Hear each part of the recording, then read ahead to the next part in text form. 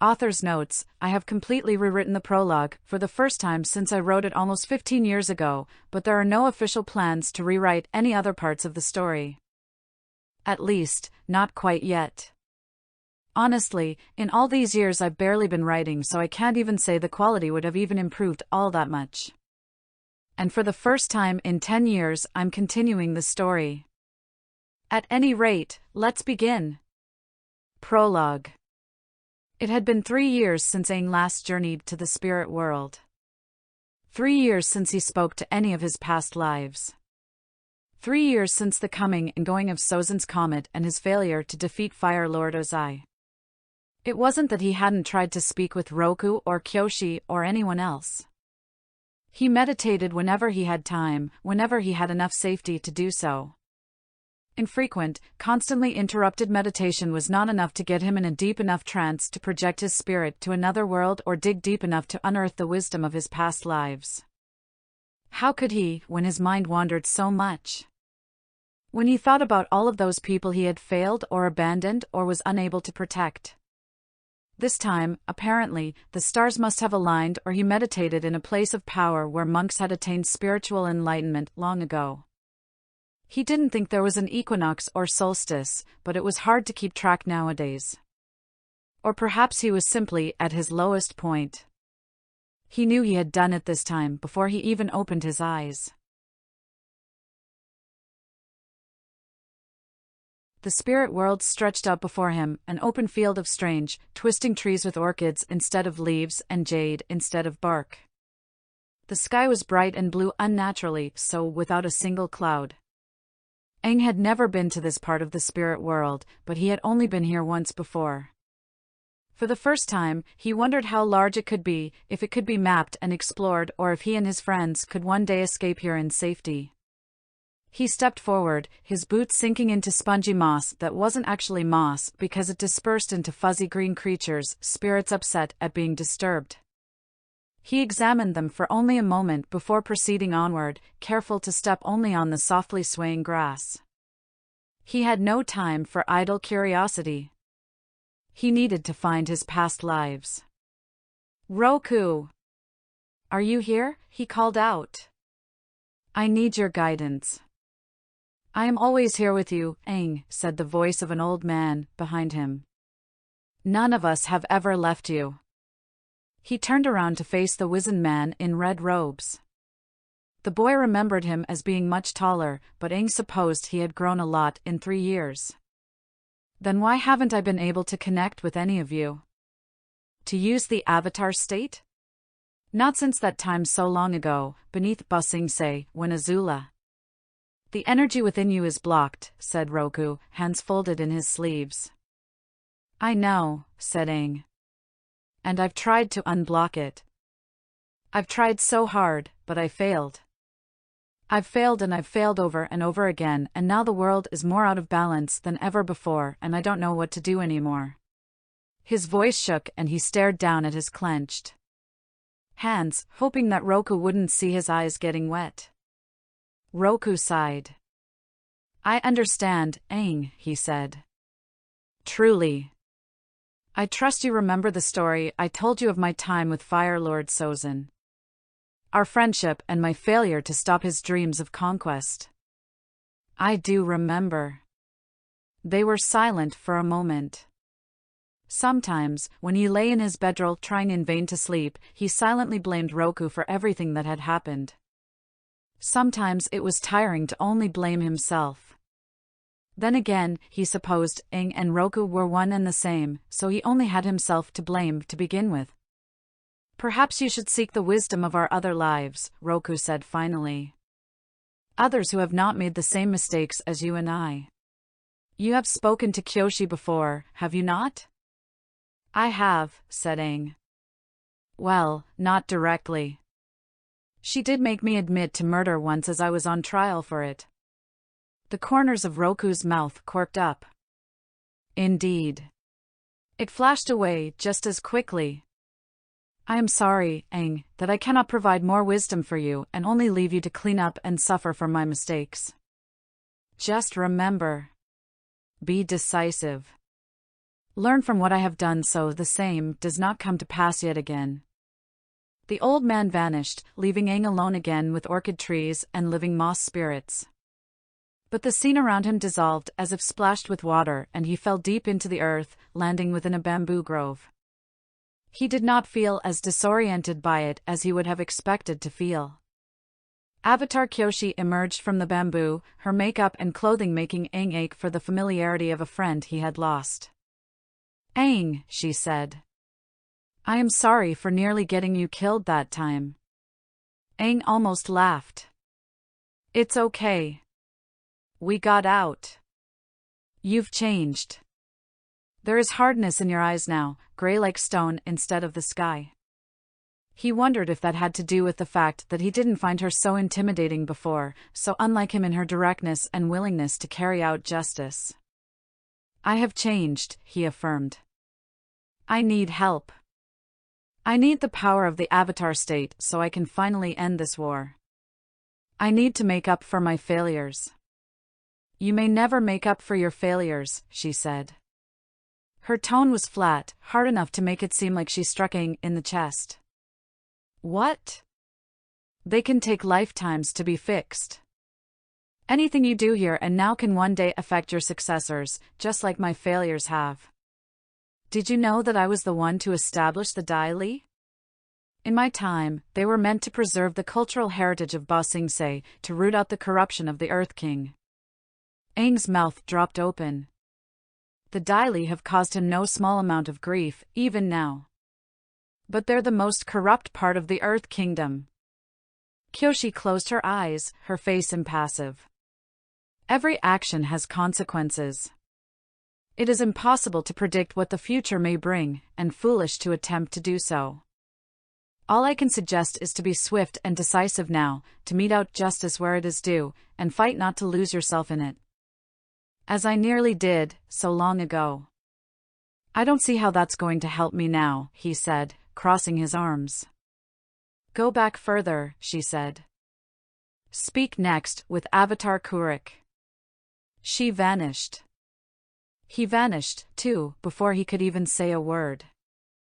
He found himself in a swamp next, his head on a stone as the rest of his body lay in brackish water. He pulled himself up, disgusted, the smell clinging to his hair and clothes. He wished he could bend it off him, but bending was impossible in the spirit world. With a start, he found himself recognizing this swamp. This was the only part of the spirit world he had been to before, back when he visited Ko the Face Stealer. He wiped his face of all emotion. That was much easier for him now. A form in blue and white emerged from the fog, a spear of wood and bone in his hands and the visage of a wolf on his head. It took Aang a moment to realize he was a man in a wolf helm like Sokka sometimes wore and not a man-wolf spirit hybrid. "You must be Avatar Kuruk," Aang said. "And you must be Aang," said the man. He wore an easygoing smile. "Nice to finally meet you. Can you help me?" Aang asked. "I need your wisdom. I need a way to access the Avatar state. Hate to break it to you, kid, but I was never really known for my wisdom in life," he said, sticking the end of his spear in the mud. "I was a go-with-the-flow kind of avatar. I was lucky enough to live in a time of peace where I didn't really have to do much. But my life was fraught with failure, too. I left the affairs of the world to my much more responsible and capable friends. But I was punished for my complacence. Ko, the Face Stealer, kidnapped someone very important to me, and I've been hunting him down ever since." "Even now?" "Even now." He hefted his spear again, turning away from Aang. "So I leave you with this. Fight for what's important to you. Never let it go, but never let it get in the way of doing what you need to do either." "And what's that?" Aang asked, but Kuruk disappeared again into the fog, perhaps in pursuit of his greatest enemy once again. The fog thickened, obscuring his view so much that Aang couldn't even see his own hand in front of his face. When it finally dispersed, he found himself sitting atop a mountain in the lotus position beside an air nomad nun, her arrows displayed prominently on her shaved forehead. Not like Aang's own, hidden by his hair and a headband for survival. "Avatar Aang," she said by way of greeting. Her eyes stayed shut. "I am Yanchen." "Yanchen," he said. "What wisdom can you offer to me?" "What type of world do you want to leave for your own successor?" she asked him. He stared ahead, deep into the fog and the rocky crags, partially obscured by it. Far away, he could see colorful creatures soaring through the sky, like kites. They must have been spirits. "I haven't really thought about it much," he said finally. "I just want to have a successor, to leave them a world free of the war with the Fire Nation. And, failing that, I want to leave things so that they're able to pick up where I left off. To finish it in my stead." "To finish what?" she asked. He hesitated to answer for a moment. He looked away from the sky, as if afraid of what his own people would hear him say. He had never admitted this aloud to anyone before. "The Fire Nation itself," he said. "To do to them what they did to us, Yanchen.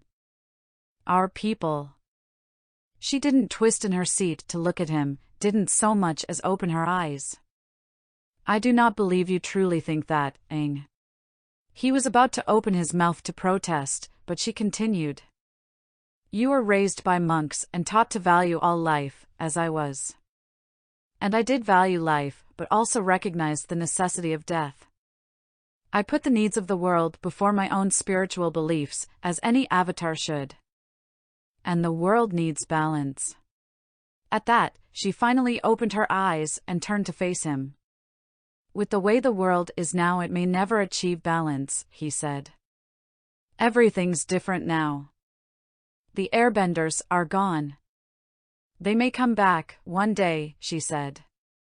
She smiled. "You never know. Have hope." She turned back to face the open sky. "Besides, don't you have a close friend who is a firebender? Do you mean to eradicate him, too?" Aang bit his lip. "Of course not. Zuko's not like them. But obviously Zuko would never let him do that. He knew it was unrealistic and desperate, and he did not have the power to make it happen anyway." I know, okay? It's stupid and it'll only make things worse. He sunk down next to her again. "I just feel so helpless. Everything is so wrong. This is not how things were supposed to go," she admitted. "But to go further, we think it is time for you to see the world from another perspective. To take what you have learned and fix things so your successor can live in a time of peace and balance." "Who is we? And how? What do you expect me to do?" "All of us."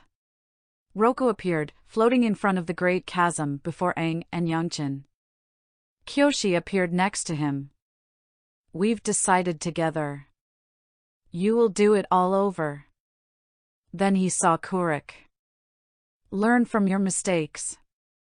And change them." Yanchen turned toward him, placing a head on his forehead. All of his past lives cycled in his vision, floating past him and spinning and pulling him apart and putting him back together. Hurtling through space and the stars and seeing unrecognizable faces from every nation that he knew better than anyone else, ending with a man with messy hair and blinding white light. He was unknowingly ancient and young at the same time, and his hand, like Yangchen's, was on Aang's forehead. He was unknowingly ancient and young at the same time, and his hand, like Yangchen's, was on Aang's forehead. Good luck, Aang. Chapter 1: The Boy in the Volcano. Uncle had told her once, years ago when she cared for stories such as these, that the twin volcanoes began protecting the island after the last firebenders had been taken.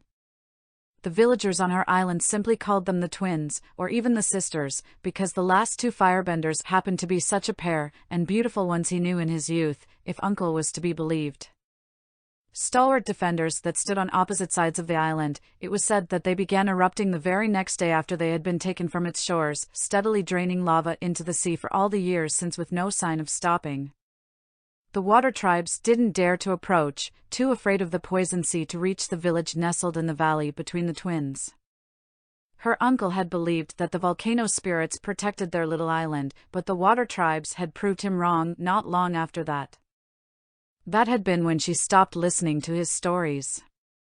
The raven-haired girl sighed at her brother as she chased him through the dense jungle, pushing aside dewy palm fronds as they ventured further and further from established trails. He refused to listen to her taunts about him being an incompetent hunter, which only seemed to spur him on. She didn't even know why she came out here to hunt with him, her sense of irritation growing like a stoked flame when sweat dripped from her brow. Her face twisted into a grimace as she and her brother continued to chase their elusive prey. They nearly had a whole village to feed, so couldn't they get a break?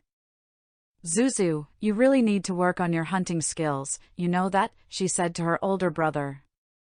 She came across an ancient statue of one of her tribal ancestors, just a giant head now, cradled in the crook of a massive tree's roots, the trunk high above her. It wore a placid smile that taunted her just as she taunted her brother. "Zuzu, where are you?" she sang. "Shut up, Azula," he whispered, his voice a harsh whisper. And then she saw him crouched in the foliage, his broadswords held out as he watched the rabbitfowl standing on a pile of vivid green leaves bigger than both of its predators' heads. "You can't hunt an animal like that with broadswords, dum-dum." "You've got to be kidding me," she said with a dramatic sigh. At the sound of her voice, the animal dashed away again with a squawk.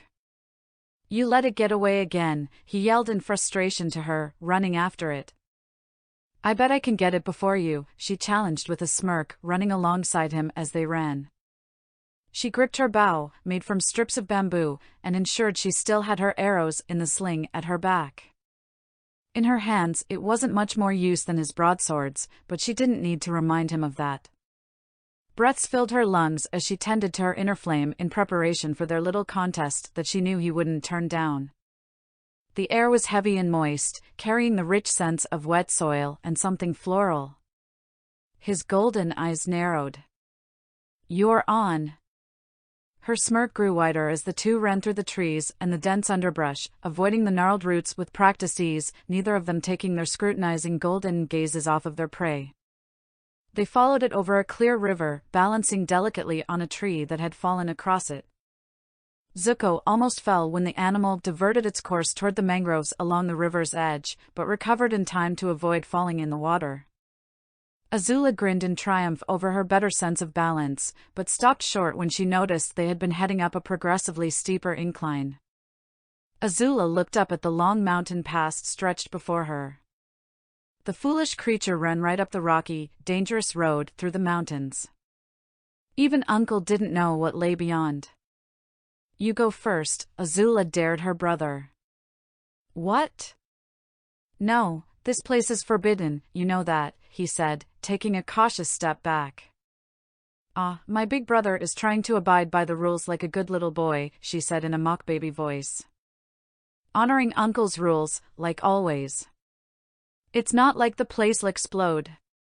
"What are you talking about?" "That's where the volcano is. You know what those are, don't you?" "They explode," he said to her, arms crossed. She thought he looked like a petulant child. "Well, I don't know about you, but I'm not going to give up chasing that annoying little creature so soon." "I'm going in," she said, setting her jaw and leading the way up the mountain slope, the one the village called the elder sister, though Azula could never figure out why, or how they could tell. Weren't they supposed to be twins? Vegetation grew much sparser here, unable to pierce the blackened earth blanketing the soil. Uncle had said that one day all kinds of things would grow here, as this would make the soil much more fertile over time. But that day hadn't come yet. Zuko groaned. "Why do you have to be like this?" "If you die, it's not my fault," he said. Azula just laughed to herself in a way that she hoped demonstrated bravado. The siblings walked forward slowly as the heavy, rotten smell of sulfur hung in the air. The heat rolled over them in waves, causing even more sweat to fall from their brows. Azula looked up at the sun as if trying to convince herself that, as a firebender, the heat shouldn't bother her this much, but even as the thought crossed her mind she envied Zuko and his sleeveless vest. Zuko wore dark red trimmed with yellow and black boots. He couldn't have been much cooler than her, she told herself, in a thin short-sleeved robe with the same color scheme and a yellow sash tying it together at her waist. After a few minutes of walking, they came to an opening in the path where steam and hot gases belched from vents in the earth with hisses. Azula had to remind herself that there wouldn't be any ferret snakes up here. She walked forward without pausing while Zuko stopped behind her. "Coming?" she asked him, looking over her shoulder. "Are you crazy? It's only getting even more dangerous." "By now, the thing's probably fried," he told her. "Either that, or it left already," he muttered under his breath. "Let's keep looking. This place is pretty intriguing," she said. He hesitantly stepped forward, and when he did, a jet of steam shot from the ground right in front of him. "Zuko!" she yelled, running over back to where he stood, narrowly dodging another spurt of the scalding air. "Zuko!" she called again, unable to see him. Her heart pounded in a frantic rhythm as she searched all around and avoided blasts of steam and smells that made her feel nauseous. She felt ready to choke, the sulfur seemed everywhere, in her lungs, stinging her eyes. "Zuko!" she shouted, her voice betraying anguish. No, he couldn't be gone, this was all her fault, she made him come. He was practically all she had left. She threw her arms up into the air, pulling them down again as she shouted for her brother with a stomp of her foot. "Zuko, stop hiding. You have to be here." A crack as loud as thunder ripped through the rock wall next to her, causing her to jump back with fright. Magma surged from the gaping wound like blood, forcing her to scramble away and further up the mountain pass to avoid being burned or worse. A red glow pulsed from within the crack like a heartbeat. The gap widened and the earth rumbled as if the sister bellowed in pain. Azula's eyes widened when a shaft of white light erupted from within the wound, blinding in its intensity and unlike anything she had ever seen before. "Azula!" a familiar voice called out. Relief washed over her when she saw a pale hand reach up from the cliffside, gripping the rock as he tried to pull himself back onto solid ground. She thanked Agni for perhaps the first time in her life, grateful that he had managed to grab hold of something as he fell. She ran over to pull him up, and with their combined efforts, Zuko climbed back on the mountain pass and they retreated far from the rapidly cooling lava, panting with exertion. She fell to her knees and gave a weak laugh. "Zuzu, you're such an idiot, falling like that." "What did you do?" he asked, looking over to the cracked rock which still webbed across the side of the mountain. What would happen if the sister opened up and unleashed all of her rage? This side of the mountain faced the ocean, but that sort of thing still couldn't bode well for their village in the valley. "Wait, you think I did that?" she asked with shock. She regained her composure and narrowed her eyes. "Not possible. Firebenders can't bend lava no matter how good they are." "You're the only crazy bender around here that I know," he answered, throwing his hands up in the air. The wall exploded outward, thankfully far enough from both of them that the convection didn't burn. The magma surged within and a gargantuan semi-translucent stone toppled out, like a ruby orb, rapidly cooling as it became exposed to the air. Zuko shouted in alarm and turned to her as if she had all the answers. "What is that thing?" Azula narrowed her eyes when she saw the dark shapes inside the stone. "Wait. There's someone inside?" She pushed herself to her feet and walked over to it, curiosity winning over caution, and examined the fiery red stone closely. What kind of material was this? The person inside of the stone had their legs crossed and their fists pointed into each other, with glowing white arrows on the backs of their hands and on the forehead. The figure seemed bald. "What the?" And then the eyes opened, glowing just as bright as the stone and the arrows. Azula let out a small gasp. "He's alive!" "We've got to do something," she said to her brother. She widened her stance, holding out one hand.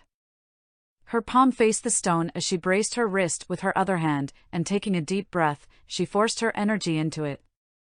A ball of flame shot out of her hand, but it did nothing to the stone. Azula! It could be dangerous. Zuko yelled at his sister. Even from what they could see, the stone was bigger than any statue in or around their village, with much of it still concealed inside the mountain. The magma that had gushed out of it already began hardening into volcanic rock. Azula kept blasting the stone with fire, but it did nothing until hot air burst from a crack in it, pushing her back.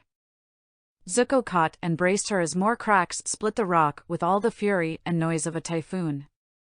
One huge rift split it up the middle, and smoke and steam flooded their vision, broken only by a brilliant white radiance that shot straight up into the air. A wooden ship cut through the currents offshore, navigating through the choppy waters of the island chain with caution and precision.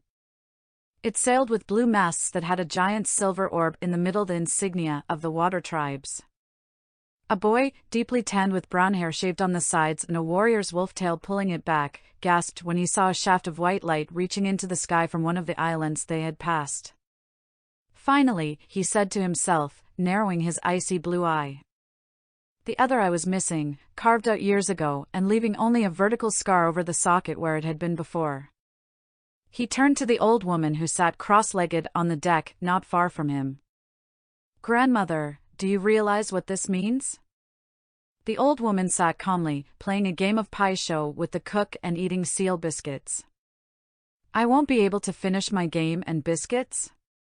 She had gray hair, and her face was lined with age, but she was as equally tanned as her grandson. She wore lighter, breezier clothes in water tribe blues, while her grandson wore heavier leather wolf armor despite the heat.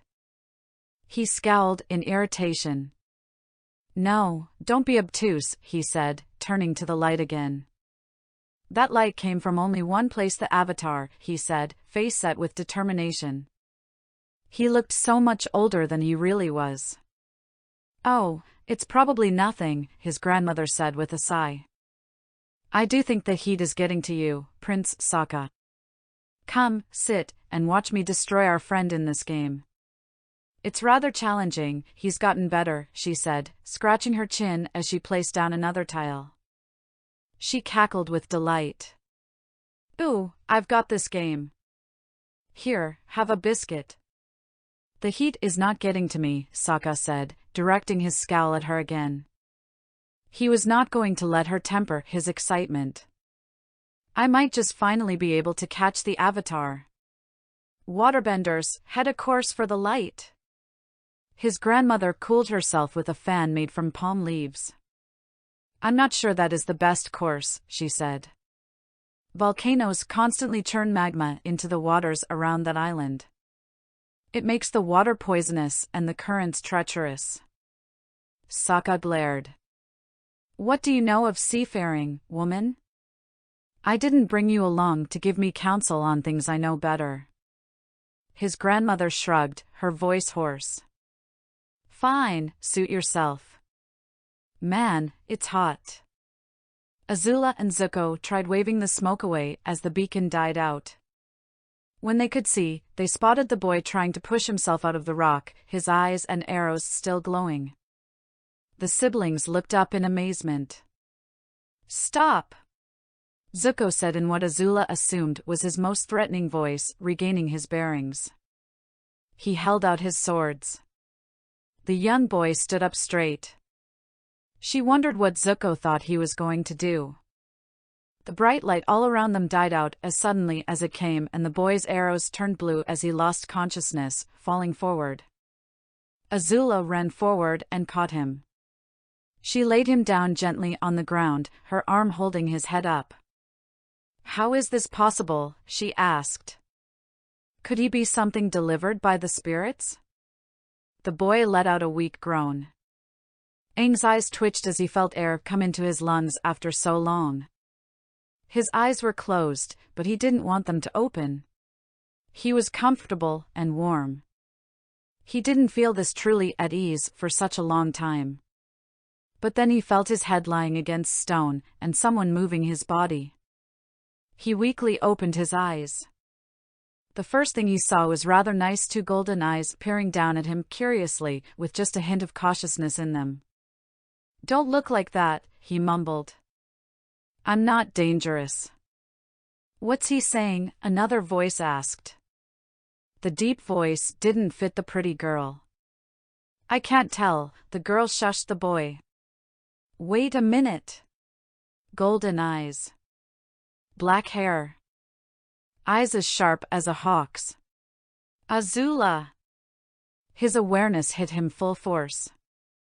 The first thing he did was thrust his hands forward, producing a mass of air that struck the girl, sending her flying backwards. He stood up with another gust of air, his movements pure reflexes. Azula tumbled down the rocky path. "Where am I? What did she do to me?" He didn't have time to ponder it right now, he needed action. "What are you doing?" the deeper voice roared.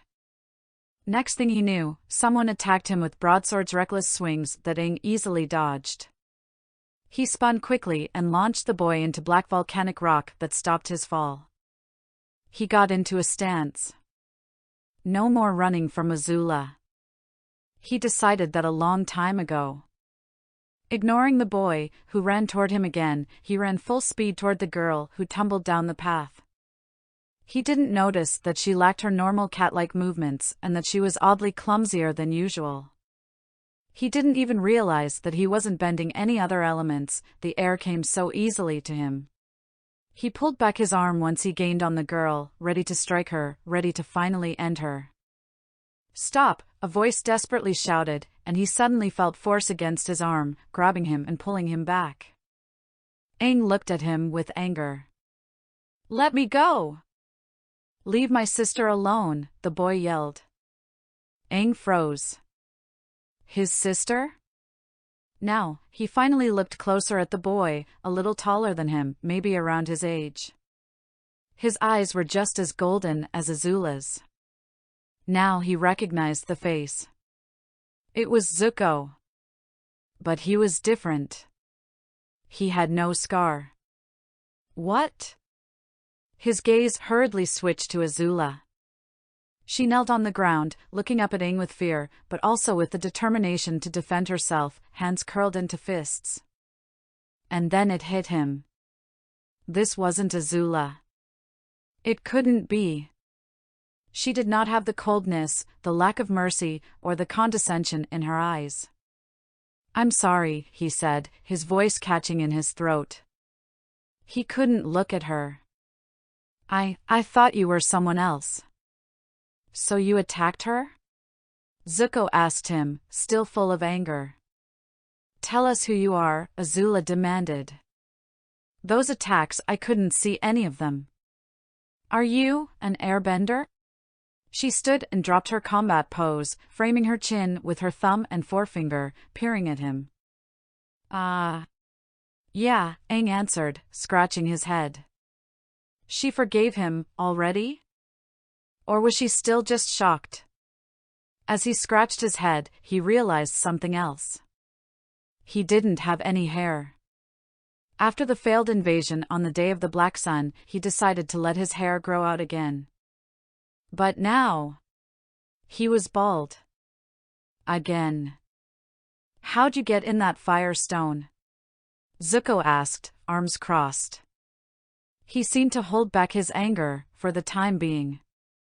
Azula, on the other hand, looked more curious than anything. "What?" Aang asked, looking around him. He laid his eyes on the red stone, now devoid of glowing energy. This all seemed familiar. What was going on? Could it be? He jumped up with the aid of air, landing on the inside of the stone. Yes, it was the same. Appa curled up in the hollow stone, a mournful groan to signal his waking. But how? How did he and Appa end up like this?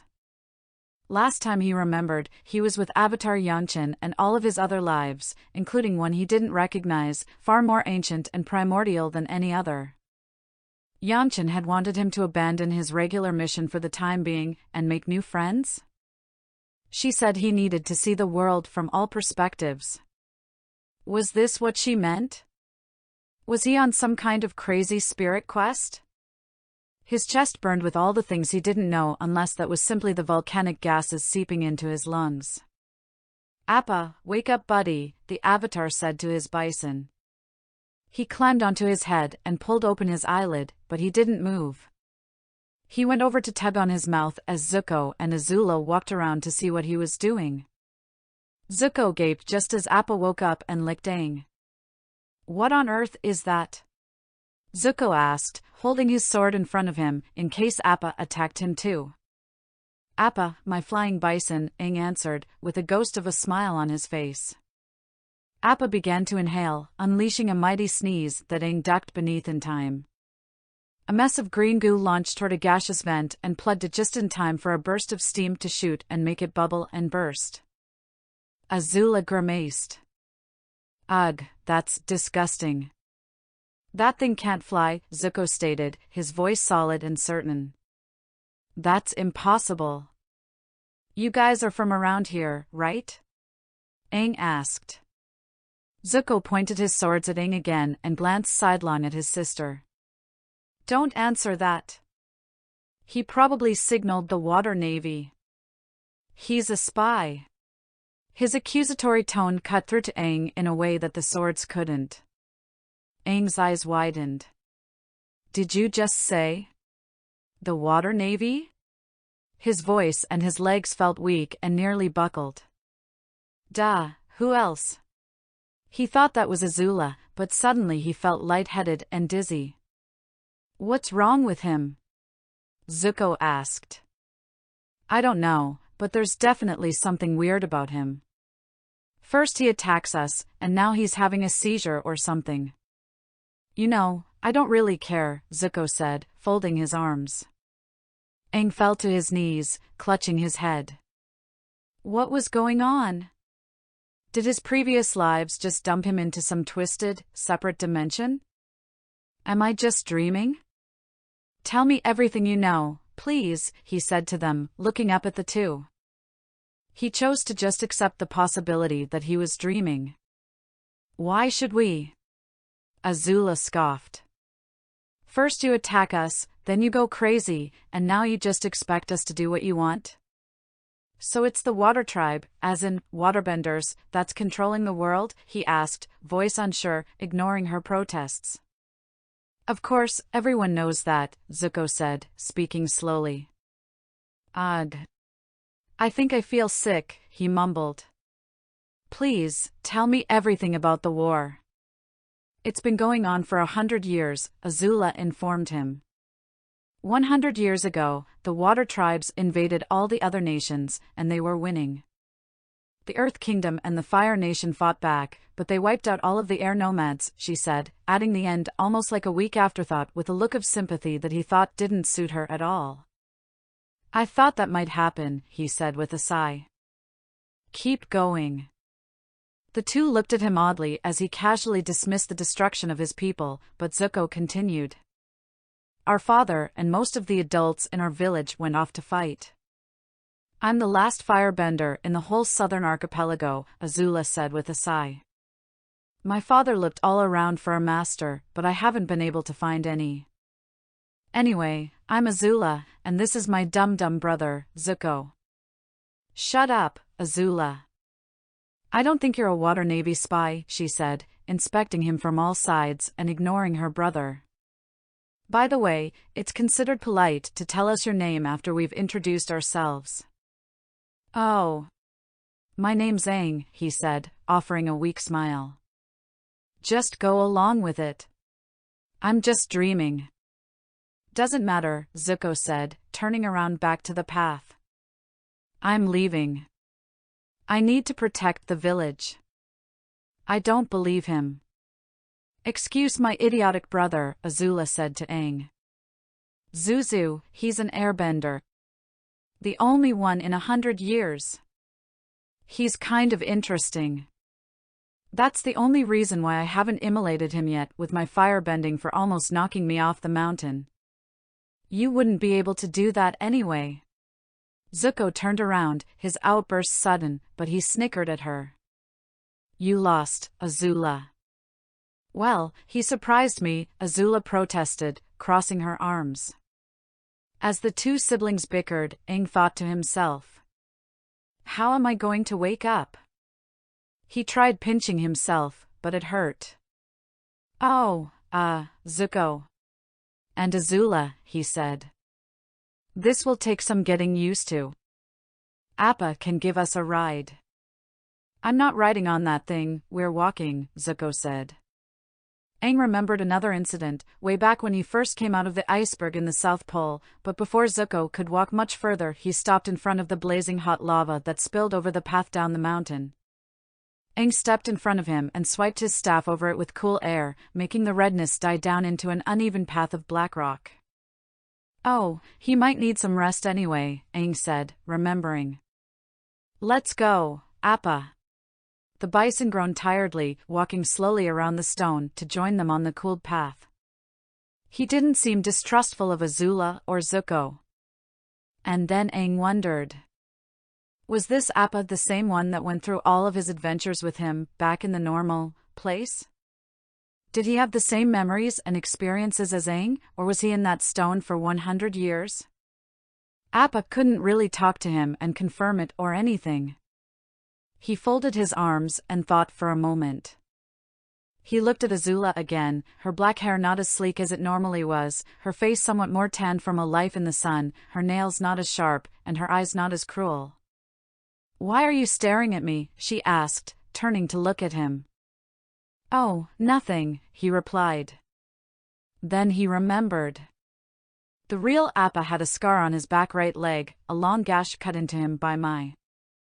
Aang sifted through the white fur, looking for the scar. Nope. Nothing, he thought. He was alone in this dream.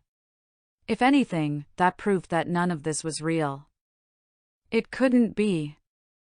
He slapped himself. What are you doing now?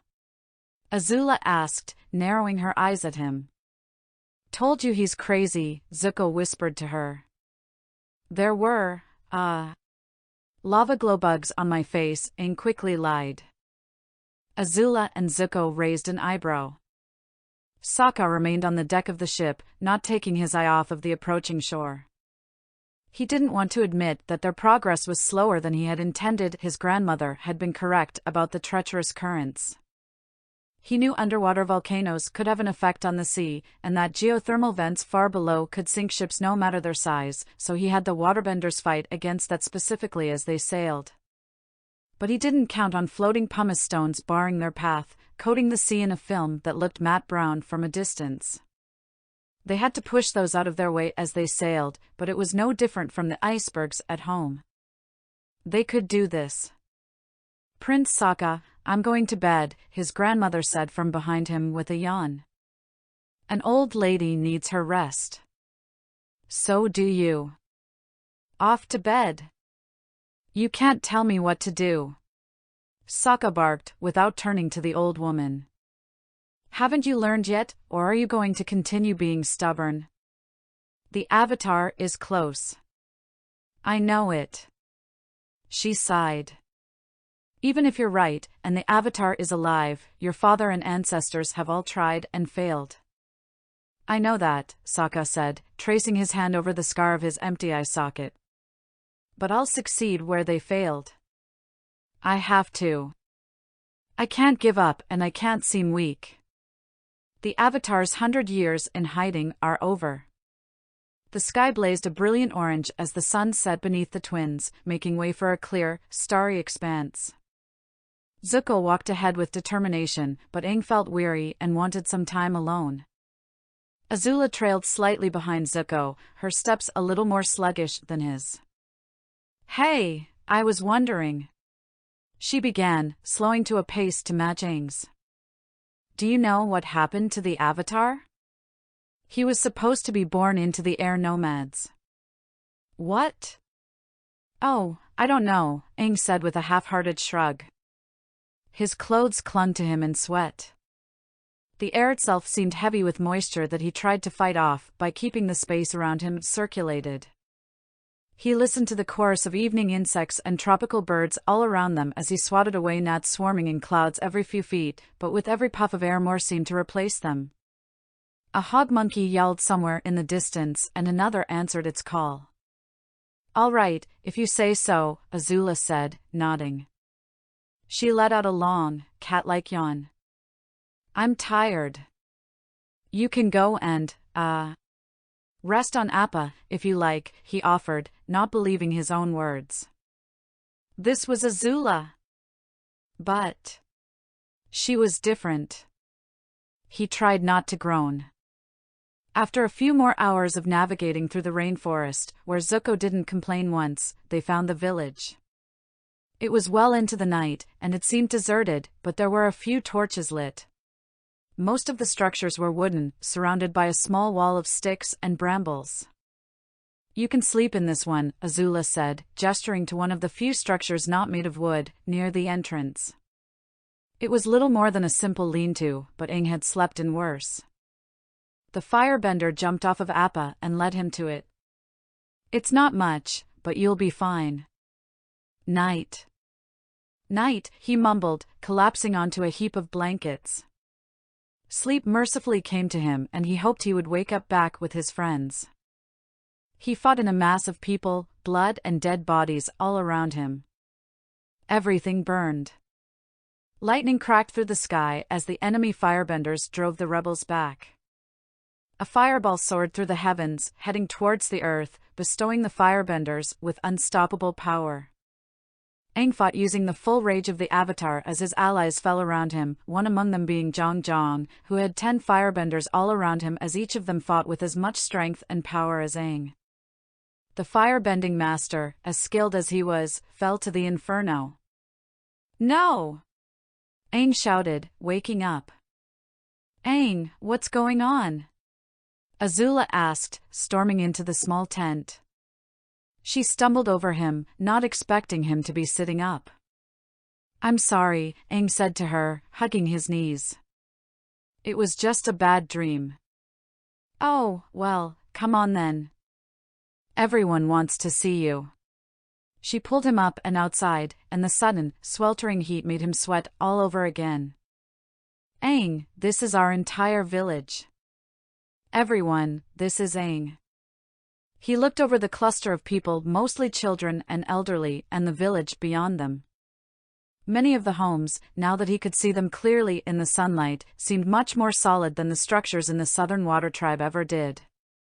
Some had multiple floors, with tiered outsides in the Fire Nation style and trimmed in yellow paint. A village shrine rested in the center, upon which painted scrolls of ancient figures hung with incense sticks below them as a tribute to their ancestors. Just beyond the northern wall, he saw the ruins of a stone temple claimed by the trees around it, its shadowy entrance yawning with a frame of coiling roots.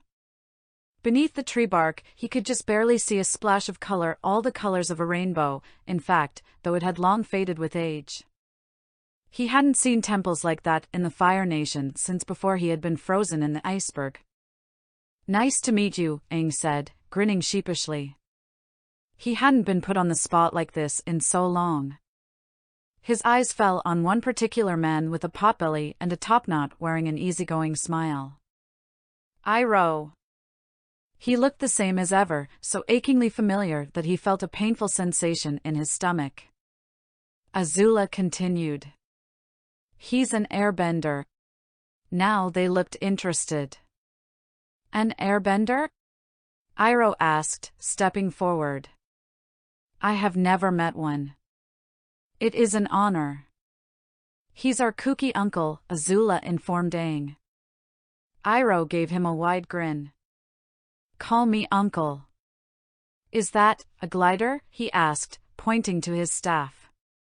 "Of course," Aang smiled. "He's alive.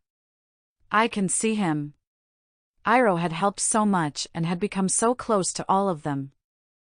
To think that Azula, the girl standing next to him, had ended his life, it was unfathomable. "Want to see it in action?" "That would be most wonderful," Iroh said with an excited grin. He hadn't changed at all. Aang unfurled the glider's wings, soaring up into the air as a skeptical Zuko watched in awe. Most of the children cheered. When Aang landed again, many of them crowded around him while even Azula looked interested. Zuko grumbled to himself. Iroh approached Aang with joined hands and an eager glint in his eyes. "I'm sorry to interrupt, but Azula has errands to finish." The firebender rolled her eyes but walked off.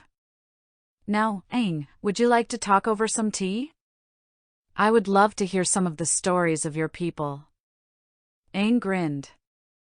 Sokka stood on the deck of the ship once again, but this time he didn't face the approaching shore.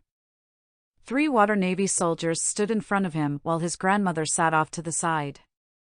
The soldiers got into a stance. "Again," she commanded. Water rose from the sea at Sokka's gestures, hitting the soldiers' own streams of water. One threw ice knives at him, which Sokka blocked with a newly formed ice wall. Water lashed out at him, but he dodged between the whips and launched a direct attack at their legs in an attempt to break their roots. He landed on both of his feet, facing his 3 opponents. "No, you're doing it wrong," the old woman said a little harshly. "Waterbending is passive, it flows all around us. It is a redirecting power, not a blocking defense. Water cannot be forced by us. As little energy as possible has to go into bending water for defense, so make use of its cutting ability. Watch," she explained, pulling up thin tendrils of water from the sea. One of the soldiers threw a flurry of icicles at her, which she cut clean through without any signs of effort. "See? Try it that way." Sokka threw his hands up in the air. "Still not good enough? I've been working at these forms for..." He counted on his fingers, calculating a time span, but grumbled and clenched his fist. "Forever." "No, you are too impatient. Keep doing what you were doing," she ordered. Sokka growled, pulled up a jet of water and sent it at a soldier. He tried redirecting the attack with more water, but was pushed back. The Avatar is over 100 years old. He's an airbender. He's had plenty of time to master all 4 elements. I'll need more than basics to defeat him. He averted his gaze, swallowed his pride, and wondered how his men would view him for forcing out his next words. I'm gonna need your help when I face him, Gran." His grandmother seemed to think this over, but answered him with a supportive smile. "Fine, but after I finish my biscuits. We'll face him together." "Aang," Azula called to him after finishing her chores. She opened the tent flap, looking inside to see Aang and Iroh joyfully sipping at their tea. He was almost able to forget that he was dreaming, and that the war was still going on. Someone who had died had returned to him. "Yeah?" he asked, stifling his laughter over a joke he and Iroh shared. "Can I talk to you for a minute?" Sure," he said. He followed her out of the tent, but she walked out of the village toward the border of the jungle. "Where are we going?" "On a walk," she replied. When he caught up with her, she turned to face him. "Can you teach me firebending?" "Firebending? I don't think so," he replied, his voice sullen. The day before, as they walked through the night, he had tried lighting a fire in his palm, but it didn't work. It was as if he totally forgot how to bring fire to life in his hands. He tried everything, moving rocks, conjuring water, but he could only airbend. He didn't know what was going on, but something wasn't right. "There's nobody else to teach you?" "No, like I said, I'm the only firebender here." "What? Iroh and Zuko can't bend?" "Of course not," she said, smirking in a haughty way. "The only firebenders live in the Golden City." Aang almost froze in his tracks. That explained a lot of things. Before, he saw Zuko lighting a fire using flint and tinder, and Iroh boiled his tea with the same method. And there was something else now, too. "What's the Golden City?" he asked. How long were you in that volcano? She asked. I'd say about 100 years, since I don't know about this war with the water tribes, he said offhandedly. But what's the Golden City? You seem to be taking that well, she said, raising an eyebrow. You're a very odd boy. Anyway, it's a city to the north. It's one of the only standing Fire Nation cities left. Well, I'm sure there are firebenders there. Why don't you go? It may as well be on the other side of the world. I can't just simply walk there, she said, sighing in defeat. I've never left this island. He couldn't believe he was about to say this, but he needed to see if he could firebend again. It was the only way. I can bring you, on Appa, he choked out. What? I can bring you on Appa, he said more clearly. What? It sounds great and all, but I don't know, she said, averting her eyes. Aang almost slapped himself again. This girl was definitely different from the Azula he knew. His Azula was so clear and precise, and never indecisive. Well, think about it, he said. Let's head back, said Azula. It's time to eat soon. As he followed after her, Aang thought this must be the weirdest dream he had ever had, and he had never forgotten the one where Appa and Momo engaged in a sword-fighting duel. Sokka looked through the telescope after his ship had managed to maneuver around the floating pumice stones and volcanic currents. They had been treated to the sight of a consistent lava flow turning into the ocean along the cliffs bordering the island, like thin red fingers grasping for water. He and the crew had covered their mouths with sealskin half-masks to keep from inhaling the sulfuric air, but after they had sailed through the worst of it, they had rounded the southern half of the island where the air felt clearer. Because of its proximity to another island, the water was shallower and choppy, so he dispatched the catamarans when he saw a village nestled in the verdant green valley between both volcanoes. With all of its natural protections, it would make sense for the Avatar to hide here, he said to himself, trying to quell the feeling of triumph that tried to surge in his chest. He wasn't so arrogant to assume he had one yet. Tell my grandmother. I think I'm about to find him. Author's note, sorry that this seems a lot like the show at this point, but like I said, things will change as Aang begins to accept that he's not dreaming and he'll try to change things for the better.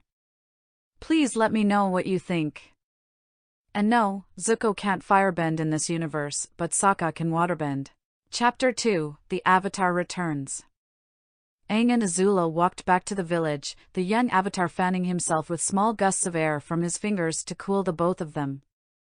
The absurdity of the situation got to him and he couldn't help but laugh at himself while his previous nemesis stayed silent, staring at him completely perplexed. As they passed the village border, Aang looked around, wondering where Zuko and Iroh had gone off to. Some of the children waved shyly to him, but most of the older children resisted, trying to uphold their proud demeanor as they cast their fishing rods in the stagnant pond on the far side of the village. An awful smell, something sharp and almost fishy, assaulted his nose and he followed it to see some adults dyeing fabrics in a bucket, washing them in and out and staining their arms with all sorts of colors. Beyond them, Aang spotted Iroh playing a string instrument along with another older man who played a flute. Life bustled here in a way Aang hadn't expected, and he couldn't help but be impressed with his brain for imagining all these details. There are a lot more people here than I thought there would be, Aang said to Azula. Well, that is a strange observation, she said, staring at him again with a look that indicated she didn't know what to make of him yet. But there used to be a lot more of us. All of the able adults went off to help fight in the war, including our father and a cousin. Aang felt a chill go down the back of his neck despite the oppressive heat. Your father. Zuzu, what are you doing now? Azula asked with a hand on her hip, pulling Aang away from his train of thought. Aang followed her gaze, seeing Zuko on top of one of his crude wooden watchtowers overlooking the village with a moody glare. I think someone's approaching the village, he said, squinting. All I see is blue sails. Wait, they're the water navy. Some of the villagers gasped and everything changed all at once. The elderly gathered up the children and shepherded them inside. Older kids did the same with the village's meager livestock, herding them into a hut on the village outskirts. Some even found weapons, blades like Zuko's or wooden spears dipped in snake ferret venom. "Is Iroh here? Can he help us?" one of the villagers asked, hands clasped together in panic and worry. Zuko jumped off of the watchtower, drawing one of his swords and pointing it accusingly at Aang. You called them with that light," he yelled, jabbing it repeatedly at Aang. He threw his arms up in defense. "No! I didn't do anything. Get out! Get out of our village before you cause any more trouble!" Zuko shouted at him. Aang bubbled with fury. Zuko was trying to banish him from the village and he did nothing to deserve it. He wanted to call him a dirty hypocrite. "Wait just a moment, Zuko," Iroh said, approaching after extending his calming presence to the other villagers. "This nice boy has done nothing wrong. I find him to be a very interesting individual. Let us calmly speak with the Water Navy and see what they want." Now Azula spoke up, angry. "Are you out of your mind? Don't you remember what they did to us, what they did to Mother?" Iroh was effectively silenced. "Fine, forget it, I'm leaving, since you want me to go so badly." Aang yelled back to Zuko, unable to bottle his anger up anymore. Azula bit her lip. "Aang, wait," she said, turning to him. "We need your help. Please, stay." "Azula, he's siding with them." Zuko yelled at his sister. "I'm not taking orders from you, Zuko," she said, her voice edged with danger and her eyes hard. Aang's eyes widened. That was closer to the Azula he knew. "He's staying." Now Zuko was silenced. I suppose I'll try to come up with a plan." Prince Sokka prepared for a battle, expecting the Fire Nation rabble to try and fight against them, as wild as they were. He was willing to keep the village unharmed as long as they gave him the Avatar. The Avatar himself was going to be a formidable enemy.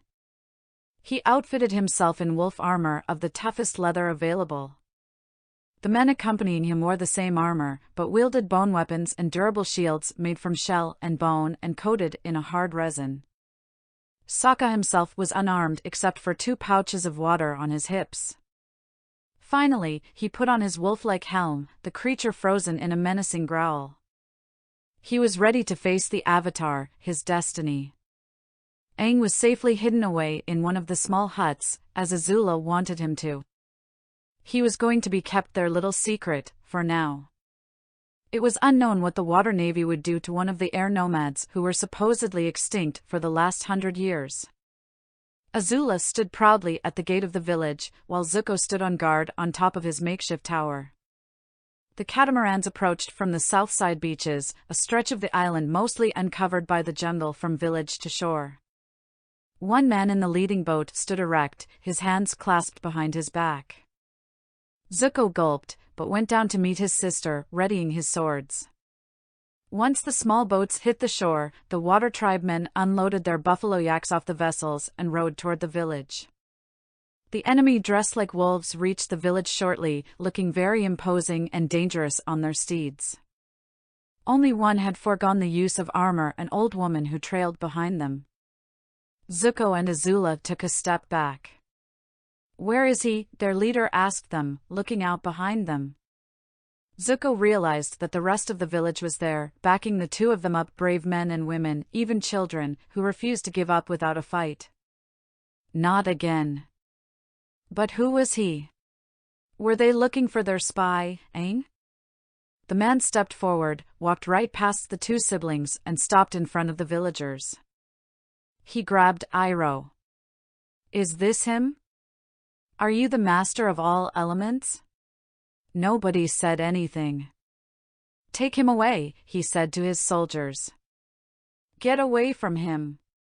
Zuko yelled, running up to the Water Nation man with both of his swords. He swung them both erratically, but the soldier did easy work of him. The waterbender ducked under his blows and sent a sphere of water into his gut. Zuko fell back onto the ground. He rolled backwards, clutching his stomach in pain, but quickly regained his bearings and ran toward him again. This time, the water struck him twice in the face before Zuko could even get to him and slapped him to the ground again. Azula's voice rang out, pointing at the soldiers with a command. Now! Shoot the darts! The villagers pulled bamboo tubes from their pockets, blowing on them as one. Their blow darts launched in a flurry toward the line of enemy warriors. Many missed or failed to pierce their leather armor, but some struck true. The darts, coated in a poison made from the skin of a cobra frog, induced heavy sleep a few minutes after striking. Zuko had to give his sister credit for coming up with the strategy in a matter of minutes.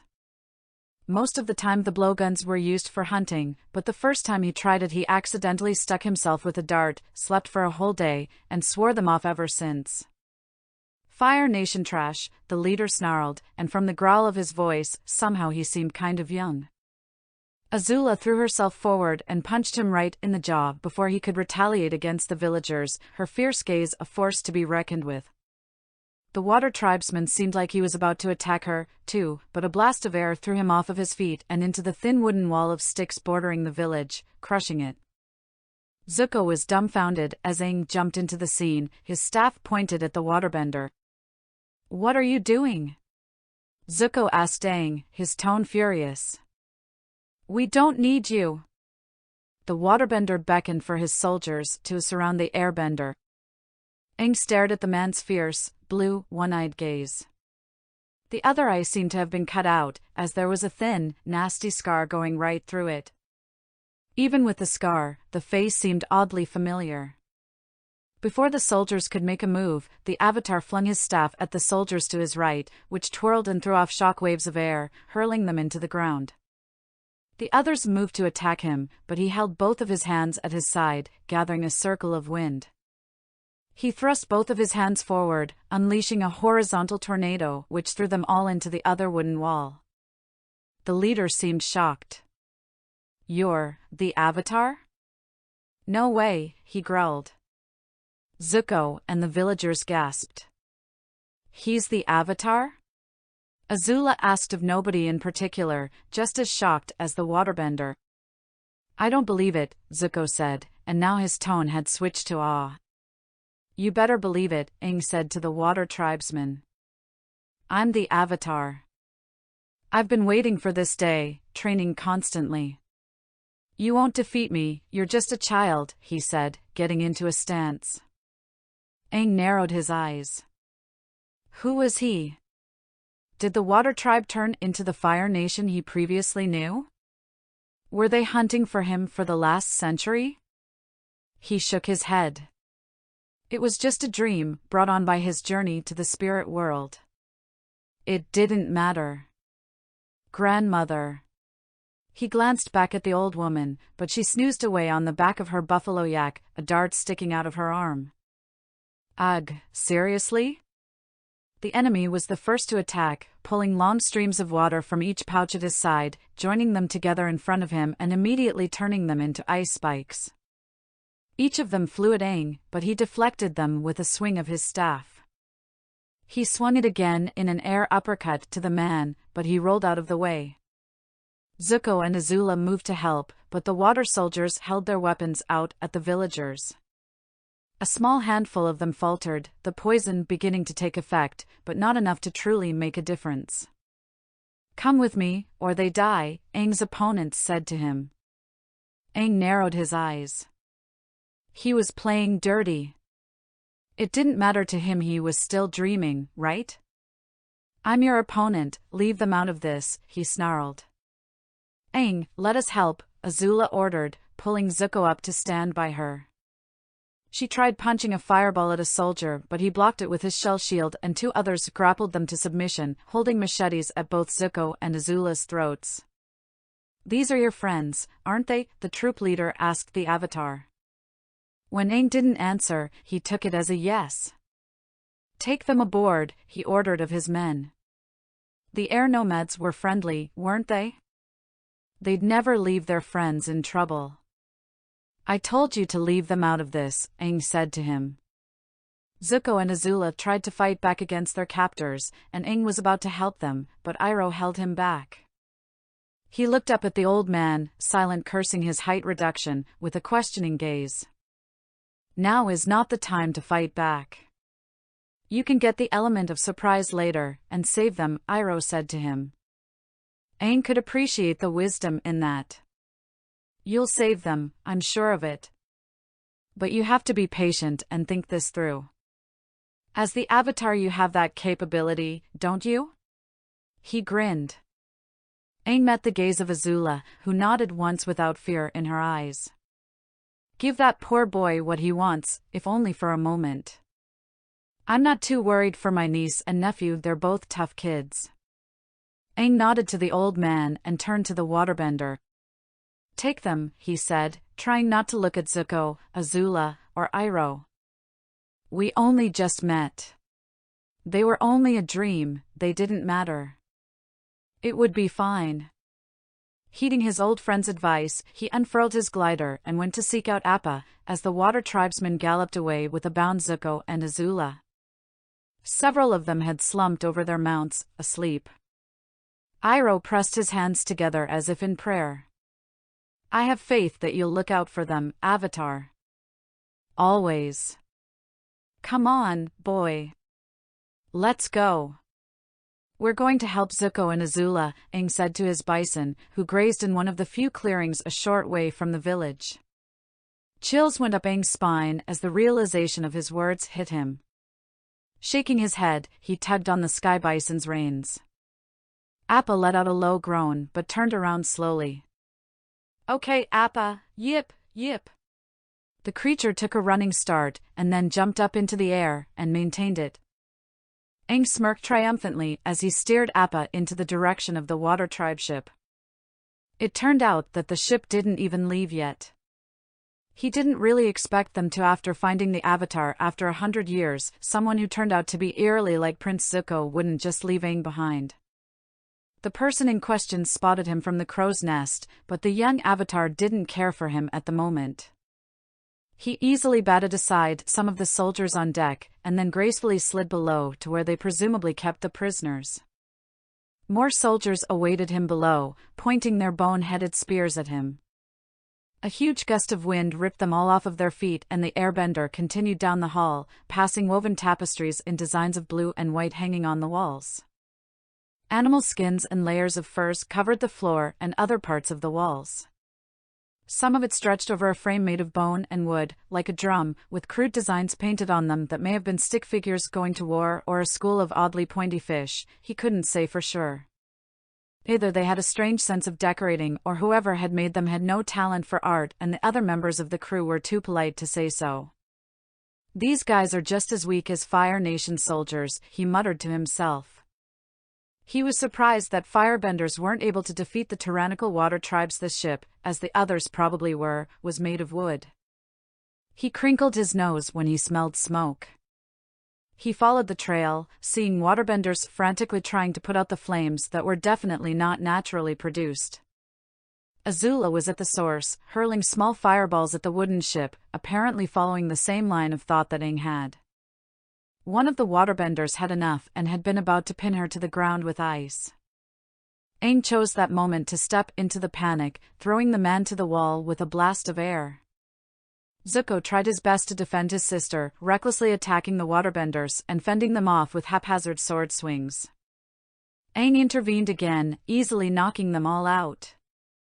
Let's get out of here, he said to them.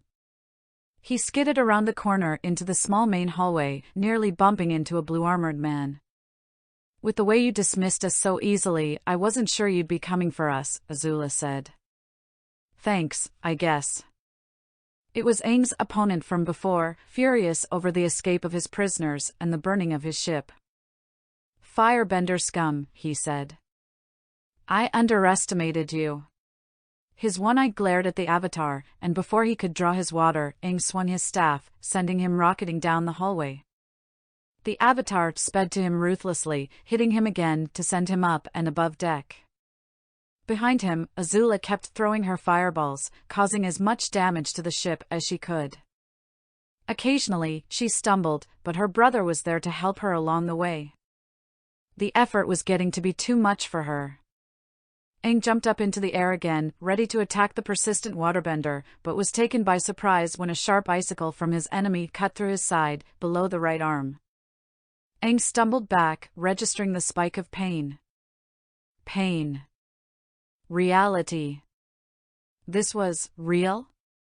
The icicle didn't pierce him, it was a lucky shot that he just barely avoided the worst of. His mouth fell agape, and everything seemed to be in slow motion as he gradually fell back, the dark blood flung into the air from his wound. He finally fell to the ground after what felt like minutes, and he looked up at his enemy. His heart beat loudly, painfully.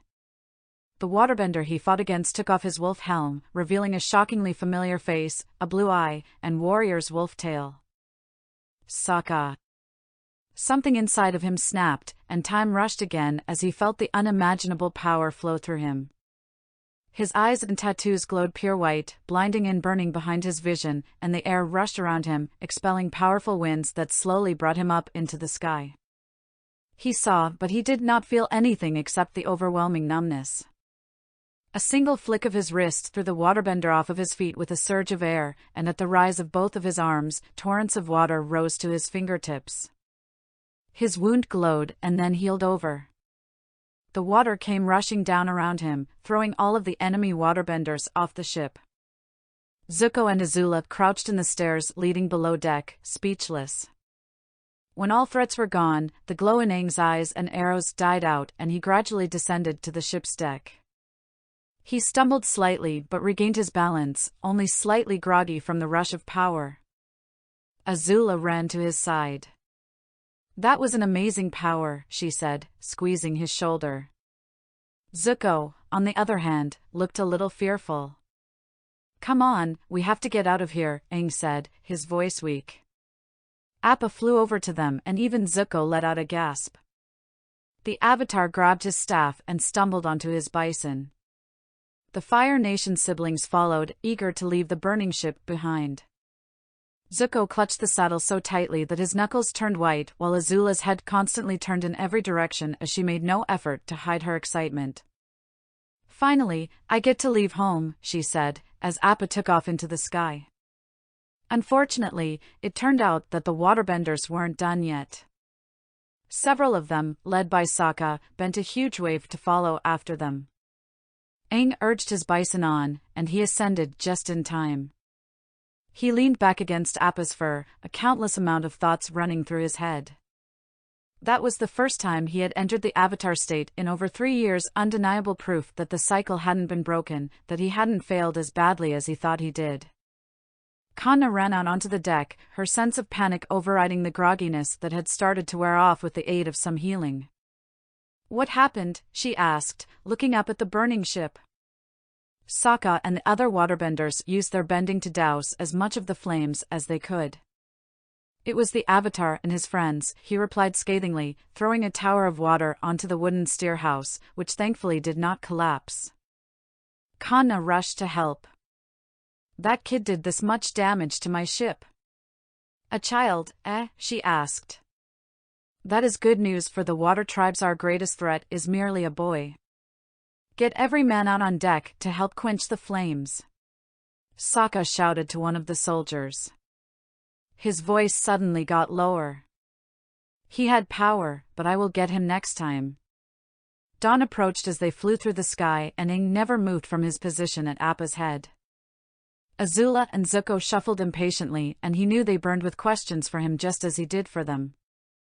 Azula finally leaned her head over the saddle, looking down on Aang as she asked her question. "How come you never told us you were the Avatar?" she asked. "Because things have been confusing for me," he admitted after a moment. His mind was on other things. How did he get here? Why would his past lives put him into this twisted universe? They forced him to side with his enemies and fight against his allies, one of his best friends. What was wrong? What happened to Sokka? How am I going to get back? He tried to wrestle these thoughts into submission, but it only made his headache worse. So, you're bringing me to the Golden City? I guess we're all in this together, huh? She asked. He nodded. Great. We can both learn firebending together. Huh? Her statement jolted him out of his contemplation. Well, according to legend, the Avatar has to learn fire, then earth, and then water, right? Wait, what? He sat up quickly. Isn't it water, earth, fire? Wow, I think he is dumb, Zuko said to himself. Why would summer come after spring? Hold on, so you're saying that the order of the seasons is autumn, summer, spring, and then winter? Duh, Azula said, knocking on his head. Aang reeled. Well, he said after a moment, before we go to the Golden City, there are a few places that I'd like to go first. He unrolled a map. First, I need to go to the Western Air Temple to check up on something. He pointed to the location on the map and then slid his finger along to a different destination. Not for pleasure. He never journeyed somewhere for pleasure anymore. And then to Crescent Island. Why those places? Azula asked him, an eyebrow raised. I need to make sure of something, he said, rolling up the map again. Zuko rolled his eyes. The whole weight of the situation settled down on him and he suddenly felt overwhelmingly tired. I'm going to sleep, he mumbled, curling up into a ball. Haven't slept in a while. Before falling into a blissful slumber, he thought of lost friends, of missed opportunities, and questions about how everything had possibly gone so wrong. Author's notes, sorry for the shortness of this chapter. I don't know why it turned out like this, but there's nothing I can really do, lol. With the new edits it got a little longer though. Okay, I have something important to say, so please listen, smiley face. Addressing some concerns about the story, please read at first, it will be like the show a lot, because I'm still establishing the story. They're the necessities that I have to get out of the way. In this chapter and the next, it will probably be similar, but after that I'll really try to change it as much as possible without altering the whole plot. Book 1 will have minor changes, I'll tell you that right now. Those changes won't actually affect anything significant until Book 2. Book 3 will be completely of my creation, but if you don't want to wait until then, I'm sorry. Chapter 3, The Western Air Temple. So remind me again where we're going? Zuko muttered to Aang, arms folded as he stared up into the sky. The Western Air Temple, he responded, staring straight ahead. He had no time for this slightly more immature Zuko that he wasn't really used to yet. In his dimension, Zuko was broody and silent, but a stable support for the group. He was strong and reliable. Here, he was almost like the Sokka that he knew. Thinking of one of his best friends, his brother, only brought Aang more pain. He quickly dismissed the depressing thoughts. This Zuko was just as prone to complaining as the Sokka he knew, though both could be just as moody, especially as his Sokka got older. Zuko often fell victim to Azula's teasing and tricks.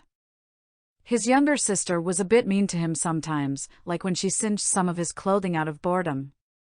She didn't normally mess with Aang, though, and that was perfectly fine with him. She seemed to look at him as something she couldn't understand, and acknowledged him as much stronger than her. The only interaction they had was falsely polite conversation and quiet laughter at Zuko's misfortune. He did not want to become acquainted with her, he decided, because she was very real and very plausible to attack him when his guard was down. Whenever he looked at her, he couldn't help but see someone different, something that could have been. He saw the malicious glint in her eyes and the evil smile on her flawless face, even when there was no such thing to indicate her ruthlessness. He was determined not to trust her. Appa groaned with a semblance of relief when they arrived at the canyon. The familiar heat of the Fire Nation felt heavy and suffocating as always, a small fact which oddly comforted Aang. The barren land below him burned with heat and the air felt drier than it did in the southern islands. We're here, Aang announced to the other two, looking back. Both siblings sat up and leaned forward with interest. I don't see it, Azula said, squinting. He's seeing things now, Zuko mumbled. Great. Well, this one's a bit different from the other air temples, Aang said. While the others shoot up into the sky. He flew Appa down into the canyon, where the two siblings gasped. This one is hanging under a cliff. The temple was unchanged and undamaged from when he last saw it. The leveled buildings hung upside down, each underside of the pagodas holding thin, twisting trees and wild grass. He directed Appa to land in the main square of the temple, where they found a dried-out fountain by a faded but colorful mural of sky bison. Pillars stretched from floor to ceiling, acting as a support for both. Aang gracefully hopped off Appa's head and Azula landed cat-like on the ground. Zuko was about to copy her when Appa shook and he stumbled to the ground. Was this place run by women? Azula asked, looking around at all of the statues of the airbender nuns. Yes, Aang replied, joining her to stare up at the statue, her arrow still prominent upon her shaved forehead. If this temple was the same as the one he used to visit back at home, then there was really no hope for. Whoa, Zuko said, interrupting his thoughts. The swordsman opened up one of the thicker doors, and he looked down a dark hallway. There's a ton of statues in here. Aang and Azula walked over, and the Avatar was pleased to see the hall of statues. They all lined up evenly and sloped downwards. If he remembered correctly, this was the same hallway where Teo, the mechanist's son, crashed when his brakes stopped working. These statues were just slightly taller than the three of them, all depicting air nomad women, all of the nuns in the history of the temple. They're all women. There's not much variety here, Azula said, indifferent. The Southern Air Temple, the place where I was raised, had statues of all of the past avatars, Aang told them. It's very interesting. It shows every avatar in the order we were born in. What, you mean like water, earth, fire, air? Zuko asked him, snickering. Aang stared at him, his face blank. All right, never mind. I only said that because my brain was still all fuddled from the iceberg, Aang said, grasping for words in an attempt to cover up his past mistake. Iceberg? Azula asked, crossing her arms and staring at him with a raised eyebrow. Aang's eyes widened as he realized another big slip-up. Air. I meant volcano, he said, and hoped it was enough to save himself. They seemed to buy this, but Azula and Zuko looked to each other and shrugged. Like I said, it addled my brains. He gave them a feeble grin that only fell when they walked off to continue exploring the temple. It wasn't until they summoned a tidal wave that the fires on the ship had finally been quenched. Then the ship nearly sunk, and all of the waterbenders had to use all of their power to keep it afloat. The ship was battered and in disrepair, and Prince Sokka was more infuriated than ever. He needed to capture the Avatar, his own public honor and status as a waterbender, a man, and eldest son of the Water Emperor depended on it. The ancient Fire Nation valued their honor and pride more than the Water Tribes, but everyone had their dignity. He needed his own to be restored. You could help us, you know, his Gran said to him, dousing herself with water to block the heat. The men all look up to you and are loyal. You can at least extend the hand of friendship. I don't have any friends, he snapped. I don't need any. Ever since his self-imposed exile, his grandmother had always preached to him the ways of friendship and love. She claimed that the ancient water tribes practically bathed in it. He didn't need such womanly wishes. The water tribes before the war were such a primitive people, he, like many others, much preferred to be called the Water Nation. Their army wasn't much to speak of, but their grand navy was unmatched. Sokka's ship reflected his current status in the tribe, smaller than most and made entirely of wood and stretched animal skins, while the more majestic ones maintained a coating of ice, even on deck. That made it seem like they had been carved from a glacier, with blackened whale bones adding a wicked edge to the prows. When the ship finally dragged itself to a port controlled by the Water Nation, his grandmother had to go into his quarters and pull him from his maps. He had been trying to track the Avatar's course. She tried to coax him into going into the town and go on a walk with her. Who was she to think that she, a woman, could order him, the prince of the Water Nation, around? She might have been the moonlit mother, but he technically outranked her. I have no time for that, Sokka growled, quickly dismissing her. I have to stay according to schedule. Oh well, I guess you can't come with me and buy all of the seal jerky we've been missing, she said offhandedly, starting to walk off. He halted in his work, groaned, and let his head fall against his maps. She knew his weaknesses. After showing Zuko and Azula the Hall of Statues, the Avatar led them to the all-day echo chamber. It was large and dome-shaped, with many stone mechanisms inside to encourage the nearly endless echoes.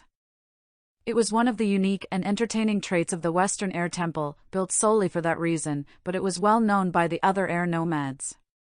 When Aang pushed open the heavy stone door, the grinding of stone against stone reverberated throughout the chamber, nearly deafening at first until falling into a steady rhythm until he closed it gently.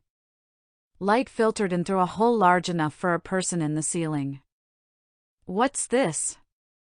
Azula asked. What's this? What's this? What's this? The all-day echo chamber, Aang explained.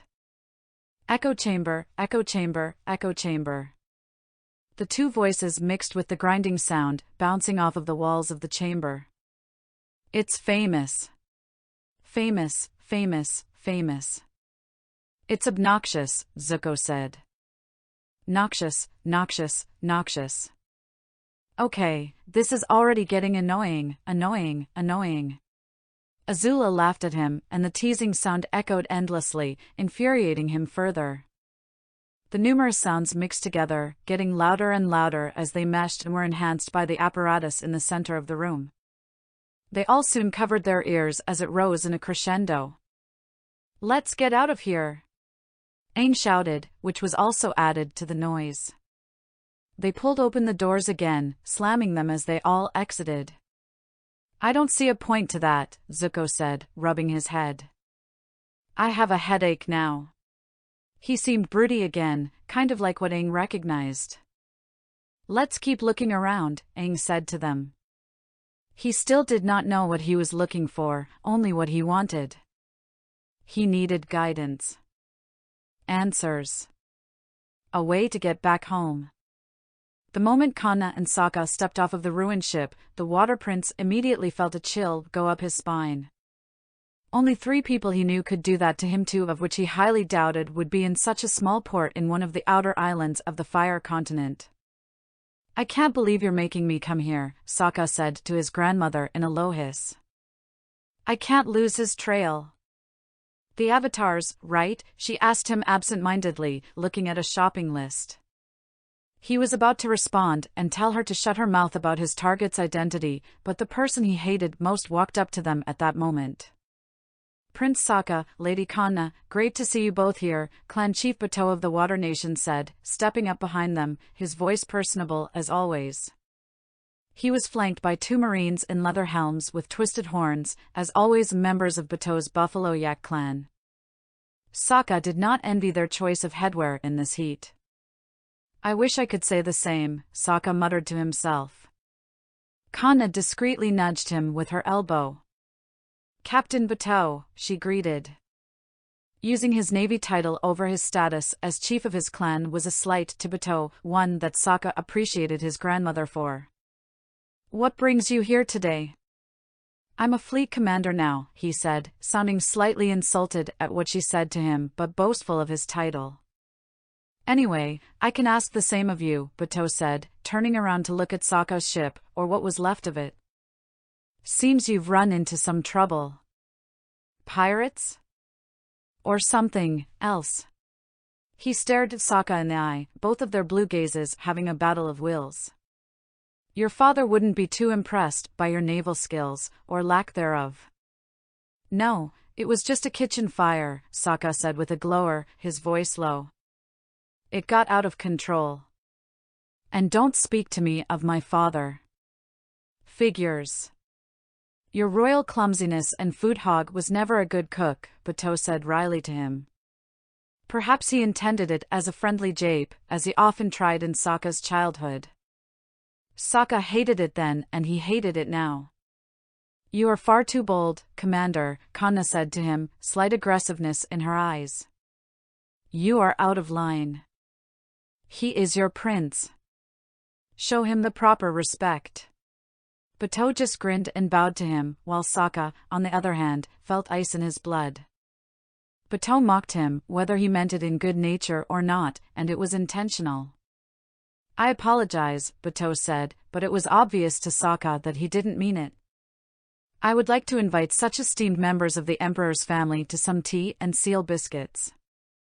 This is my naval base now. I have plenty to offer, he said. Sokka was about to blurt out that he could shove his tea and biscuits in his own face, and that they were leaving immediately, but his grandmother spoke up first. We'd love to, she answered, shooting Sokka a furtive glare. While a good portion of the Western Temple was unscathed, the bison grounds and entrance to the temple were in ruins. He knew this was where the battle had taken place, an effort to protect the temple.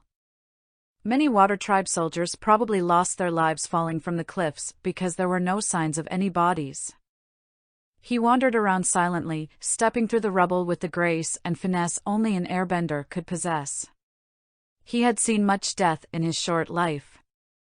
As morbid as it sounded, he was used to it, but seeing the destruction of his own people still chilled him. He felt the remnants of it, almost as if he was there. But even in this world, he couldn't be there to help them. He had still failed the world. And that hurt more than anything. Zuko and Azula followed him as he searched the remains, keeping respectfully silent as he mourned the loss of his people. They knew what it was like to lose loved ones. They eventually came to the most dilapidated building of them all, which Aang vaguely recognized as the remains of the bison stables. The door was blocked by fallen wood and stone and other debris, so he simply pulled his fist back and punched the weak remains of the wall through. It easily crumbled under his strength, even as diminished as it had become in this world after he got shoved back into his younger body. Once the dust cleared, the first things he saw were the dry blue leather chest pieces of the Water Tribe soldiers, their bone spears and other weapons sticking out of the ground all around them. But in the center of the room were the skeletal remains of one of the air nomads, a nun by the looks of her clothing. He almost expected to find Gyatso, but it still felt like a dull blow to his gut. He put his head down in sadness and respect for her as well as the soldiers whose descendants he had once befriended. This woman had probably fought against the soldiers as she gave everyone else a chance to flee on the bison. It was a futile effort. Most of the ones that had left were hunted down, or gone. Even in his own previous life, he accepted the fact that they were all gone. He turned away. He did not know why he almost expected to see Gyatso, his friend, his mentor, his father. He simply needed guidance, but he knew that the dead could not provide it to him. He shouldn't have come here. He looked into the sad eyes of both Zuko and Azula, both unfamiliar looks on their faces, and thought that it was a waste of time bringing them here. He did not even know why he let them leave their village. He still did not trust Azula, and this Zuko was much different than his own. He was still an amateur with his Dao broadswords, and it would have been much safer for them to stay away from his travels and his business. They would just be a burden. He preferred to travel on his own. He would have brought them back, but he knew well of Zuko's fierce dedication, but he wasn't sure if this Zuko had any, and this Azula's persuasiveness. They would absolutely refuse to turn down an adventure such as this. They were Fire Nation. They were passionate. In his world, he learned of Zuko's fierce determination the first time he entered the Fire Nation with Sokka and Katara, back when they ran their first blockade. A sudden jolt went through his spine when the thought entered his head. Crescent Island. That could be his next destination, but would he even be able to contact Roku without a solstice? Somehow, this time, he knew he had to go there regardless and figure out a way to contact his past life. Avatar Roku's temple would hopefully still be there, and if he had any spiritual troubles, that was Aang's best bet. Having an objective flooded him with hope again, one of the few things he had left to rely on. That was the only thing that drove him and his friends in the past. They decided to spend the night at the temple. They had a long journey ahead of them and Appa needed a rest anyway. Aang spurred him on as much as he could to get to the Western Air Temple. They had set up camp exactly where Aang and his friends used to those few nights they stayed here 3 years ago. He found it to be another strange and unexpected comfort. The cool night breeze ruffled his clothing as he tended to the fire. He looked to the faces of his companions, both fallen asleep. They were still new to this, he reminded himself. They needed to rest. His own younger body got tired fairly easily. He still could not get over the changes of getting younger again. He was shorter, bald, and his voice was still annoyingly high. He would have to go through puberty again. Fortunately, he discovered before, the huge disfigurement on his back was gone. That was why he was able to enter the Avatar state back near Zuko and Azula's village. He still couldn't believe that the person who caused the rugged scar on his back slept peacefully right in front of him with no memories of ever doing it to him. The Avatar leaned against the wall, tucking his knees up to his chin and resting his head there. His eyelids drooped. His vision became blurry. For a moment, he thought he saw Momo dancing in front of the flames before darkness obscured his sight. Kanna shoved the seal biscuit into her mouth, savoring the flavor. It was not as she used to make them, but it was still delicious. Bato stared at her with a look of distaste while Sokka looked slightly embarrassed. But for the most part, they ignored her as they talked. "So have you had any news of the Avatar?" Bato asked, taking a sip of his tea. The whole time, the clan chief wore an unnerving smirk that suggested that he knew something Sokka didn't. "That's why you left the South Pole, isn't it?" "Nothing," the fallen prince muttered, taking his own sip of tea. The other water tribesmen let out a low, bellowing, almost boastful laugh. Sokka, Kanna, and the 2 guards stationed at the entrance of the tent looked up at him. "Figures you wouldn't find anything." "Unless you're lying about something?" he asked, once his laughter subsided. "Even your father knows it's a fool's errand. He doesn't know why you're so intent on this. You're smarter than this, Sokka, we all know it. Why don't you just come home?" "No," Sokka nearly growled in response. "I haven't found anything. And I'm not going home yet." "Well, that's too bad then. Some of my own men are out searching for him now, following your own mapped routes," Bato said offhandedly. Sokka stood up, face hot with anger. "You won't lay a hand on him," he threatened, holding his club out. "How dare you force your way onto my ship?" Kanna stayed silent. No man boarded another ship without permission. It was tantamount to trampling over his pride and called his manhood into question. A woman butting into this would only make the situation worse for Sokka. "Is that a challenge?" Bato asked him, his brow furrowed. "Yes. I challenge you to Sedna. When Aang awoke the next morning, he found himself in the same exact position he was the night before. The other 2 had already woken. Azula practiced with the fire left over from their camp, making it dance through the air not far from him. Zuko sat in front of the remains sullenly eating a cold breakfast. Aang watched Azula bend the fire through the air, working on her control over the flames. It was so odd to see her so inexperienced with her bending. She was far from the cruel, vicious, master firebender he knew. Sweat formed on her brow as she moved through the motions, not even noticing as the Avatar watched her. When she did finally turn around to see him, she abruptly separated the flames and let them dissipate into nothing. "There's somewhere else we still need to go next," Aang told them. "We're leaving soon." The 2 looked a little miffed to be told like that, but neither of them did anything. "Well, I might as well tell you that we've had a little spy while we were here," Azula said to him, a hand on her hip. Aang froze. Who followed them? Was it an enemy? He stood on guard. Azula pointed up at one of the rafters. Aang followed her finger, and up above he saw a tiny white head flinch back into hiding. His mouth dropped open. He propelled himself up there with a burst of air to get a better look.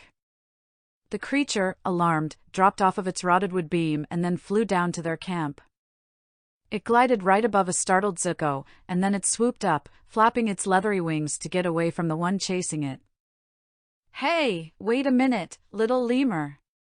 Aang called out, overjoyed at the thought of reuniting with his friends. The idea of seeing Momo again lifted his spirits more than anything else since coming to this world. "We won't hurt you. Zuko, toss me some food." Zuko fumbled, but quickly threw a slightly bruised peach to the airborne Aang. He deftly caught it. "Come here, little lemur. I have some food for you." He quickly cornered the slightly slower creature, and then offered the fruit in his hand. The lemur's ears flattened against its head. Aang gently placed the peach down and rolled it over. It fell back on its haunches, shy and afraid, but warily crept up to the food and took a hesitant bite. The lemur seemed to enjoy it. Aang grinned. Lemurs were easy to win over if you had a little food.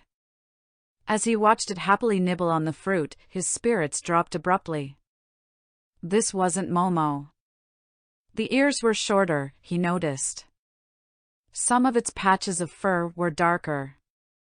The tail was longer. The lemur itself was smaller than Momo. With a start, he realized she was a girl. They tended to be more timid in addition to those other physical traits and a more pointed snout. He knelt down next to her. "Hey, little one," he cooed softly and sadly to her. She focused her big, round eyes on him inquisitively and then scampered up onto his shoulder. She must have been alone, he thought. The females never came out of hiding unless there was nothing left for them. She was desperate for companionship. "I'll name you Sabishi," he decided. "You're just like me," he added quietly. She purred softly. "What, you're keeping it?" Zuko asked him, surprised. "Whatever. I'm not cleaning up after it." Aang rolled his eyes at him. "Don't worry, I won't expect you to. Just as long as you don't try to eat her."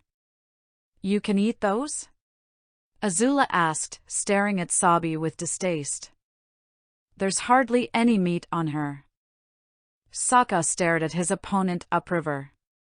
Bato's eyes narrowed at him as if trying to figure out Sokka's motives. Both stayed silent, neither of them moving except to use waterbending to maintain their positions on the river. The city they were in lacked any formal Sednae arenas, so the two combatants had to adapt to the situation and fight next to the closest river. Sokka's grandmother and some of Bato's men watched. A Sednae was a form of duel between two warriors within canoes. The challenger always had to start downriver, a significant disadvantage to deter a Sednae from happening as encouragement for the two men to resolve their dispute peacefully. Despite being a nation with an appetite for war, a sense of community was prized among their people. A challenge for Sednae was always taken seriously. "Don't you remember how your last duel ended?" Bato asked, eager to egg him on. "What a horrible day that was. I've noticed you wear your token from that occasion with pride. Why don't you use an eye patch or something? Maybe you'd like one to match." Sokka growled at him, his scar twitching. The last time, he did not engage in Sednae. That was a simple waterbending duel, pure and brutal, with no canoes involved. The circumstances behind that one had been different. Bato scowled. "You've no desire to back out of this, do you?" "We never received the blessings of the spirits for this Sednae." "I don't need any spirits," Sokka said. "You're just being a coward. I know you never cared about spirits either." For the first time, Bato seemed truly angry. While it may have been true that Sokka, Hakoda, and Bato never put much stock in spirits, Bato still had an image to uphold as the chief and fleet commander of many other men who likely were more spiritual. If Bato's men thought he wasn't devout enough, then why would the spirits give him and his campaigns any good fortune? Your father will hear of this sacrilege. Yeah. Remember what I have taught you, Prince Sokka, Kanna whispered just loud enough for Sokka to hear. Water rose with Sokka's hands, which he brought together and held at his side, freezing it together into one long lance. He held the lance under his arm while thrusting the other hand behind him, using that hand to propel his canoe while the other pulled up ice spikes that he launched at Bato. With a flick of his hand, Bato brought up a small wall of water to absorb the blow and pushed himself at Sokka. Sokka's whips lashed out at him, but Bato deflected the attacks with swift movements, exerting little energy. Sokka scowled as Bato formed an ice lance of his own and the two converged on each other, forming shields at the last second that cracked their lances in two. Sokka managed to cover his face, protecting it from shrapnel. The older, master waterbender stood and balanced, his face dashed with anger. Bato hurled javelins at Sokka before their next joust, but the prince deflected them with his own icy weapons. Others were dodged or blocked completely by water. The current became tumultuous as Sokka's canoe approached Bato's again, so he focused on calming the waters and bending the river's flow to his will. Their canoes sailed side by side down the river and Sokka took the chance to try and topple Bato's with a wave, but he raised his canoe over it, then swept out with his own sword of ice. The gash cut across Sokka's stomach. He winced, feeling blood flow, but it was shallow. Sokka held out his hands and slowed his movement. Bato took this chance to hurl another ice javelin at him, which grazed his right shoulder. He grunted in pain. He's winning, Sokka thought. I need to come back. I need a chance to defeat him. Kanna warned him after he declared his challenge. Sokka was well below the status of a master. But he had to try. Water dripped from Bato's soaking wet form as he grinned in triumph, as if he already won. Hastily coming up with an idea, Sokka blew icy breath at him. Bato's clothes frosted over. His hair became coated in icicles. He tried moving, but cracking sounds came from his arms and legs and Sokka took the opportunity to pull ahead of him, as if in a race. Bato growled, his eyes turning to slits. He shot his hand forward, slamming Sokka in the back of the head with a sphere of water. While Sokka was disoriented, the water underneath his canoe swelled and lifted the canoe out of the river, toppling and pouring him out onto the rocky shore. The frost melted off of Bato's body as his canoe moored and he stepped off of it in one smooth motion. He stood victoriously over Sokka, poised to kill him. Sokka glared at him, daring him to do it. He wanted his shame to end. You're finished, Bato declared. But I won't kill you out of the respect and brotherhood between both of our families. I enjoyed humiliating you, though. I want to do it further, to show your father that you're not worthy to be his successor. He turned and began to walk away, his voice gaining in volume so their audience could hear. The spirits have spoken. Your challenge of Sedne, the ice joust, has failed. Kill me, you coward! Sokka shouted at him. Bato stopped walking away and turned to face him. You call me coward? I defeated you in a fair fight that you initiated. Maybe I should make your face a little more symmetrical, if you're insisting. Water blinked through the air, slashing towards Sokka, but even as he winced in anticipation of the attack he felt the ice shift underneath him, submerging him in water until he came up at his grandmother's side. It took him a moment to realize that watery arms had pulled Sokka into the water and then shot him out on the other side of the river, into his grandmother's arms. Need your dear old grandmother to protect you? Bato taunted, voice laced with cruelty. You are a weakling. Not even worth my time. Farewell, Lady Kanna. He and his men walked away.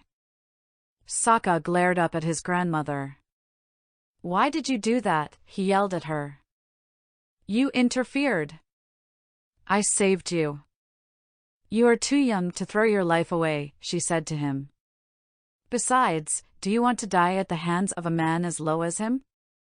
A clan chief scrounging for your father's scraps? Sokka hung his head in shame. Bato had defeated him, his second loss. But what else should he have expected? Bato was a waterbending master. He was not. It was as simple as that. But I am still proud of you. I enjoyed watching your fight. You did wonderful, far better than I would have expected. It was very clever to freeze his limbs. Sokka barely listened to her patronizing words as he stared into the raging river, continuing its flow now as it was unimpeded by the two waterbenders. He had only one thought on his mind: he needed to get stronger. He would have to put all of his time and effort into gaining strength, to one day be strong enough to defeat Bato and the Avatar. Now, it seemed, he had competition for his prize. Aang leaned back against Appa as they flew through the noonday sky, his new friend Sabishi clinging to his shoulders. They left the Western Air Temple behind them. On the horizon was more adventure, more days to be spent with his enemy. But he was prepared and determined to get home back to his own world, where things were right. Their next destination was Crescent Island, home of the Temple of Roku. Chapter 4: The Warriors of Roku. Aang ducked underneath the shards of green crystal that exploded overhead, blown to pieces by the streak of lightning aimed at him. Aang twisted around and captured all the shards in midair, hurling them at his pursuers with a burst of wind that propelled them even faster. He didn't look long enough to see if they found any of their targets. Staying and fighting was not an option, not when they had to flee through the catacombs of Ba Sing Se. They'd already tried fighting, tried taking back the city with just the 7 of them, like Azula had managed with only 3. But they'd failed and paid dearly for it. The Dai Li knew these tunnels better than they did. Toph did everything she could to ward them off and direct them down the tunnels without any enemies, but they were massively outnumbered. Zuko turned and threw his own fork of lightning at their pursuers, and Azula's laugh echoed down the tunnels. That sound haunted Aang, chasing him through his dreams even more than Ozai's laughter did. One Dai Li agent sprung out at them from behind a cluster of crystals, but before any of them could do anything he collapsed, revealing Tai Li behind him. Zuko drew his broadswords when he saw Mai step out alongside her. She looked almost like a wraith, paler than usual and cloaked in shadow. "Wait," said Mai. "We want to help you." Katara, despite her wounded shoulder, forced herself forward and glared at them. "There's no way we'd trust you. Either of you." But Toph didn't attack. Neither did Zuko. It made Aang consider that they might have been telling the truth. But Aang had no softness in his heart left for them either. They'd stood aside and allowed all of Azula's atrocities. Tai Li was the reason they'd been captured in Ba Sing Southeast in the first place. "There's a tunnel down there that leads to a waterway," Tai Li said, eyes wide as she pointed down the tunnel they came from. "You can get above ground from there to some old farm. It'll be safe." Toph grunted. "She's telling the truth. Unless she learned to lie like Azula does," said Haru. Sokka had his sword drawn in his left hand rather than his right because of a broken arm, but he lowered the weapon. "We don't have time to debate. Let's go." Suki held her fighting stance, unwilling to let down her defenses for even a moment against Tai Li. "We're just gonna leave them?" "We'll face Azula," Mai said, as Aang and Katara passed by her. She only had eyes for Zuko, though. "You have to go. Now." "Come with us," Zuko said finally. "You don't know what Azula will do when she finds you." "I think we know better than anyone, Zuko," Mai said, cutting him off. "But we've made our choice." They made their choice. All their choices led them here, and their eyes showed all the ways they had tried to justify those choices to themselves. Anything so that they could live with it. Aang wondered what could have been different, what made this occasion different, but he didn't linger. He knew he'd never see them again, but he couldn't summon words to express the pity he felt for them. The next time they encountered Azula, she had been alone. When he awoke that morning, he could still smell the lightning in the air. Dreams, or rather nightmares, of his struggles and tribulations often plagued him when he slept, but that one felt more vivid than usual. Before their departure from the islet on which they made camp, Zuko put together a breakfast of rice with sweet peanut sauce to hold them over until they reached their destination later in the day. While they ate, Aang found his gaze drawn to Azula, the echo of another Azula's laughter ringing in his ears. He considered his words for a moment, weighing them on his tongue. "Azula," he said. She lowered her rice bowl, regarding him with an inquisitive eyebrow. "Since we're heading to the Golden City to learn firebending after we visit Crescent Island, can I see what you can do already?" "Why?" she asked. "Always why?" Aang couldn't help but compare her to Katara in moments like these. Katara would have loved the chance to waterbend any moment she could despite her early lack of confidence, especially before becoming a master. But this Azula questioned just about everything he said. He had his answer ready. "I just want to make sure I can count on you in a fight, that's all. This journey's going to be a dangerous one." Judging by the curl of her lips, that answer seemed to amuse her. "Can't a girl hold some of her techniques close? I like to have the element of surprise on occasion." "And what about Zuko? I don't see you putting him through some sort of test." In reality, seeing a version of Azula without mastery of her deadly skills made Aang feel safer, more separated from the one who chased his sleep. He just wanted to make sure. He responded by standing and shaking his arms and legs out to limber them up. "Come on, bender to bender. Zuko's only got his swords, and I don't know how to use those, so I can't really judge." Zuko frowned as he stifled the campfire. "Consider me lucky, I guess." Azula gently placed down her bowl and rose to her feet. "Well, if you insist." She took a somewhat clumsy stance Aang didn't recognize, but he couldn't remember the proper firebending stances anyway. Without taking the time to stretch out or breathe deeply, she punched a fist toward him and unleashed a gout of red flame. He circled the winds around himself and jumped back, but she kept her distance and punched more fireballs at him with shouts and grunts. After he gave her some time to tire herself out, he leapt closer to her to see how she'd handle some of his own attacks. He circled and forced his hand forward in a palm strike, but she surprised him by grabbing that arm and holding it under hers, locking him in place so that she could nail him with a point-blank attack from her free hand. Eyes wide, he ducked underneath it and knocked her legs out from under her with a sweeping kick. She landed on her back with a groan, ending the quick spar. "All right, Master Airbender," she said, sitting up and rubbing her back. "Did you enjoy getting to lord your power over an untrained novice?" He scratched the back of his head, sheepish. "Sorry. I won't do that again," he said, completely honest. She might have fought better than Katara did when he'd first met her, but she was nowhere near the level of her murderous counterpart. He felt a little ashamed to admit it, but it did make him feel better. He held a hand out to her to help her up. "That was a neat trick at the end there, though. Father may not have found a firebending master for me anywhere in the archipelago," she said, accepting his helping hand perhaps begrudgingly, "but I do have an older cousin who taught me some martial arts.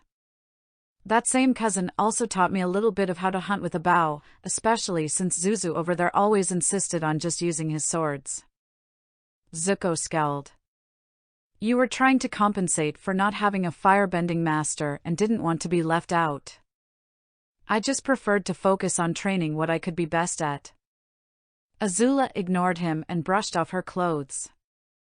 He was always just stubborn. "Well, Avatar, do I pass your judgment?" He tried to look apologetic, pressing his palms together with a wide smile. "Of course. Thanks, Azula." Many of the Fire Nation's outer islands passed by underneath them as they sped along the ocean. It felt almost strange to fly without cloud cover, but the Fire Nation was no longer the den of all his enemies. He still didn't feel completely at ease. He wasn't sure if he ever would feel true safety, but he felt safe enough to fly the way they used to. Before the comet. Above them, the sun was at its zenith, white heron gulls sailed overhead, and the ocean waves rolled. Everything seemed so similar to what Aang was familiar to, except for the people he was traveling with. He felt like he was at home. Sabi, his new lemur friend, curled around his neck, resting her head on his shoulder. She differed from Momo in many ways, but he liked her company. They reached their destination when Aang saw the crescent-shaped island in the distance. It looked the same as ever. The volcanic mountain peaks loomed over the rest of the island. Upon closer inspection, however, he realized that the volcano was completely dormant, and rather than desolate stone, he spotted lush vegetation all over the island. He also noticed that Roku's temple was missing from its rocky slopes. The lack of the temple disheartened him, and he began wondering if there was any hope at all for him to return to true familiarity, the world that he called home. The sight of a single wooden pagoda poking out of the trees pulled Aang from his dark thoughts. Looking closer, he spotted many other dwellings carved from the leafy trees of the surrounding forests. The arrangement of the houses seemed to be scattered and random, some on higher elevations than others to suit the uneven land. Now he knew why the island was infested with trees. These people must have come here many years ago, and the roots of the crops and other plants they buried softened the hard rock into soil, allowing trees and other vegetation to grow. If there ever was a temple devoted to Avatar Roku, it was only a thing of the past, probably destroyed many, many years before, assuming Avatar Roku even existed in this world. Then Aang realized a mistake he had made during their travels. They had often flown low to the ground, and while Zuko and Azula didn't know his reasons, Aang wanted to be seen by Sokka. He wanted to see his friend even though he was so much different from the friend he knew. He was Sokka, and that was all that mattered. Now, he realized it was a serious blunder on his part. He wanted Sokka to find them, but his arrival could wind up bringing harm to the villagers. The bison landed on the side of the island hidden from the rest of the village, on the outer curve of the crescent. He did not know if these people were hostile or not, and he didn't want to take a chance. That philosophy was trained into him during the years after Sozin's comet. Whenever he and his friends were out of supplies, they resorted to stealing from Fire Nation soldiers to survive. They had become known throughout the world as mysterious shadows coming and going, freeing villages from the Fire Nation clutches. A temporary reprieve in most cases until the Fire Nation just marched back in after they left or burned those villages to the ground for their insurrection. After the comet, Ozai's reach extended to most of the world. Aang's plan was to watch the village secretly for a short while and see if they were friendly enough to let them enter safely. Aang, Katara, Sokka, Toph, and Zuko often had to resort to spying for that reason, and if the town wasn't deemed safe enough, they stole. That was the way things went. None of them liked it, but they needed to survive. They were constantly on the move. They had to be, with no safe places left in the world. In the world he was familiar with, Zuko and Sokka were both master swordsmen, always training with each other and getting stronger. Zuko had become a fearsome fighter and firebender nearly on par with his sister. Aang looked over at this Zuko as the older boy kept his eyes on the ocean, almost fearful of it, a far cry from the young man he became in Aang's world. Whenever this Zuko looked over his shoulder, Aang thought he'd run away. The Zuko Aang knew didn't fear much of anything. Aang's gaze found the broadswords sheathed on his back. He found it odd that both Zukos used the same weapon, but only the one he knew was able to firebend. Sabi screeched and flew into the air, flapping her wings frantically, and that was the only warning Aang had for the impending danger. Before he could get the staff from his back, he found his legs pinned to the floor by a thin knife that caught on his trousers. Before they could even react, Azula was pinned in the same way and Zuko's sleeve was stuck to a tree. Zuko pulled one of his swords out and started swinging it madly, as if to deflect any more of the projectiles, but he swung at only air. Aang was in the process of pulling the deeply embedded knives out when a black-clad girl appeared in front of him, holding other knives ready. Other figures similarly clothed jumped from the trees, wielding more knives, arrows, darts, needles, and throwing stars. Aang narrowed his eyes and held up his arms in a gesture of surrender. If he could bend earth, they would have had a fighting chance. "Who are you?" one of the women asked. She walked calmly out of the foliage, seemingly unarmed. Her voice was drab and monotonous. He was surprised to see someone he recognized, a former enemy. She was one of Azula's old friends, Mai, and Aang narrowed his eyes when he saw her. She'd always been dangerous, but by the time Zuko joined forces with Aang, she always seemed more and more reluctant. "We could ask the same of you," Zuko retorted. "Let us go." Since they were of the Fire Nation, Aang assumed they were allies. He nearly laughed at his thoughts, but it was true in this twisted world. "I am the Avatar," Aang told them. "Let us go.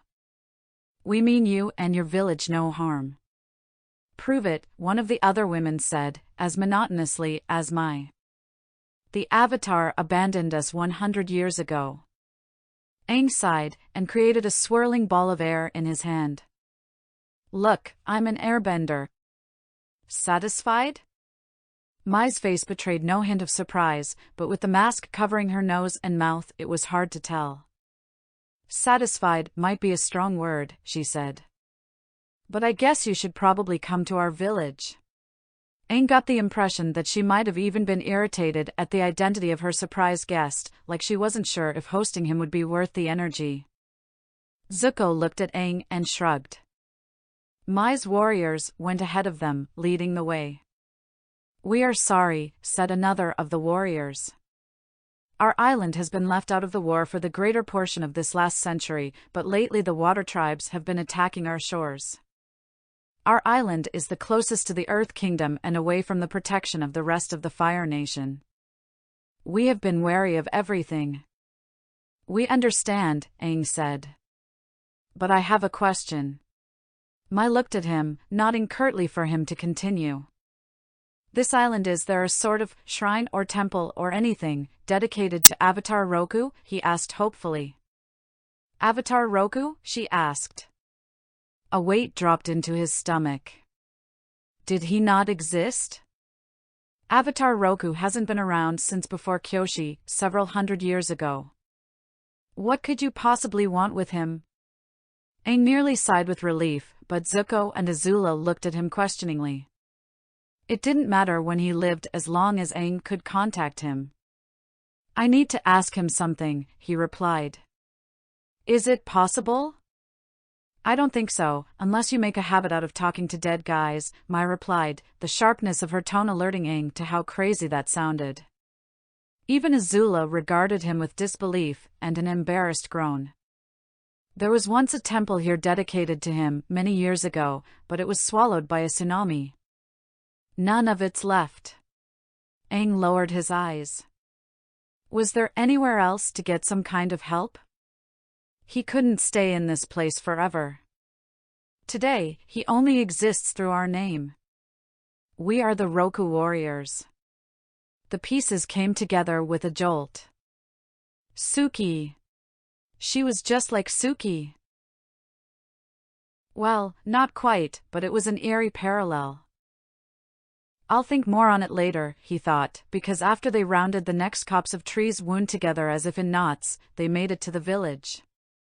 The Roku warriors were different from the Kyoshi warriors. The fan-wielding fighters were swift and fought much like waterbenders, redirecting their opponent's force against them. They deflected attacks, mastered all sorts of weapons, and fought to subdue rather than defeat. The Roku warriors were just as agile, but they were more suited to stealth than outright fighting. They all wielded knives, just like Mai. That's something else I should think about, Aang thought later. Mai used the same weapons in my world. He also noticed that they were keen on ceremony, from everything to the upkeep of their knives to serving tea. The people of Crescent Island did not offer the same warm welcome that Kyoshi did. They'd given Aang, Zuko, and Azula a room in the village and more food than they could eat, and a handful of attendants that might have also been more Roku warriors, but for the most part the villagers kept to themselves. He'd come to learn that they had recently withstood a waterbender attack, and they sought to rebuild, so they didn't have much time for anything like a welcome party. Aang supposed he should have appeared publicly to them, maybe to give them hope, but he couldn't bring himself to. This wasn't his world. These people weren't his responsibility. He drummed his fingers against the low table in the center of the room, staring at his empty soup bowl. The sharp scent of freshly lacquered wood from the floorboards made him feel almost lightheaded, but he tried to focus his thoughts. Aang couldn't keep the idea out of his head that he had endangered this village by potentially leading Sokka here on purpose, so he didn't want to linger too long. These people may not have been his responsibility, but he still didn't want to needlessly endanger them. Azula jadedly snapped her fingers as if bored, releasing small spurts of red fire into the air, which dissipated as soon as it was lit. It was still unnerving to see her bend red fire instead of her trademark blue flames, especially since Aang had never seen her use red back in his world. Her golden eyes turned to his gray ones from across the room. She had a calculating look in her eyes, but Aang turned his head away, not realizing he was staring. "What are you staring at?" she snapped. He was saved from replying by a knock on the door. Azula sighed. "Come in." "Sorry to disturb you," Mai said, opening the door. "But the rest of the village wants to know if you're expecting a feast in your honor, or something." "You really don't have to," Aang said, standing and scratching the back of his head. He honestly didn't care, but he wondered if the whole village lacked devotion to the avatar they named their warriors after, or if it was just Mai. Mai gave a half-hearted shrug. "Oh, that's a shame. I thought we could have used something to break up the dreariness around here." Aang floundered, surprised at that response. "Wait, so does that mean you do want a party?" Zuko stood up before Mai could answer Aang. "That was great knife throwing back there," he commented. "You took advantage of my main weakness, long range. I don't really get beaten in a fight much." Azula snorted. "Please, Zuzu, show a little more humility. We met Mai's baby brother outside, and I think even he would beat you, long range or not." "I find that claim hard to believe with the way you swing those pieces of metal around," Mai said, folding her arms and looking sincerely unimpressed. "There are plenty of old women here deadlier with those weapons than you are." Aang wasn't able to stifle his laugh, remembering a moment when they returned to the South Pole after the comet, for a safe haven. Gran had slapped the firebender as soon as she recognized him, but later accepted him as part of the family once Katara and Sokka filled her in on the details. Zuko turned to him angrily. "Don't you start too," he threatened, pointing a finger at Aang. "Hey, leave me out of this," he said, putting his hands up and snickering. He also found it pretty funny that Azula, of all people, told Zuko to be more humble, but he kept his mouth shut. Zuko's face reddened and he pinched the bridge of his nose with his eyes closed. "I'm gonna go shopping for more supplies," he said, and he turned around to leave the room without another comment. After he left, Azula turned to Aang and Mai with mock concern on her face. "Ah, looks like he got embarrassed. Serves him right for trying to show off for Mai." Aang frowned. "Maybe that was a little mean." Mai shrugged. "It's true. A lot of people tend to underestimate the old ladies here." Azula laughed at that, and even Mai cracked a smile. "Is everyone really trained to fight like that here?" Aang asked, wondering if traces of friendship started to form between the two girls like in his world. Maybe it would be a more genuine friendship here, he supposed, but he couldn't deny that he found the thought a little scary. Avatar Roku started the tradition, right? Why? Mai lowered to the floor next to the table and tucked her legs under her, smoothing out her Aodai. Historically, it was to uphold the era of peace put in place by Avatar Yangchen, his predecessor. During Roku's time, we were a worldwide organization based here that operated from the shadows of society, maintaining their ideals and fighting corruption at all levels. That's why our training extends beyond just fighting. According to his own records, he wanted us to do things that even similar contemporary societies wouldn't do. Wait, Yangchen was his predecessor? I thought he was right before me, Aang said, scratching his head. She'd said something similar before, but it was only now that he really thought about it. And what about Kyoshi? He wondered what kind of hand Roku had been dealt to go to such measures. And did this mean the Kyoshi warriors didn't exist? He had so many questions about this world, but he wasn't sure if Mai was the right person to have all the answers. Mai rolled her eyes. I think you need to remember your history lessons, Avatar. Roku lived centuries ago. Azula snickered again. Is this related to the joke you made the other day about the seasons going in the wrong order? Aang crossed his arms, starting to get an idea of how Zuko felt. Being in the same room as Azula and Mai just felt like a trap. Sorry, he grumbled. Guess I slept through history too much. Well, moving on, a secret worldwide cabal of warriors loyal to the Avatar sounds promising, said Azula, her eyes lit up. I suppose we can count on that support throughout our journey.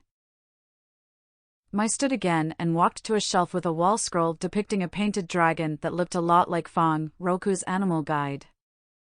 Not really, she said, folding her hands in her wide sleeves. Aang couldn't read the expression on her face, but she did let out a sigh. Since then, our numbers have dwindled. A lot. Now we're lucky to get intel on the rest of the Fire Nation, let alone the whole world. The water tribes are just too widespread. So all of the Roku warriors we have left stay confined to the island. It's so boring. Aang's eyes widened. It would have been helpful to have their support throughout the world, but he couldn't fault them for anything that might have happened in the last 100 years or more. He hadn't expected something so proactive from Roku to begin with. Who would have guessed history could change so significantly just from the order of the avatars being different? Whatever, Mai replied, waving her hand as if nonplussed by the whole thing. All that's ancient history now, too. If you want, you can come to our dojo, where we do most of our training. Just don't expect me to be your tour guide or something. Aang looked to Azula and they both shrugged. I don't see why not, he said. Mai led them outside and through the village hidden in the leaves. Almost every building had been made of wood, in a scattering of elevations that it made it look like they haphazardly clung to the mountainside, with sloped roofs that ended in dragon claw points. The trail from the inn up to the dojo near the mountaintop was winding and narrow, dotted at each juncture with a small stone shrine and lined with hibiscus bushes. All of the trees kept the village shaded from the hot sun and effectively hidden as well. Aang suspected he wouldn't have spotted it from the sky unless he specifically sought it.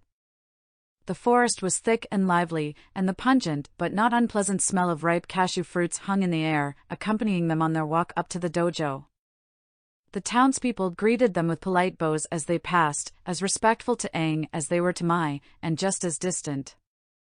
They're nice, said Azula, after they passed by a child who seemed far too composed for their age. Though I'm surprised at the lack of friendliness. She blanched as she said it. Not that I want to walk hand in hand with anyone here, mind you. But I'm surprised people aren't fawning at the Avatar's return. Aang pulled at his collar. Not that I need the appreciation or anything, he said. I know you've suffered through attacks recently.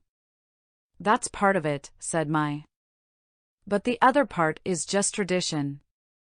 Growing up, I was told to sit still, speak only when spoken to. Respect the elders and my superiors. And my father is the leader of the village, so those feelings and reactions extend to me, I guess. Azula laughed into the back of her hand. Doesn't sound so bad to me.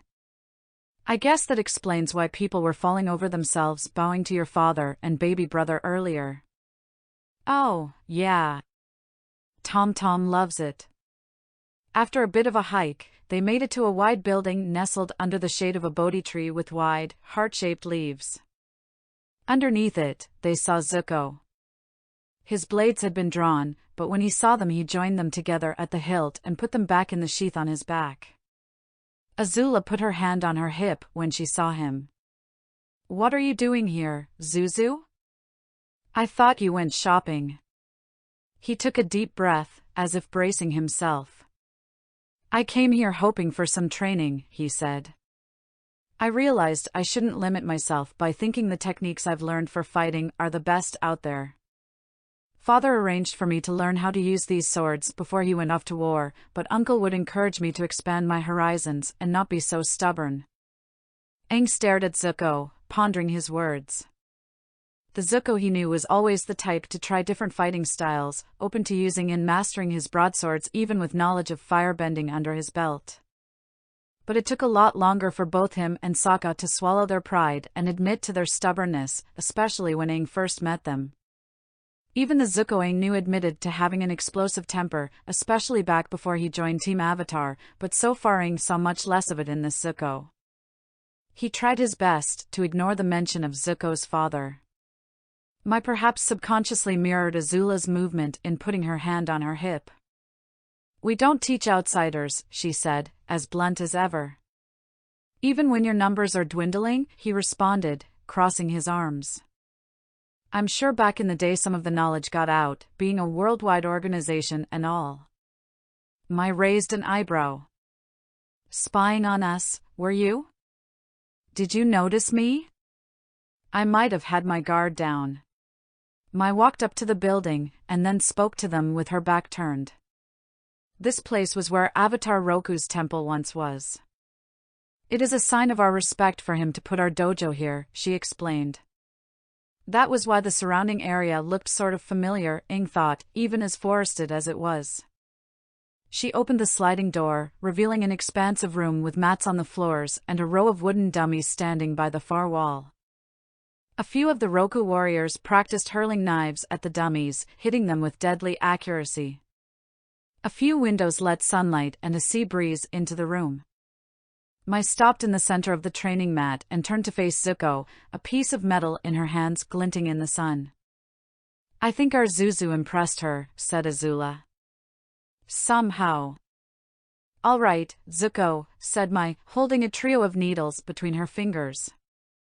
You caught my attention. He pulled out his own swords again, holding them defensively in acceptance of her challenge. Well, I didn't mean I was looking for attention when I asked if you noticed me. I was referring to the whole sneaking around thing. I know what you meant, Mai said, cutting him off. She stood perfectly still. Let's see what you've got. He stood there somewhat awkwardly, waiting for her to attack. Everyone waited. Zuko slowly started to inch around her in a circle, keeping his swords up. Aang saw his fists clenched tight and didn't envy him. Aang knew from experience how good Mai's aim could be. This is a waste of time, Azula muttered, as the seconds stretched on to over a minute. They're not even doing anything.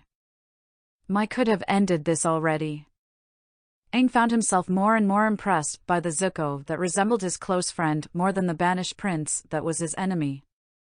Watching Zuko now, it made Aang realize how different this Zuko's upbringing must have been, and how much of an effect it seemed to have on him to be free of his evil father and sister. He knew already that they were different in this world, he just never thought about how much, or why, until now. And then Zuko's unexpected store of patience ran out and he launched at Mai with a bellow and swing of his swords. Maybe they did have some similarities, after all. She leapt into action, hurling her needles at him. Zuko blocked two of them with his left sword, but the other went through his pant leg with enough force to throw off his balance. His arms flailed as he wrenched his foot free of the floor, broadswords swinging wide. He growled in anger and frustration as she weaved through his attacks, but he backed up toward the wall to keep her from getting behind him.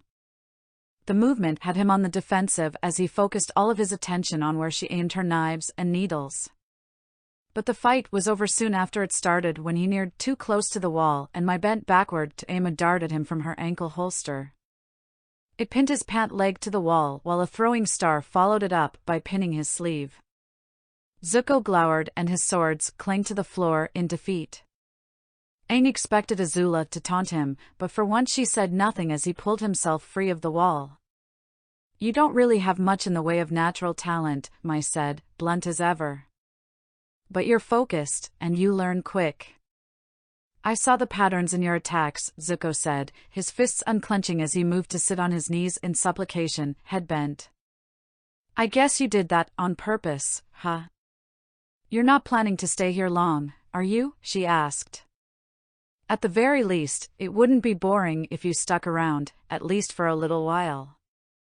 We can't, Zuko said. He gestured to Aang and Azula. We're on a journey for them to master firebending.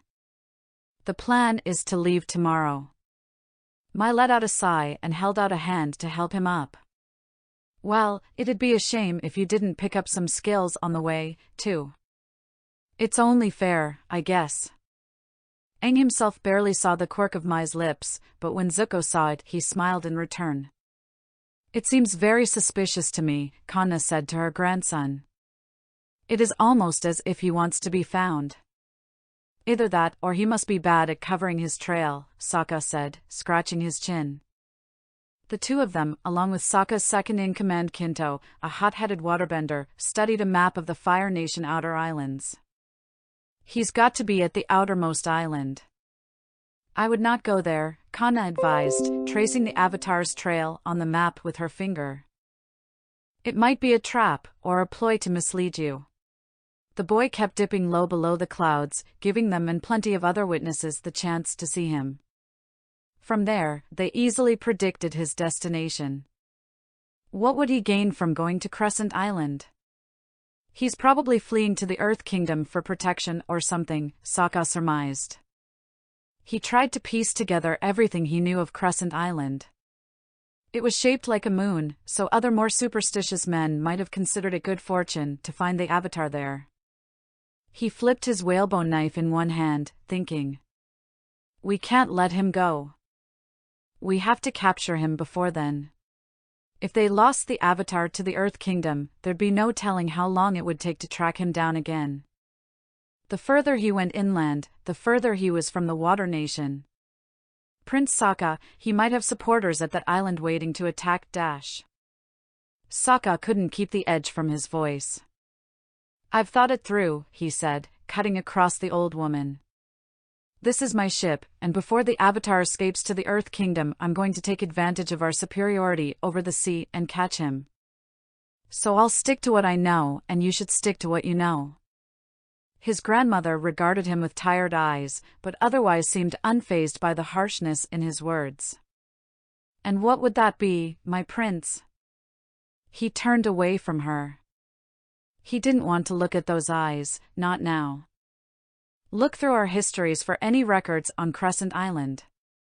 I know I've come across it in my research about the Avatar, but I can't remember what's significant about it. It'll give us a hint of what to expect there. His voice softened, just a little bit. It's an important task. Not some womanly one, okay? Oh, Prince Sokka, said Kanna, and from the tone of her voice he knew she took no offense from his earlier words. What on earth is a womanly task, dear? Zuko waited patiently in the underbrush of the island's dense woods, his golden eyes scanning the area. Mai wasted no time in beginning his training, but it mostly consisted of staying hidden among the swaying needles of evergreens and behind the trunks of unnervingly straight teaks. She wanted him to observe unseen, to report on the clothing and appearances of passer-by. It was an exercise in stealth, patience, and memory. 3 things that he wouldn't have placed among his best skills, but that was why he was here to learn. He kept his steps light and avoided the crunch of pine needles or leaves under his feet. She told him to keep his breath measured and his hands steady. He didn't know yet what this had to do with knife or needle throwing, but he trusted that lesson would come soon enough. If anything, the exercise reminded him of his time hunting back on his own island, the countless hours spent searching for prey and creeping up on his quarry before they noticed him. Over the past couple of years, he spent most of that time with Azula. But before that, he learned all of his hunting techniques from his cousin, Luten. Luten was like the big brother he never had, a warrior who took to sword fighting like a prodigy, grasping it far better than Zuko ever did. They sometimes trained together, but Zuko tried to differentiate himself from Lu Ten by taking up broadswords like his father Ozai rather than the straight sword Lu Ten and most of the others wielded.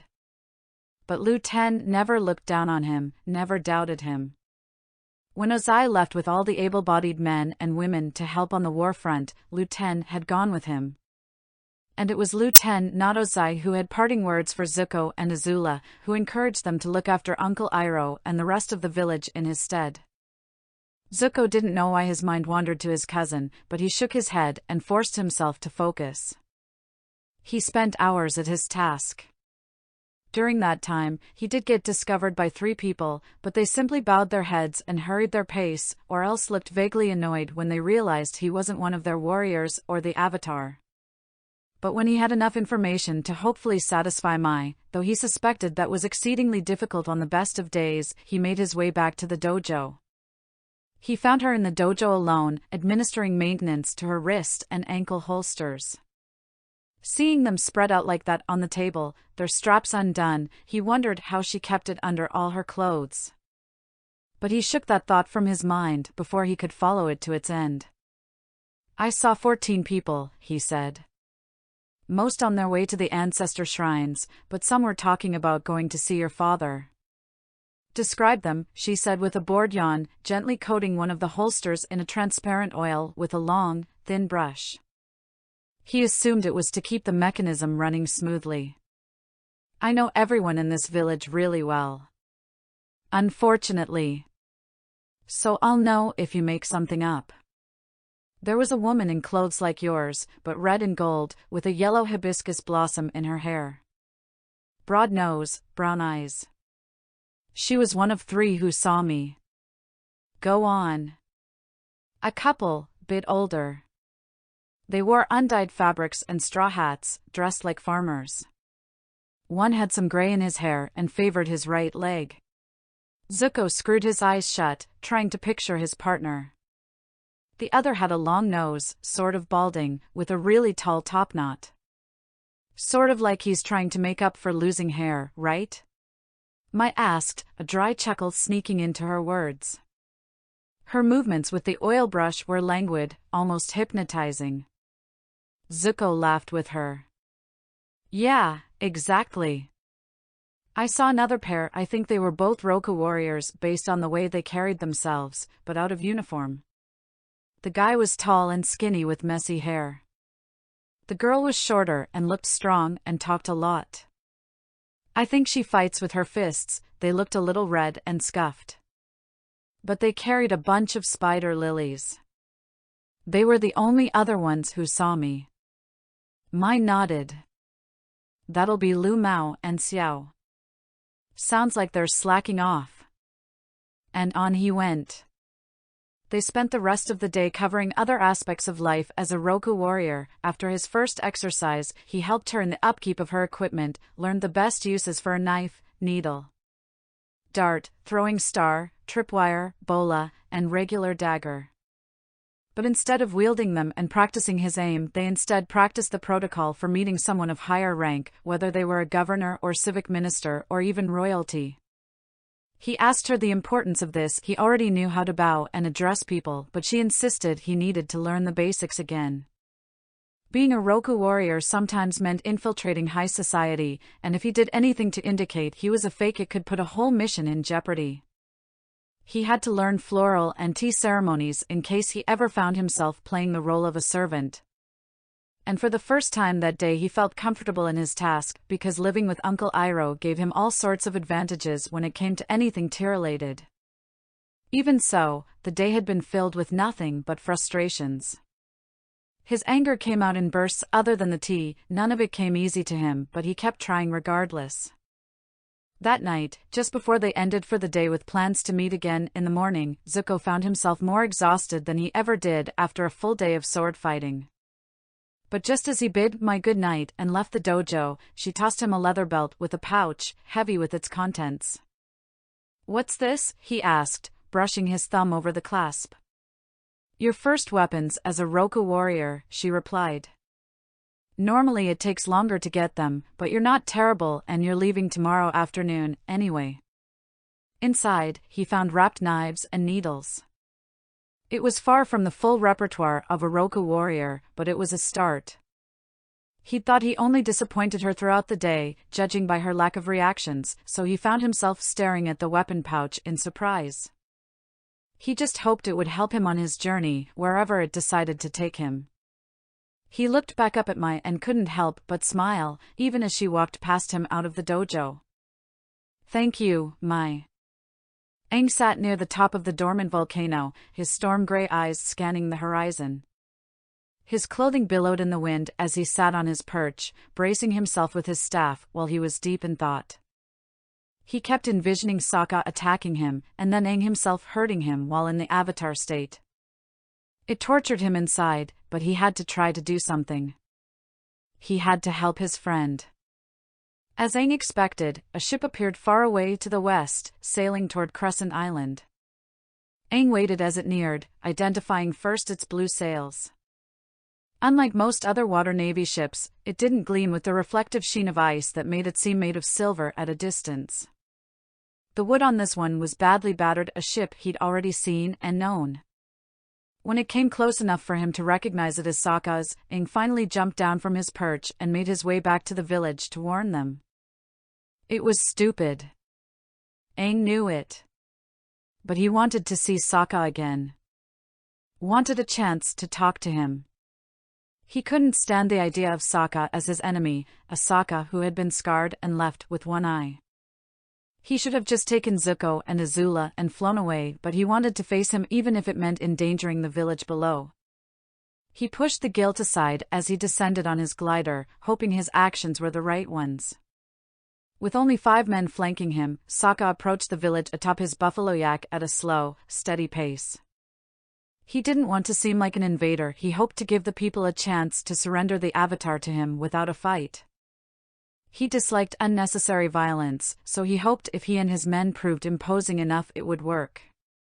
The forest village felt unnaturally silent as they proceeded up the trail.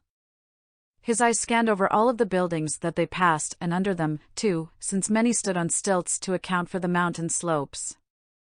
Despite the shore being far behind him already, he was far from defenseless with his waterskins, and most of the men were capable of plant bending anyway.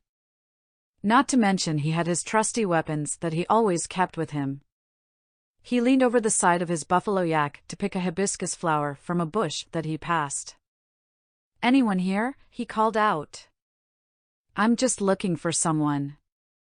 If anyone wants to come out, we can have a little talk and I'll leave in peace once you hand him over."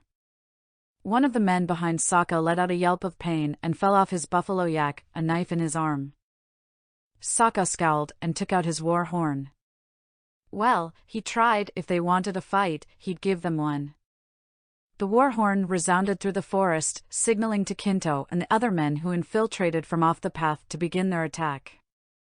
A hooded girl emerged from the branches above and hurled a barrage of darts at Sokka, but he unsheathed his club and smacked them out of the air. The hibiscus petals froze in his hands, sharpening its ends to a point, and he threw it in her direction. He didn't look long enough to see if his attack hit, turning his head to maximize his range of vision so he could spot any other surprise attacks. Other sounds of battle erupted elsewhere in the village as men shouted and water splashed. A pair of waterbenders ripped all of the leaves from a tree, exposing the warriors who hid in its boughs and opening them up to attack. Pliant branches, like those from a willow but covered in evergreen needles, entangled their enemies when they tried to escape, their own defenses turned against them. Something bludgeoned the back of Sokka's head, but it took him a moment to realize it wasn't a solid object but a burst of air. He grimaced and turned to face the foe he came for. Zuko took cover behind one of the buildings, preparing to rush out into the fray. He gripped his swords tightly. He had already used some of his darts, some of which hit their marks, but he was still far from being as skilled as the Roku warriors.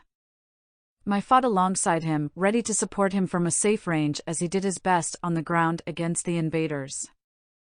After he caught his breath, Zuko stood up again. He clenched his swords in his hands, his chest hot as he watched what these waterbenders were doing to Mai's village. They barely had time to recover from their last attack, and now they had to withstand another assault. He felt the anger flood him as it did the day his own village had been attacked, back when his mother. "Wait," Mai said. She placed a hand on his shoulder, surprisingly delicate. "We have to go. We have to protect your village," he protested. "What are you waiting for?" She pulled him back down into a crouch. "No, this village is my responsibility. Yours is to the Avatar. It's a mission I can no longer carry out like we were formed to do." He tried to get back up, but she held him firm. "So you're the one who has to carry on that duty in our stead. The duty of a Roku warrior." "We can't let them destroy your village," Zuko said to her, almost pleading. "They'll follow you when you leave," she said.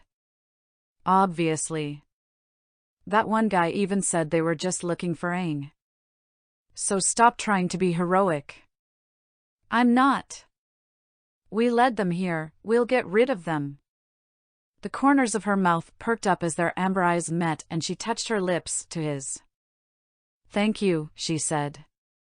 When his eyes went wide with shock, she pressed a hand to his cheek even as the battle raged beyond them. "For fighting to protect my village. You've got so much anger in you, just waiting to get out. I think you can use that to your advantage, and maybe I can learn a thing or two from you as well. You just have to temper it, concentrate it to the edge of each needle and dagger."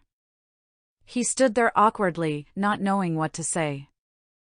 He never expected her to kiss him, much less admit to wanting to learn from him. I just go. Azula went to go get your bison. Go find them. I'll see you again," she said, gathering darts in her hands. She looked at him one last time and rushed off into battle, disappearing like a shadow in the leaves. A barrier of wind spun Sokka's signature boomerang off course. Aang was too focused on the battle to notice the similarity between the two Sokka's weapons. The fight turned into a close-range one when Sokka jumped at him with his machete and club, swinging with clear intent to maim. This Sokka fought more ruthlessly than the one Aang knew.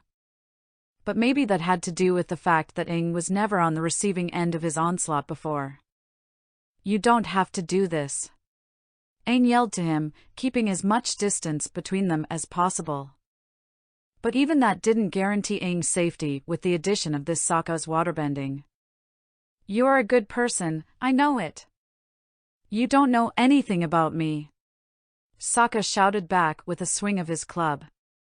The movement was accompanied by a bludgeoning blast from his water skin, and he sheathed his machete to free up his other hand with grasping motions.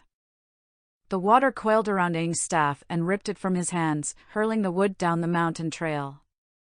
Unarmed, and with a major component of his airbending lost, Aang stood helplessly, giving Sokka a pleading look. He refused to fight him any longer. He knew this wasn't the Sokka he knew, but he couldn't bring himself to attack, it hurt too much. Before things could proceed further, the two of them heard a loud growl, and a burst of air from Appa's tail sent Sokka sprawling and tumbling away. Aang didn't move. "Aang, we have to go," Azula shouted down to him from Appa's reins. "They'll follow us if we leave." "Move!" Zuko yelled. Their shouts shook Aang out of his trance, and he hurriedly grabbed his staff. He looked at Sokka one last time, who looked back at him with a defeated look in his eye. Something lingered in the air, an unspoken tension between them, and to Aang it felt like a chain holding him in place. Even Appa had no hesitation attacking Sokka in Aang's stead, and the thought made him feel even more alone. Sokka grit his teeth and grimaced in pain as he lifted himself up off the ground, and it was like the spell had been broken. Aang jumped up onto Appa's back as he gained height and flew over the village. He looked over the destruction left in their wake, reminded horribly of a similar situation when his carelessness put so many people at risk. He was overwhelmed with guilt, but he hoped Sokka would follow him, as Zuko did last time on Kyoshi Island. Sabi perched on his shoulder as if offering him comfort, nuzzling into his neck. Aang knew Sokka was not going to stop pursuing him. And he was not going to give up either. As the fight dragged on, Sokka knew his own men were outnumbered but not outmatched by the shadows flitting through the trees, taking down their assailants one by one. Sokka's waterbenders ripped all the moisture from as many trees as they could. Wood groaned and snapped as the waterbenders advanced on their foes, tearing away their defenses and their hiding places. Sokka wanted these people to regret helping the Avatar, he wanted to be angry, he wanted to lash out at them all. But he'd failed again. And with each failure it took the Avatar further and further from Sokka's reach. Someone would catch him first, whether it was Bato or someone else. And Sokka's life would be remembered as nothing but a series of screw-ups. The screw-up prince, they would call him. Most of all, he found himself repeating the Avatar's words in his head.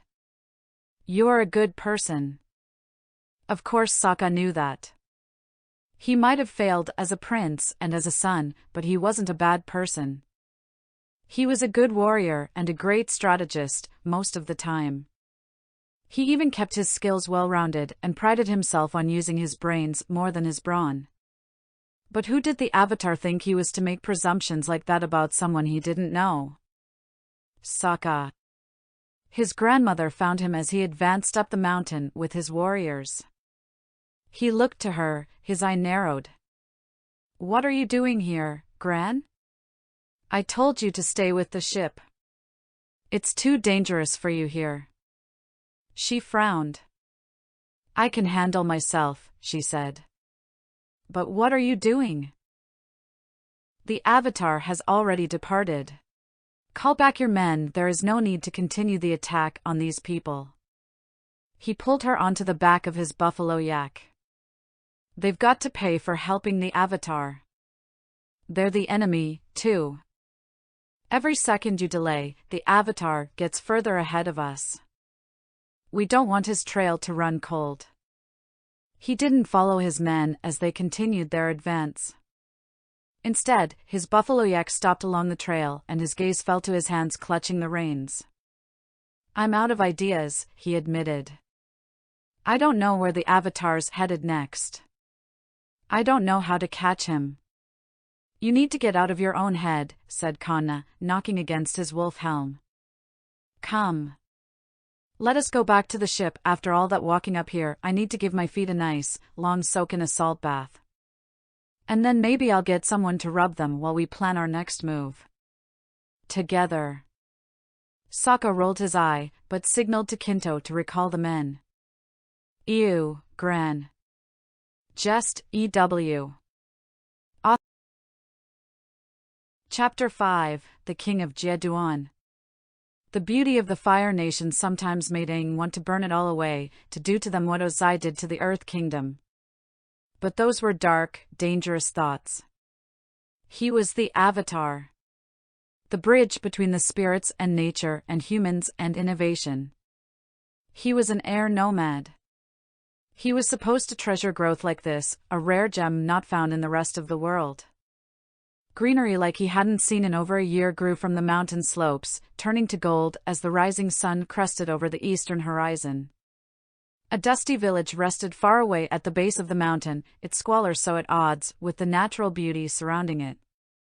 Katara had insisted it was a terrible idea to come to the Fire Nation, the heart of their enemy. But Sokka reasoned that the whole world belonged to them now and it was just as perilous as anywhere else. If they were lucky, an opportunity to attack Phoenix King Ozai might present itself. Perhaps he would make a stately visit to the outlying villages and lord his power over the people. And also, perhaps, the dormant volcano beneath Royal Caldera City would awaken and kill him and Azula in a cauldron of fire and miraculous peace would come. Aang felt reasonably certain he had mastered all four elements, or had at least come close to it. He thought he could take Ozai in a one-on-one battle now. Now that the comet had come and gone, he was just one master firebender. The problem was finding an opportunity for that to present itself. They had no friends who could help mount an invasion force to get him in the Phoenix King's proximity anymore. He decided to stop fake meditating and joined his friends back at camp. Zuko took inventory of their supplies, while Suki brushed Appa. She often volunteered to do that, more than even Aang nowadays. She confessed to him once that it reminded her of a different time, a great mission where she had succeeded in carrying out one of her most important tasks. He didn't press her for details. A topknot and then Sokka's face appeared over the hill leading toward the path to the village. Toph's head bobbed up at his side a moment later, her gait harsher than normal as each footfall felt like a stomping clarion to Aang's earthbending senses. Something had angered her. He gave them his full attention, eager to hear the news they brought back from the village. "Guys, something bad happened," Sokka said, confirming his suspicions. Katara's wrists rolled and twisted in a rhythm over a pot of vegetable broth, stirring that night's dinner, but she stopped at her brother's words. "What is it?" "Long Fong," Sokka said. "He's working with the Fire Nation." The broth turned to ice and Katara's posture hardened with it, her shoulders quaking with rage and the memory of Jet's demise. Zuko tightened the drawstring of one of their supply bags and furrowed his brow. "Who's Long Fong?" "Just some more trouble," said Toph, rubbing a knuckle as if she wanted the former Grand Secretariat there so she could plant it in his face. She stomped her foot again, but then her eyes widened and she threw herself at Aang just as an arrow bit deep into his shoulder. "Aang! Aang! Aang! Aang!"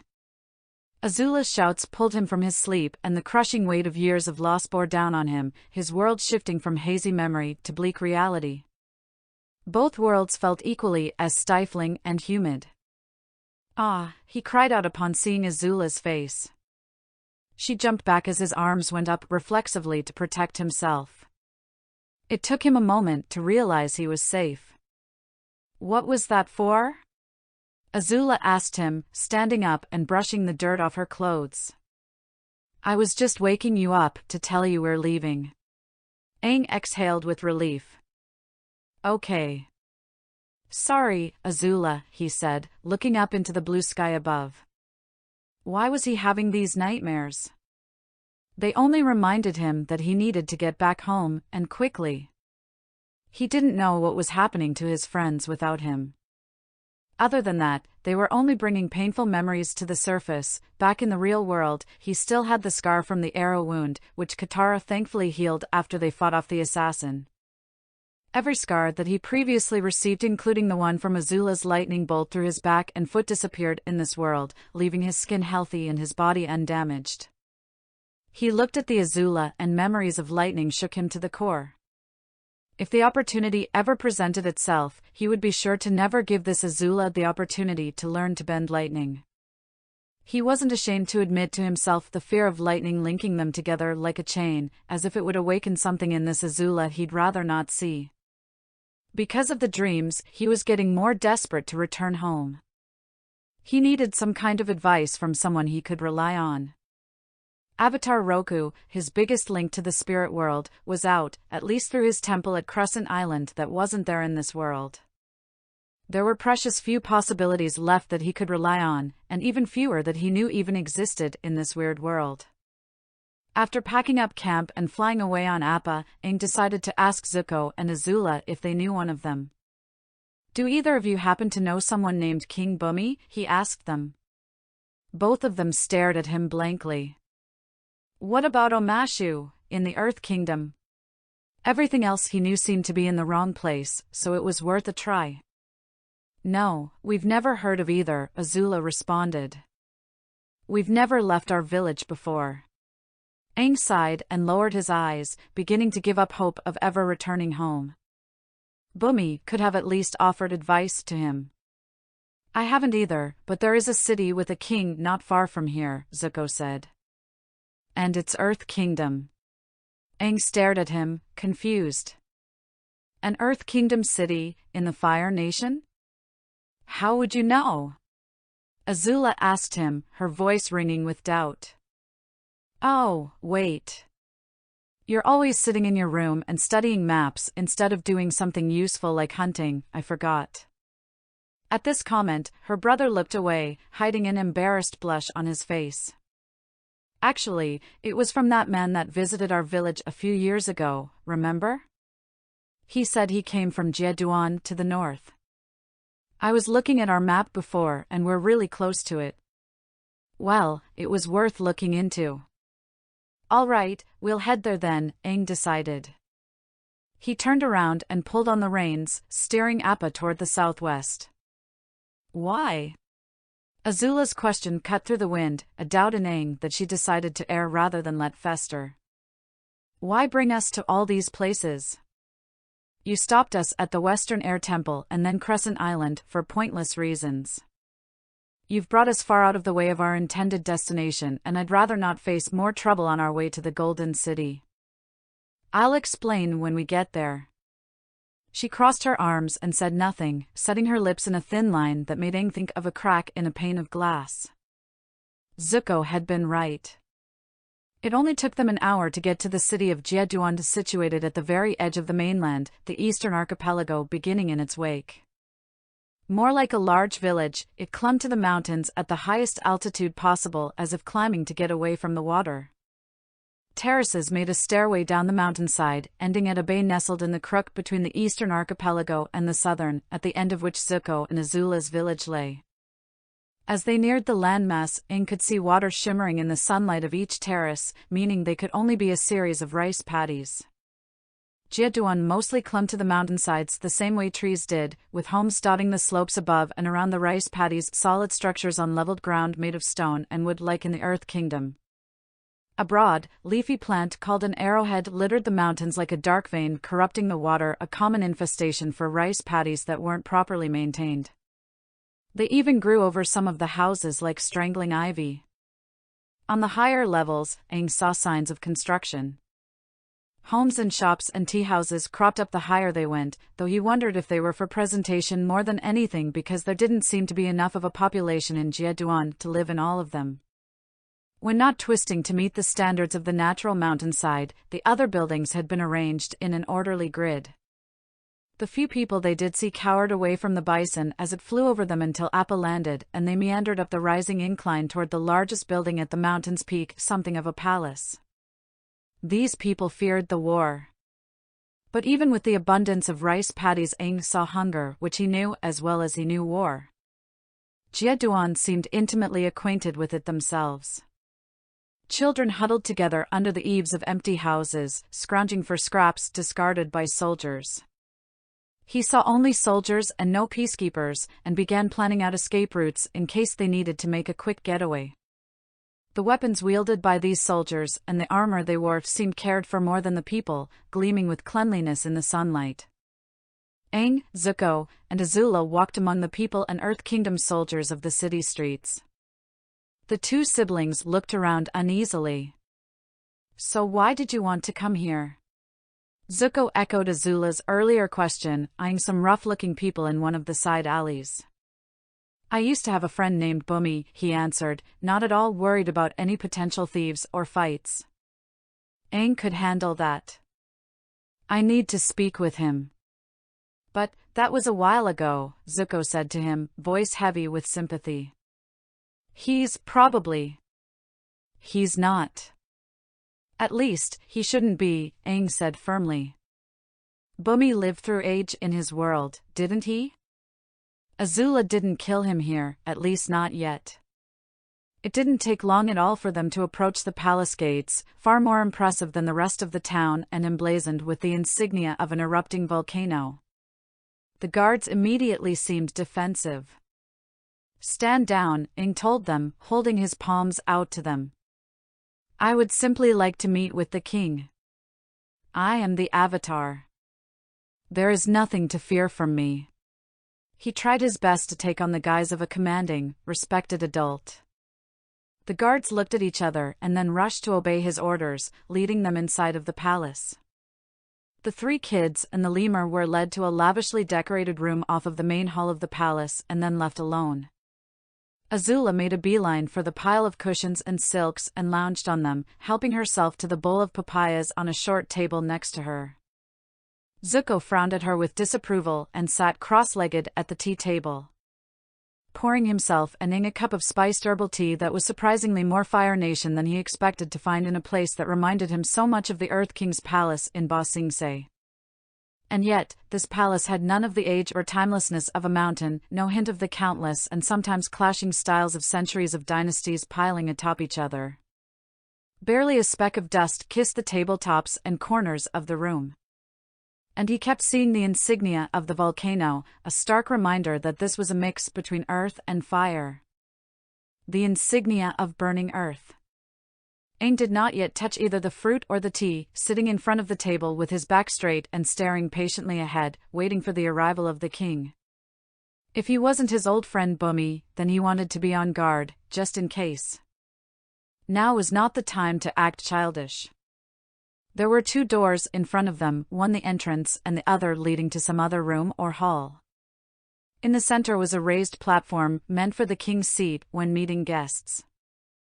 Aang was mildly surprised that they were able to get into the palace so fast, but hoped that it was indeed Bumi, and it was because he loved to meet guests, but more and more told him that it couldn't be his friend. This king cared too much about appearances. His blank gaze turned to the door as it opened. 3 robed men came in, wearing conical hats. It took almost no time at all for Aang to recognize who they were with their dark colors and hands folded behind their backs steadily. His eyes hardened. What were they doing here? The last figure to walk into the room made the Avatar's brow crease and his grip tighten on his staff in his lap. Long Feng strode confidently into the room, looking at them with fake kindness written all over his face. He sat down in the king's seat, his robes far more opulent than Aang had ever seen him wear, with jade rings encircling his fingers, gold woven into the black and emerald of his robes. And a mustache and beard that might have been 2 or 3 times longer than he remembered. He wondered about the change to his facial hair and couldn't help but think of how he wanted to pull them right off the man's face. "It is a pleasure to finally meet you, young Avatar," he said. It was the same deep, lightly scornful tone he remembered. Aang's knuckles turned white. This man killed Jet and was responsible for many more deaths in Ba Sing Se and the Earth Kingdom when he joined Ozai. It took all of his willpower to hold back from attacking him. "I am King Long Feng, ruler of Jie Duan." "I am Aang," he said, his voice plain and restrained. "These are my friends, Azula and Zuko." It was then that he realized that he far preferred this nice Azula to Long Feng. "Please, eat your food. You must be tired and hungry from your long journey," the ex-Grand Secretariat of Ba Sing Se said. "No thanks, I'm not hungry," Aang replied. Zuko and Azula seemed fine to let him do all the talking, but they both listened attentively. The latter sat with her back to the wall as if to take in every detail. Aang knew because he would have liked to do the same. "I have a few questions for you, if you don't mind." One of the king's brows rose as he took a sip of wine and straightened his posture. And what would they be? His daily agents loomed behind him like a pair of guard towers. Why is there an Earth Kingdom town and king in the Fire Nation? Aang didn't want to mention Ba Sing Se or Omashu just in case they didn't exist. He did not want Long Feng to be suspicious. He was a dangerous enemy, and the less he knew, the better. "You do not know the current state of affairs in the Earth Kingdom?" Long Feng asked him. Aang shook his head. "The war with the Water Nation has become disastrous for the Earth Kingdom. Every month at the full moon, the waterbenders' powers increase and they are able to mount successful and devastating invasions. They hold many of the shores, and it is considered dangerous to be near water. The Fire Nation is relatively untouched by the war, and the people came to live here for a safe haven." "Untouched," said Zuko, scowling. "Have you seen outside of your city at all?" Long Feng's temple twitched as he regarded Zuko. "I assure you, it would be a lot worse if we weren't here. We have soldiers stationed all over the Fire Nation mainland defending from assaults from the seas, independent of the Golden City. Who, I might inform you, only bothers to defend their northern territories.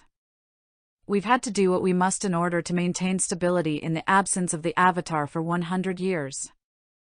Since I've come to this city, we've made many great strides toward protecting the people of the Fire Nation." "But a king?" Aang asked, ignoring the slight against him. He filed away that comment on the Golden City for later, aware of the possibility that he could be lying. Couldn't they have sent a governor or something? Jieduan is considered separate from the rest of the Earth Kingdom. I have had a disagreement with the king of Ba Sing Se, K, in the past. We split, and I came to rule here. I rule all of the Earth Kingdom villages in the Fire Nation. The Golden City allows us to stay, he said, his voice layered with malicious intent, as it always was. Aang did not want to know what their disagreement was. So the Earth Kingdom is split in two, Aang mused. Much more than that, nowadays, but yes. What about Omashu? Can you tell me anything about them or King Bumi? Is he still alive? He asked the end hopefully. Omashu was invaded by the water tribes 5 years ago. The city was close to the water despite the ring of mountains around it, and they have fought miraculously for the last 100 years, but they were not able to withstand every full moon. They fell, and now the city is in ruins, Long Feng informed him. And King Bumi? Aang asked again. The king shook his head and averted his eyes, and Aang had no way of knowing if he spoke the truth. I know not of his fate. Aang lowered his gaze. Was there any hope left for him? After a long pause, Aang looked into Long Feng's cold eyes again. Thank you for answering my questions. We'll let you get back to your work, he said, eager to leave. Azula stood up with him, while Zuko remained seated, looking slightly confused. Long Feng furrowed his brow.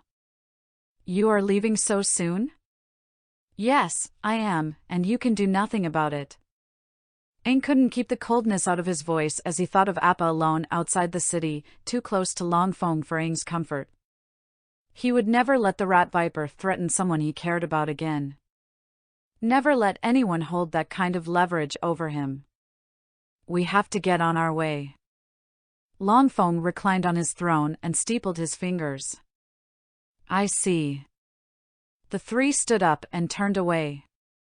Thank you for your hospitality. Aang took a step, but found his feet stuck to the floor. He suddenly couldn't move and he lost balance. He windmilled his arms to stop his fall, and a stone hand clamped over them and pinned them behind his back by his wrists, leaving part of his hands free. Aang's head turned to Long Feng, anger all over his face. What do you want? It was the Dai Li agents that had bound him, Zuko and Azula, who were both in similar positions. Even Sabi, who was perched on his staff, had been attached to it in a stony grip to make it look like some ancient sage's scepter. You will not be leaving so soon. I have a request, Long Feng said, perfectly calm. He folded his fingers under his chin. My adversary, King K of Ba Sing Se, chooses not to hand over some of his power, he said, choosing his words carefully. He does not want to play any part in our defense, and his weak kingdom is falling to the water savages. He spoke businesslike, his voice deep and steady like the rumblings of a quake. I believe it would be in all of our best interests if the Earth Kingdom were to come under the rule of another. You mean you, said Azula. Zuko's anger came out in a snarl. No way.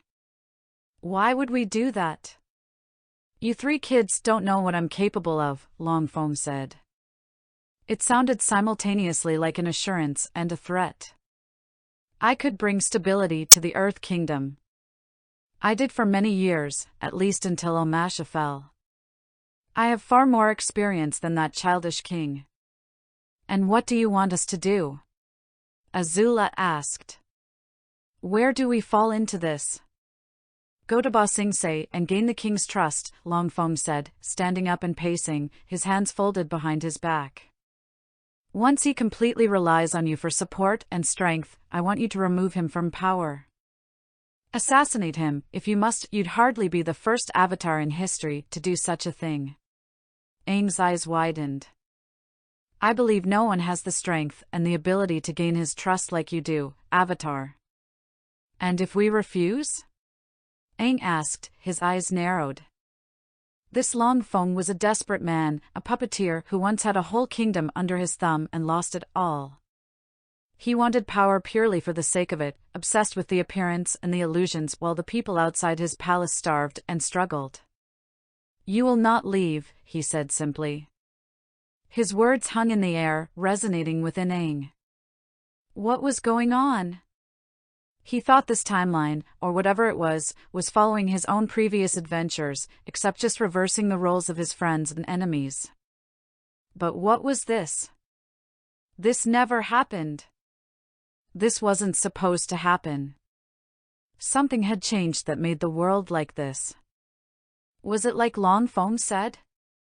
Were the water tribes really that bad? King K was a kind man. Aang did not remember the exact last moment he had seen him, but according to Katara and Sokka, the king left them to journey on his own while Aang was in his coma. None of them had ever seen him again, but they heard a little of his whereabouts. Shortly after the fateful day of the comet, the king had assembled a makeshift rebellion to rise against the Fire Nation menace. They had been crushed like insects. K was just too inexperienced. Aang didn't know his ultimate fate, but they had assumed the worst. Aang and Zuko were silent, staring into the eyes of their captors, unwavering. The Avatar was trying to formulate a plan to get them out of this situation. Therefore, they were both surprised when Azula spoke up. "Fine, sounds easy enough." "What are you talking about, Azula?" Zuko asked her, squinting at her. "We're supposed to help Aang. You're the one who wanted to go to the Golden City in the first place." "Oh please, Zuzu. Do you really think I wanted to go there for a reason? I just wanted to get out of that miserable little island we lived in. I used the Avatar as an excuse to escape," she said, and she sounded exactly like the Azula that Aang knew. Chills of anger went up and down Aang's spine, coiled inside of him and burned in his belly so hot that he thought he would unleash a breath of fire right there.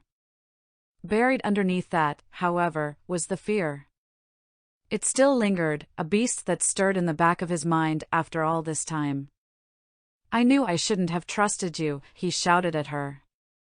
She was just as malicious, cunning, and evil as she was before. He knew there was no good in Azula. She was the manifestation of malevolence, and she always would be. Zuko struggled against his bonds. "Azula! What are you talking about? You must be crazy." Unfortunately, Longfeng's voice interrupted the three of them. "One young girl isn't enough. I thank you for your offer, but we need the Avatar." "That won't be necessary, Your Majesty," Azula said to him, a look of derision in her eyes. "A master firebender will be enough. Furthermore, I have received training from the assassins on Crescent Island. That will suffice." Aang's eyes betrayed surprise yet again, and he realized she was bluffing. What was she trying to do, save her own skin? Zuko fell silent, his jaw hanging limp. Long Foam seemed to consider this for a moment. "Fine then. I would like to see a demonstration of your abilities shortly. First, I would like your final decision, Avatar." He glared at Azula with hatred as he spoke. "Never." She smirked with triumph. "I see," Long Foam said, turning on his heel. "I will now take my leave. Girl, I will see you soon to oversee your firebending demonstration." He walked out of the room without a glance at any of them. The Daily agents followed, leaving one more behind to look after them. "Now," Azula said to the agents sweetly. "Can you let me go? This hurts quite a bit." The agent pondered it for a moment, but their king didn't give him any orders to the contrary, so he freed her hands. She ignored the glares of Aang and Zuko as she stretched. "So what will be done with them?" "They will be put into prison chambers," the Daily agent answered. Aang and Zuko stood silent, staring at her with baleful glares. He dared her with his eyes to talk to them. Neither of them struggled out of their bonds, though their feet were freed when Long Foam left so they could be led to the prisons. "We'll see about that," Azula said, her voice low. I'm sorry, the Daily agent asked. His answer came in the form of a blast of fire to the face, and he screamed as he shielded himself with his arms, his sleeves going ablaze. Azula tackled him shoulder first to knock him to the ground. Let's get out of here, quickly, she said to Zuko and Aang. Zuko gaped like a fish out of water, but Aang took the moment to jump into action and make his escape, running as fast as the wind out of the room and down the hall. Picking up a constricted Sabi and his staff along the way with his exposed fingers and hooking it under his arm. Azula pulled Zuko along after her. They needed to get out before more Daily agents heard the man screaming. People looked out of numerous rooms as they passed by, disturbed by the loud wailing. Azula ran as fast as she could, still dragging her unresponsive brother along. When they neared the exit of the palace, he began to regain his bearings and started running on his own. Azula, what was that? He asked between breaths as they ran. I thought you were really betraying us. She just smirked in reply. The siblings rushed through the open palace doors, greeted immediately by warm, refreshing sunlight. Aang watched Azula revel in it for a moment, closing her eyes and taking a deep breath, but the rush of footsteps behind her of pursuing Daily made her run faster. Aang led the way through town, dodging around people before the soldiers could recuperate and begin chasing after them. He looked back just to make sure Zuko and Azula skirted at the edge of his vision, even though a large part of him wanted to leave Azula behind. They found Appa surrounded by a squad of 6 soldiers, refusing to fly away and leave his companions. The bison roared at the advancing men, but Aang approached with a wide, sweeping kick that knocked 3 of them off their feet. Another managed to hold his bearings and rushed Aang with a spear, but Aang jumped through a loop of his own arms so his cuffed hands were in front of him and he slapped away the weapon with the rock bindings just in time. He swung his conjoined hands on the soldier's helmet and knocked him out while Zuko barreled into a 4th soldier with a tackle and Azula tipped down the last one with her fire-bending. He regarded Azula with a stony face as they climbed onto the saddle. She pointedly avoided looking at him. With a growl and a wave of his tail, Appa lifted off into the sky, blowing the pursuing Daily away with gusts of wind as they assailed them with rocks. It took them no time at all to get a safe distance away from the palace, and Azula grinned once they made it out of range, putting her hands behind her head. That was too easy. The Daily and that king are all idiots. Aang and Zuko were silent, staring at her as they both struggled to find words. She lost a little bit of her confidence and fire as they stared her down, looking away and pouting. Sabi, wrapped completely in earth except for her head and the tops of her fingers, let out pathetic cries from the floor. What? She asked them. Why did you do that before? Zuko asked, his tone accusing. You seemed so convincing, he added in a weaker tone. I thought you really wanted to turn against us. But it got us out pretty easily, didn't it? She snapped back at him. I was hoping you two wouldn't be thick enough to believe me, or even worse, spoil my lies. Aang grimaced. You could have given us some kind of warning. I was ready to attack you. Azula paused. I was just trying to help. She folded her arms and looked away from them. They could not see the expression on her face. All of the anger and hatred Aang felt for her moments before immediately melted away to be replaced by overwhelming guilt. He so readily thought of her as a traitor to him, and even though he felt he had good reason to, he also thought he should try to trust her more. The young child buried deep inside him by loss and death was slowly emerging. And it was telling him to forgive and forget. I'm sorry, Azula, he said quietly. I knew you wouldn't betray me all along, I think, he said. But you were really believable, I have to give you that. She looked at him again, allowing a small smile. Yeah, I guess. Where'd you learn to lie like that? Zuko asked her. Aang wondered the same. It seemed that this Azula kept all of her cunning and deceit, as well as the princess's brilliant acting. She ignored her brother and looked at Aang. But why did you think I would turn against you so easily? Don't you know that I want to travel to the Golden City as much as you do? Don't you trust me? This was a newer, more sensitive side he wasn't used to seeing from Azula. His mind raced for something to say to get him out of this type of situation. I've had bad experiences in the past, he admitted, averting his eyes. He knew it was a flimsy excuse and she likely thought so as well, but she didn't press him for once. But I'm willing to keep it there this time. This time, he spoke the absolute truth. He still wanted to get back home, but now his immediate concerns were for the present, in this place. Then maybe the three of us can all start over again, and you can count Zuzu and I as real friends, Azula said, looking at them both. Zuko nodded with agreement. Aang and Azula clasped hands, made somewhat difficult by his bindings, but they managed. Friends, he agreed. He was officially friends with Azula now, he thought with a grin. What was the world coming to?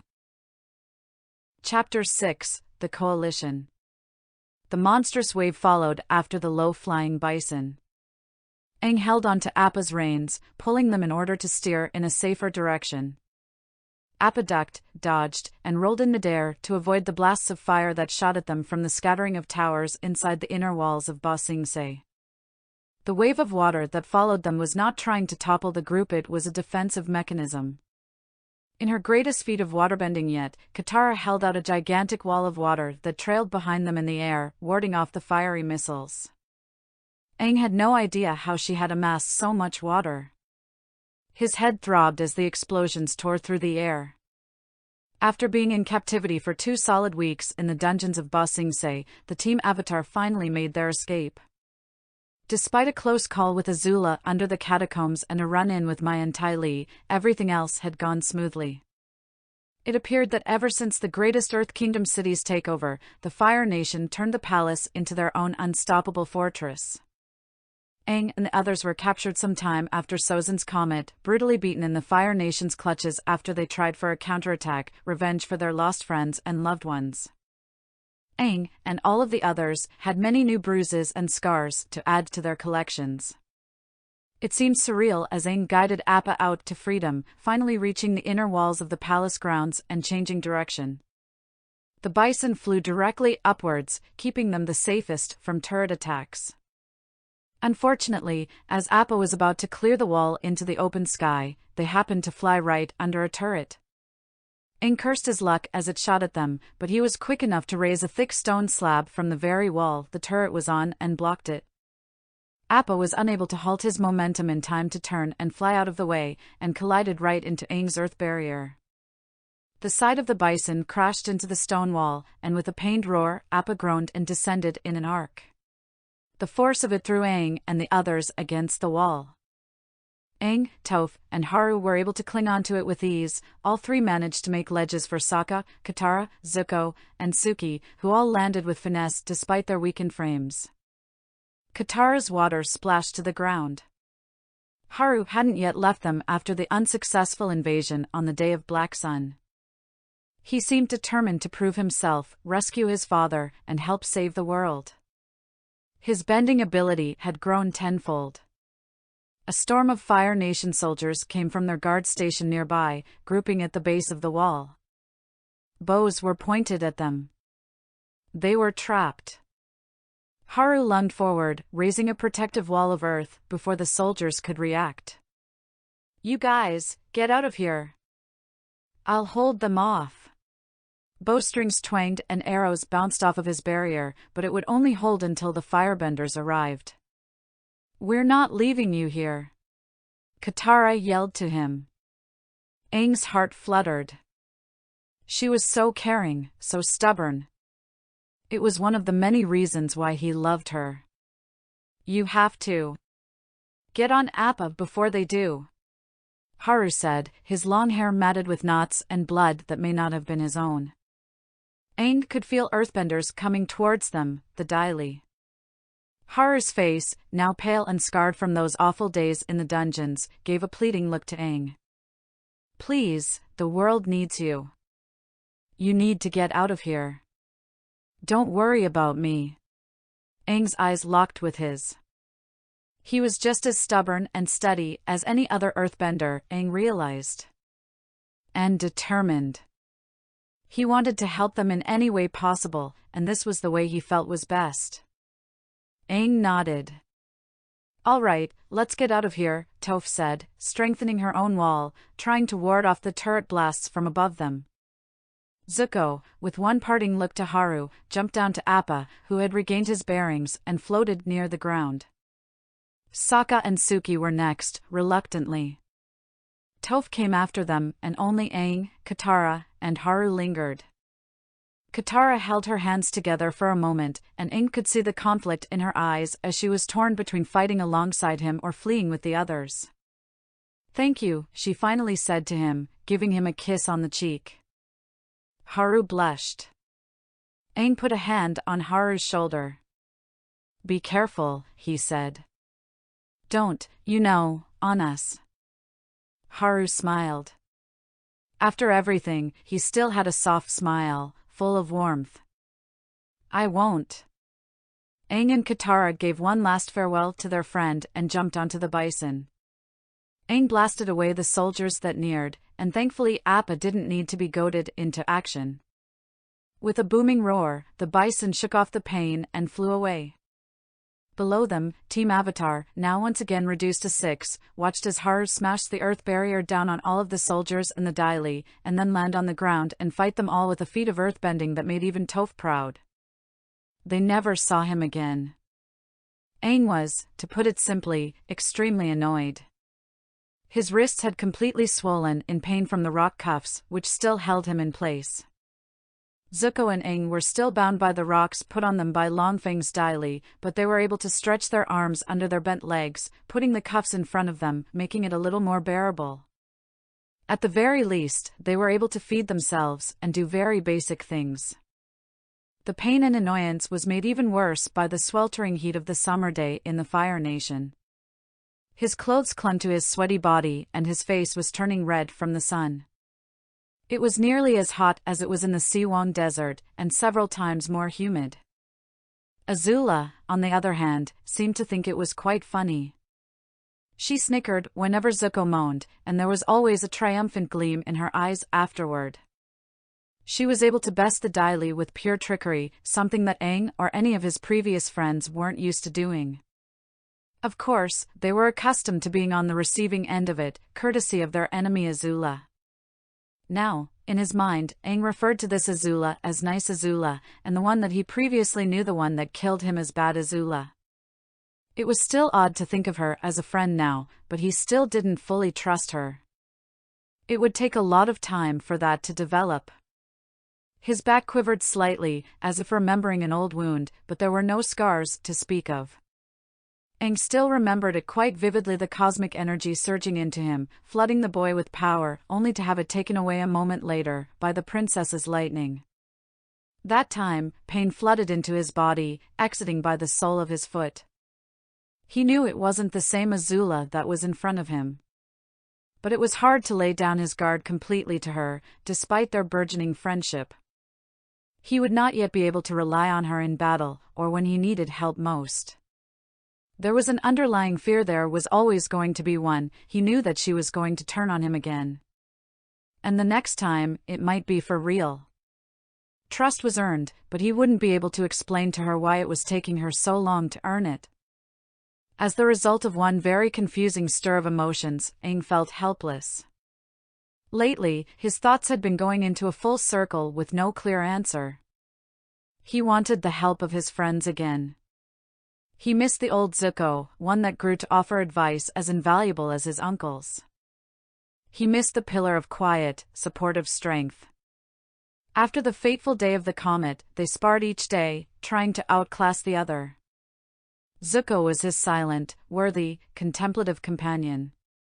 He missed old Sokka's sarcastic wit and surprising intellect.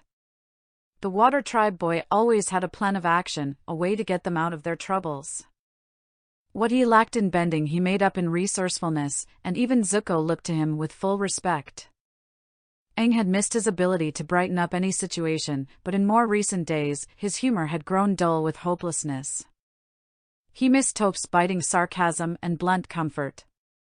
She was unconquerable and often took the lead of the group when they were feeling particularly hopeless or depressed.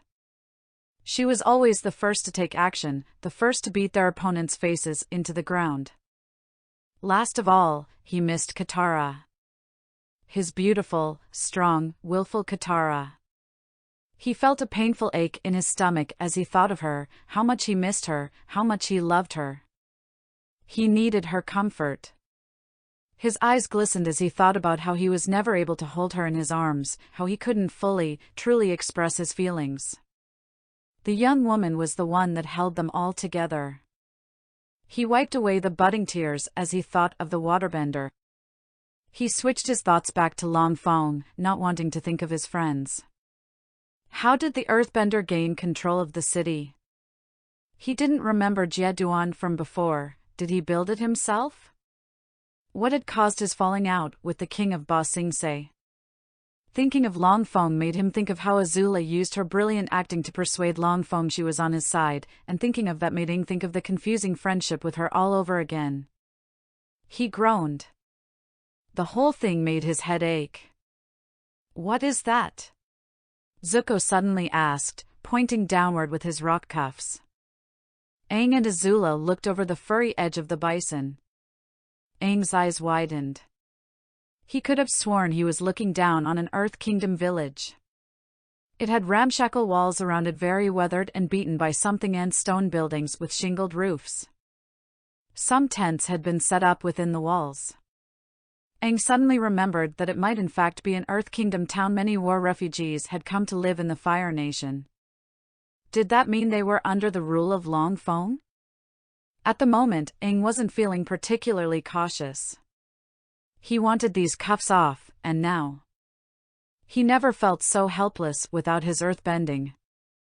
We're going, Aang said simply, pulling on the reins. The bison moaned and descended, landing at the base of a pair of mountains situated at the town's inland border. Zuko didn't object, perhaps understanding his reasons for wanting to go, and he looked just as eager to get the cuffs off. As they cautiously approached the town on foot, Aang noticed a pair of watchtowers sprouting from the mountainsides. Once Aang and the others walked around enough to get an angle to see between the mountains, he understood the purpose of the towers. His eyes widened upon the sight. Beyond the valley, he saw the bay, and from the ground level it looked like a sea of fire as the sun began to set under the horizon. Suddenly, it all made sense to him. The watchtowers were for waterbender attacks, and the weathered stone walls were from those assaults. Soldiers patrolled the walls, and he realized this was a garrison as much as it was a town, a military camp, and Longfeng's possible front against the Water Nation. From what he knew of both of the Long Fongs, neither of them would fight against the enemy actively if there wasn't something in it for them, so this must have been a purely defensive outpost. Aang stored his findings away for later, turning back to the camp as Zuko and Azula continued to walk ahead of him. The dry, dead grass cracked under his feet as he walked. It had died recently. Was it because of the heat? Is it always this hot in the Fire Nation? Aang asked his companions. I don't remember it being like this. Are you having a drought? No, Zuko answered. He kicked at the dry grass, sending clumps of dirt into the air. This isn't because of a drought. See the grass among the mountainsides? Something else did this. Waterbenders, Azula hissed. This camp must have to withstand periodic attacks. I've heard a lot of villages are like this. Wait, they can absorb the moisture from the ground? He asked, surprised. In his world, to his knowledge, only the swampbenders, Hama, and Katara were able to do that. Yes, most foot soldiers can. With little water available on land, they suck the ground dry. Usually you can tell where they have been by the ground and the plants, Zuko answered solemnly. They destroy our lands, he muttered. Uncle told us. You guys really don't like waterbenders, do you? Aang asked, frowning. I used to dash. I have great friends from the water tribes, he said. He still had Sokka and Katara. They weren't gone. He was going to see them again. They killed our mother, Azula said under her breath. Even though she had nothing to offer them. She was just a florist, and they dragged her out to the sea and drowned her. I'm sorry, Aang said, putting his head down. You must miss her. He knew loss perhaps better than anyone else. Do you have something of hers? Something to remember her by? He never had anything to keep from all those he missed. Only this stupid headpiece, Azula grumbled. Aang had noticed the twin-pronged flame headpiece in her raven-colored hair before, but he was so accustomed to seeing a similar one on Bad Azula that he didn't even question it previously. His eyes widened in surprise. Doesn't that sort of thing belong to royalty? Azula laughed. Yes, it did a long time ago. Now it's just sentimental junk, since according to Uncle a different bloodline from some ancient Fire Lord rules in the Golden City.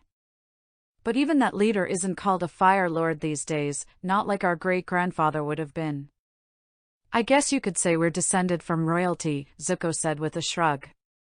Our father and ancestors would have been considered Fire Lords if the war never happened. A couple hundred years ago, our people lived in a dormant caldera, but battles between warlords ended up making our people migrate to the southern archipelago. Chills went up Aang's spine at the indirect mention of Ozai. My mother gave this to me, Azula said, hands reaching up to her headpiece. It glinted with reflected sunlight.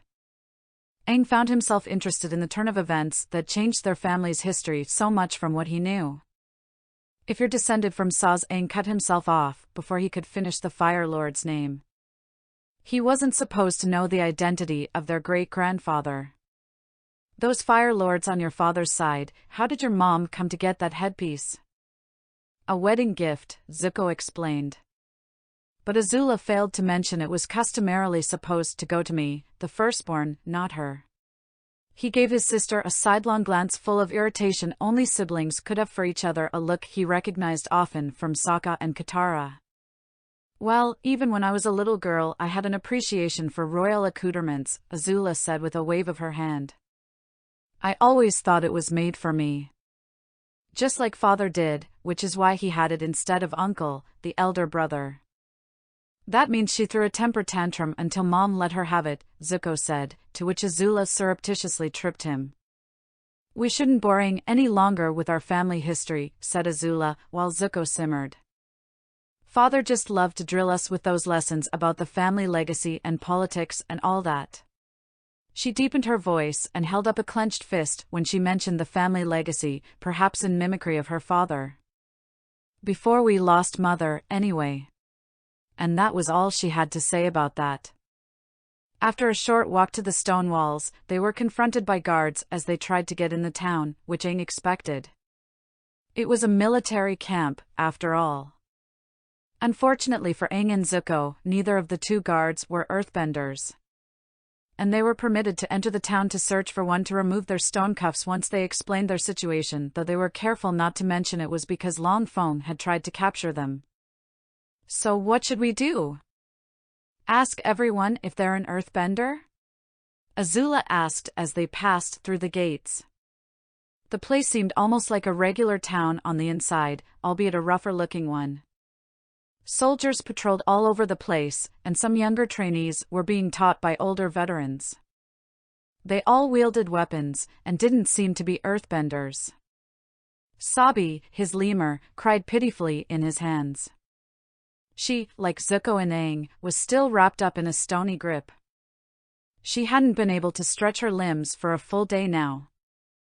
Aang looked up at the sky as the day faded into night. They'd have to get free of their binds soon. Let's ask around, Aang agreed.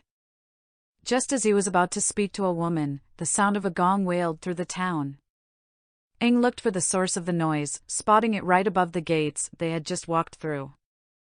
The watchman banged it again. The change was immediate. Every single person halted their playing or their training, picked up their weapons and armor, and rushed to the front gates. More people flooded out of buildings and tents, ready for battle. Aang, Zuko, and Azula were the only ones not moving, looking around in the sea of Earth Kingdom soldiers, completely confused. "What's going on?" Zuko asked, trying unsuccessfully to draw his broadswords despite his bound wrists. Robed men came out of one of the main buildings, followed by a bearded man. Aang immediately recognized the robed man as Dai Li. His eyes narrowed in suspicion, but he reminded himself that Long Feng had jurisdiction over this town. The bearded man looked very familiar to him, but he didn't get a good enough look to confirm his identity. They all started issuing orders. Men and women rolled out the catapults and ballistae and loaded them. Earthbenders rolled massive boulders toward the walls, ignoring Aang and Zuko's pleas for assistance. Civilians, children included, ran for cover, vanishing into tents and buildings as war horns resounded from the bay, the water tribes answering the gong of alarm. Medics hurried the wounded soldiers that had been out and about back into tents, while the trainees gathered up and dispersed all of the weapons they could. Someone tried to force a spear into Zuko's hands, not realizing when he couldn't grip it, and it clattered to the ground. All of it happened so quickly, and the battle began in earnest once the invading ships came close enough to shore. Massive grappling hooks crashed against the top of the wall, knocking down some of the watchmen, while harpoons pierced clean through the weakest parts of their defenses. Dai Li rushed to the scene, earthbending some of the hooks away before the unseen enemy could climb atop the walls. Some more stood at the base of the wall, punching into the stone, the effects of which were unseen to Aang, Zuko, and Azula. Soldiers pushed all three of them away as they lined up to reinforce their allies on the walls. "What are you kids doing?" one man growled to them. It was the same bearded man from before. "We came to get help." "What's going on?" Zuko asked him. When the man was closer, Aang was able to recognize who he was. He was Tyro, Haru's father. Sure enough, the earthbender Aang once knew well stepped up next to his father a moment later. He had changed significantly. The Haru that Aang knew was once a good-natured, sensitive young man, eager to make a difference in the world alongside his father. This Haru was battle-hardened and rough and rippling with muscle. He disregarded the Avatar and his friends, stepped in front of the soldiers congregated in front of the wall, and waited. "This is no place to find help, kid. We're right in the middle of a battle," Tyro said gruffly. "We know that. But if you're fighting against waterbenders, can we help?" Zuko asked. "We want to help. Get these rocks off of us." He shook his bound wrists, yelling above the cacophony around them. "Yeah. We've been expecting an attack from those monsters," Tyro growled. "Get to safety. This is no place for kids." He walked up next to his son. Zuko grit his teeth and shouted out in frustration. "I can't believe this. Can't we get these stupid things off?" he yelled, hopelessly. The Dai Li standing at the base of the wall suddenly opened it outwards, and all of the soldiers, plus Haru and Tyro, rushed out to fight, shouting battle cries. "You heard him. We have to get away, we aren't safe here," Aang yelled to his friends. He turned around to head deeper into town, trying to find safety. He felt trapped. He hated being trapped, and the concept of an all-out battle had become foreign to him. These just never happened anymore in his world, when only small pockets of resistance had the strength to build up even the barest hint of a fight. Aang and his friends avoided direct conflict like this at all costs. The waterbenders outside blocked their escape, and Aang felt his pulse racing as he thought back to the dozens of other times he'd been stuck in a similar situation. If only they could get to Appa.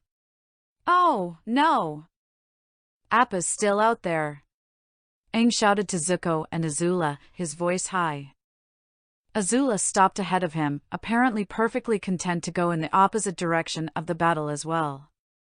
"What can we do? Appa will be fine." Aang's stomach dropped and the familiar fear of losing Appa resurfaced. "I can't just leave him out there." He spotted an old woman beckoning to them, wanting the kids to go with her. "Go with that lady. She's probably got somewhere safe you guys can go. What about you? Zuko asked him, his brow furrowed. I'm going to help Appa, he answered, tossing the screeching Sabi to Azula.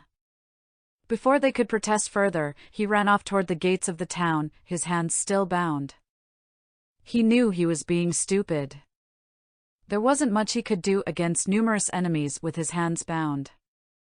But Aang wasn't one to give up easily, even if this Appa wasn't his Appa. This wasn't his world. The stakes weren't as high here. Maybe, if something happened, he would just wake up. As soon as he was through the gates of the town again, his eyes saw destruction and war. They were not meeting for the first time. His eyes were accustomed to this.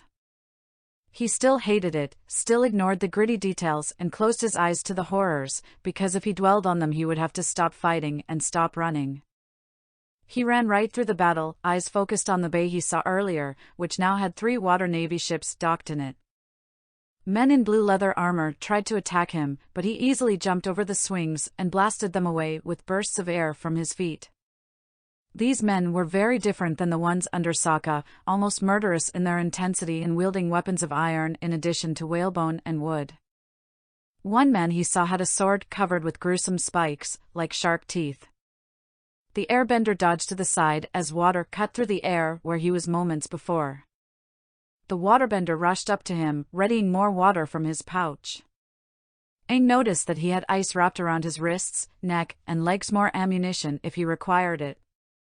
The warrior hurled ice spikes at him, but Aang deflected them with a well-timed gust of wind from his mouth. Before the man could retaliate, Aang ran up past him, knocking him out by hitting the warrior on the head with his earth cuffs. Aang smirked. He supposed they could be somewhat useful. As he neared the bay, he was surprised to see that the water navy ships were gleaming in silver, reflecting the sun's rays and nearly blinding him. He found it to be a large contrast to the normal, gunmetal Blackfire navy ships he was used to. He wondered why Sokka's ship was wooden. On closer inspection, he found these to be made of wood as well, but these juggernauts had been coated in ice that appeared like silver in the light. The parts of the ship not covered in ice had been coated in a slick type of oil that repelled flame when the Earthbender battalion shot missiles covered in burning pitch from their ballistae. Some ships in the fleet had a different design altogether, lower decks with most of the ship underwater and a rear command tower that made him think the whole thing looked like a partially submerged whale. Where the Fire Nation had used coal-powered ships, these ships propelled with sails and waterbending. Flaming javelins don't work, Captain. We discovered that last time. Tyro bellowed. He ducked behind a hastily constructed shelter. Aang heard a loud, familiar growl and looked up into the sky for its source. Appa, he called out. The bison flew overhead, dodging the harpoon shots which were aiming for him from the water navy. Aang glared in their direction, but called to his bison again. Appa, get down here. Appa heard and answered his call, and when he was low enough, Aang hopped on his back. He looked to the ships. One of them had stopped firing, moored on the beach. There seemed to be a disturbance on board, and Aang sped forward, determined to help. They had nearly shot down Appa. Aang snapped the reins, urging his bison on. Come on, Appa. We're going to fight, he shouted to his friend over the roar of the wind. The bison growled in response, and moments later landed on the deck of the ship, smacking one of the harpoon launchers away with his tail. The disturbance on board had been caused by a gang of earthbenders with Haru in the lead, issuing orders to them just like his father did earlier. Aang met them on the deck, slick with ice, as several warriors emerged from below. Let me deal with them, Aang said to Haru. Get your soldiers out of here. The earthbender didn't budge, his face impassive. Forget it. There's no way I'm letting you fight all of them alone, Haru said. He seemed much more mature to Aang and accustomed to leadership. The other soldiers all looked up to him. Aang nodded, remembering his dream, and hopped off of his bison. This time he'd let nothing happen to Haru. First, get rid of these for me, Aang said, holding up his bound wrists. With one quick movement, they crumbled to dust, and Aang flexed his sore wrists. He got into a bending stance, while Haru held his war hammers forward. They faced the group of half a dozen soldiers as Haru's few remaining survivors also readied themselves for battle. Aang's motions were quick and fluid as he tried not to slip on the ice coating the ship, staying mobile to prevent his feet being frozen in place. He cut out at the soldiers with small arcs of air from his hands, easily dodging each of their blows and knocking them down with an air-powered kick to the face. 2 waterbenders tried attacking him at once, but the Avatar held out his palm and started the air circling around him, making a barrier of wind. He used it to repel the soldiers around him. Their bone and shell shields did nothing to defend them against an airbender, which repelled even their bolas and boomerangs. Haru was a fighting force by himself. He swept his hammers outward, toppling 2 of his enemies, their leather armor useless against his onslaught. His own 3 soldiers behind him did nothing but watch Aang and Haru as they dominated over their foes. The earthbender slammed his hammer into each harpoon launcher, one at a time, destroying them all. Aang blasted the bladed boomerangs from other ships out of the air. Haru and his 3 earthbenders leapt off of the ship to the rocky beach, pulling up earthen spikes that pierced the ship's hull, capsizing it. "Ready for the next one?" Aang asked Haru with a smirk. The battle was over by the time Aang, Haru, and the other soldiers returned to the town. It had been won, but it was a costly victory, and the waterbenders' retreat had been as swift as the tides. Aang tried not to look at the blood and worse things strewn around the battleground. Even after all this time, he scarcely had the stomach for the terrible things found after a battle. Aang was contemplative as they silently walked back to the town. Just like Iroh, Zuko, Azula, Mai, and Long Foam, Haru did not know him. He didn't expect him to. This Haru was so different. Haru watched Appa as he flew above them, the only one staying out of the blood and violence. Luckily, the town was not too damaged. The walls needed repairs, but Aang knew they were used to doing this frequently. As he observed the damage done to the walls, a voice pulled him out of his thoughts. "You're all right." Aang turned, spotting Azula leaning against one of the walls, a now-freed Sabi stretching her limbs out on her shoulders. Her clothing had been scuffed and torn in some places, and she was covered in dust and mud. Aang didn't speak. "That was really foolish," Azula said. "But I'm glad you're unharmed." "Thanks for caring," Aang said with a tired grin. His whole body felt sore already from all the fighting, and he didn't realize his old body had been so out of shape, so unused to battle. "Can you please get these things off of me?" Aang and Azula turned to the voice, which was Zuko going around and begging to get his earth cuffs off. None of the earthbenders listened, too busy with their work reinforcing the walls. Azula snickered at him. "Hey, kid," Haru said to Aang, putting a hand on his shoulder. "My dad would want to meet you. Without you, I don't know if our mission would have succeeded." "Don't call me kid," Aang said, but even so, he smiled. "I'm the Avatar. My name is Aang." Haru gave him a sheepish grin. "Oh, sorry. But will you come? You are amazing out there, and we have to offer our thanks." "Sure," he replied. "But as long as they come with me," he added, gesturing to Zuko and Azula. "Of course." Aang nodded to Azula, and he followed after Haru. Azula trailed after him, pulling her brother along by pinching him on the arm.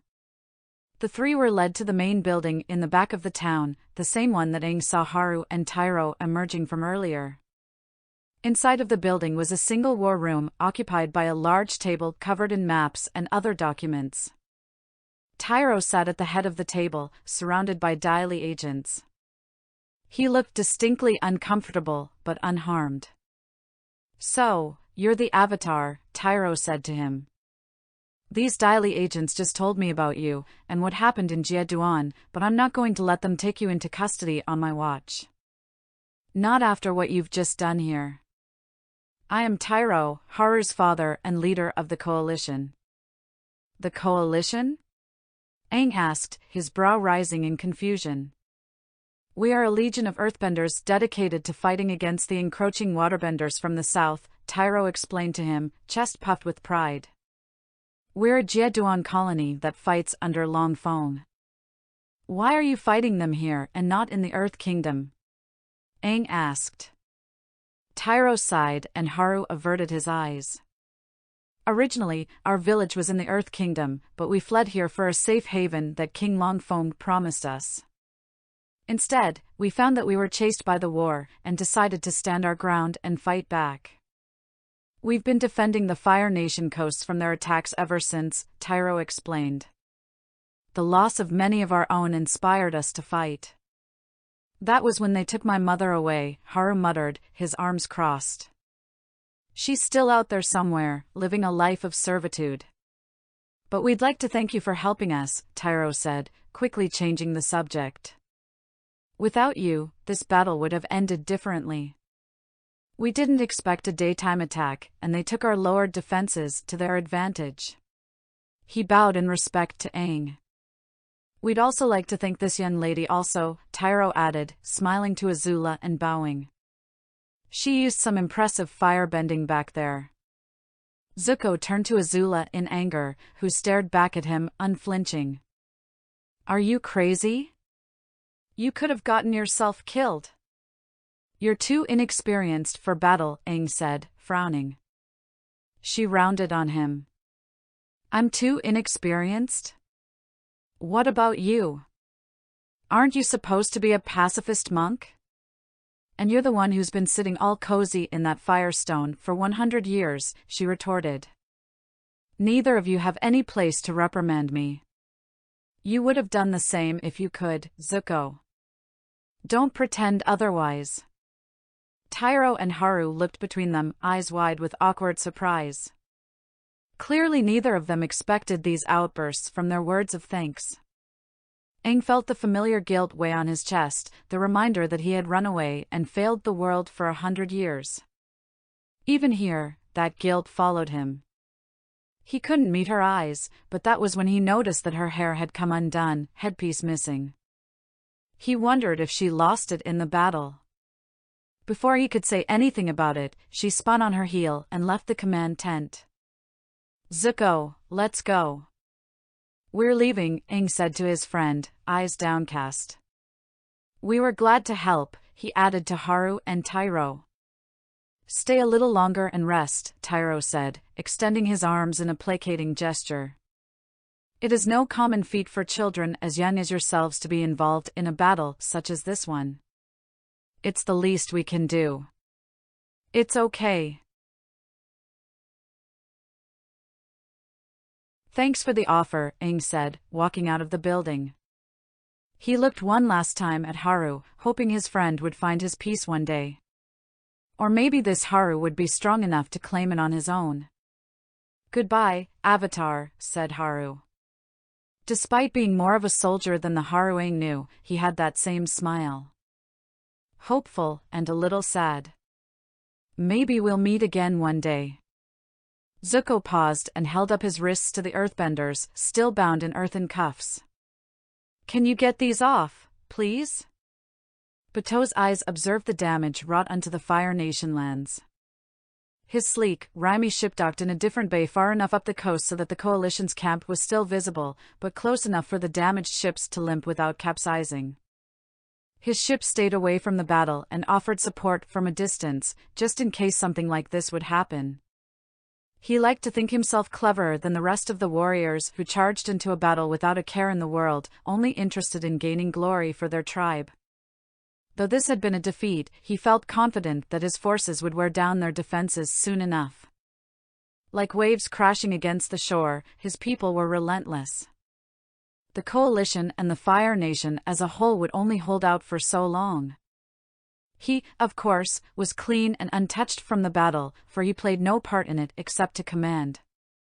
He waited patiently as his soldiers gathered the dead and wounded, burying those gone and carrying the wounded onto the sole remaining ship. At least 2 whole ships with their crews had been captured, but he pushed that concern from his mind for the moment. His eyes caught on a glint of gold clutched in a wounded man's hand, perhaps a treasure claimed from the battle. The wounded man teetered in and out of consciousness, mumbling of newfound riches, but Bateau ignored his delirium and wrenched it from his grip. He wiped it clean of its mud and grime on the warrior's own leathers, who was barely cognizant of the fact that it had been taken from him, and Bateau examined it with a critical eye. If he was correct, the piece of gold was an ornate headpiece of the ancient, royal line of fire. It was perfect.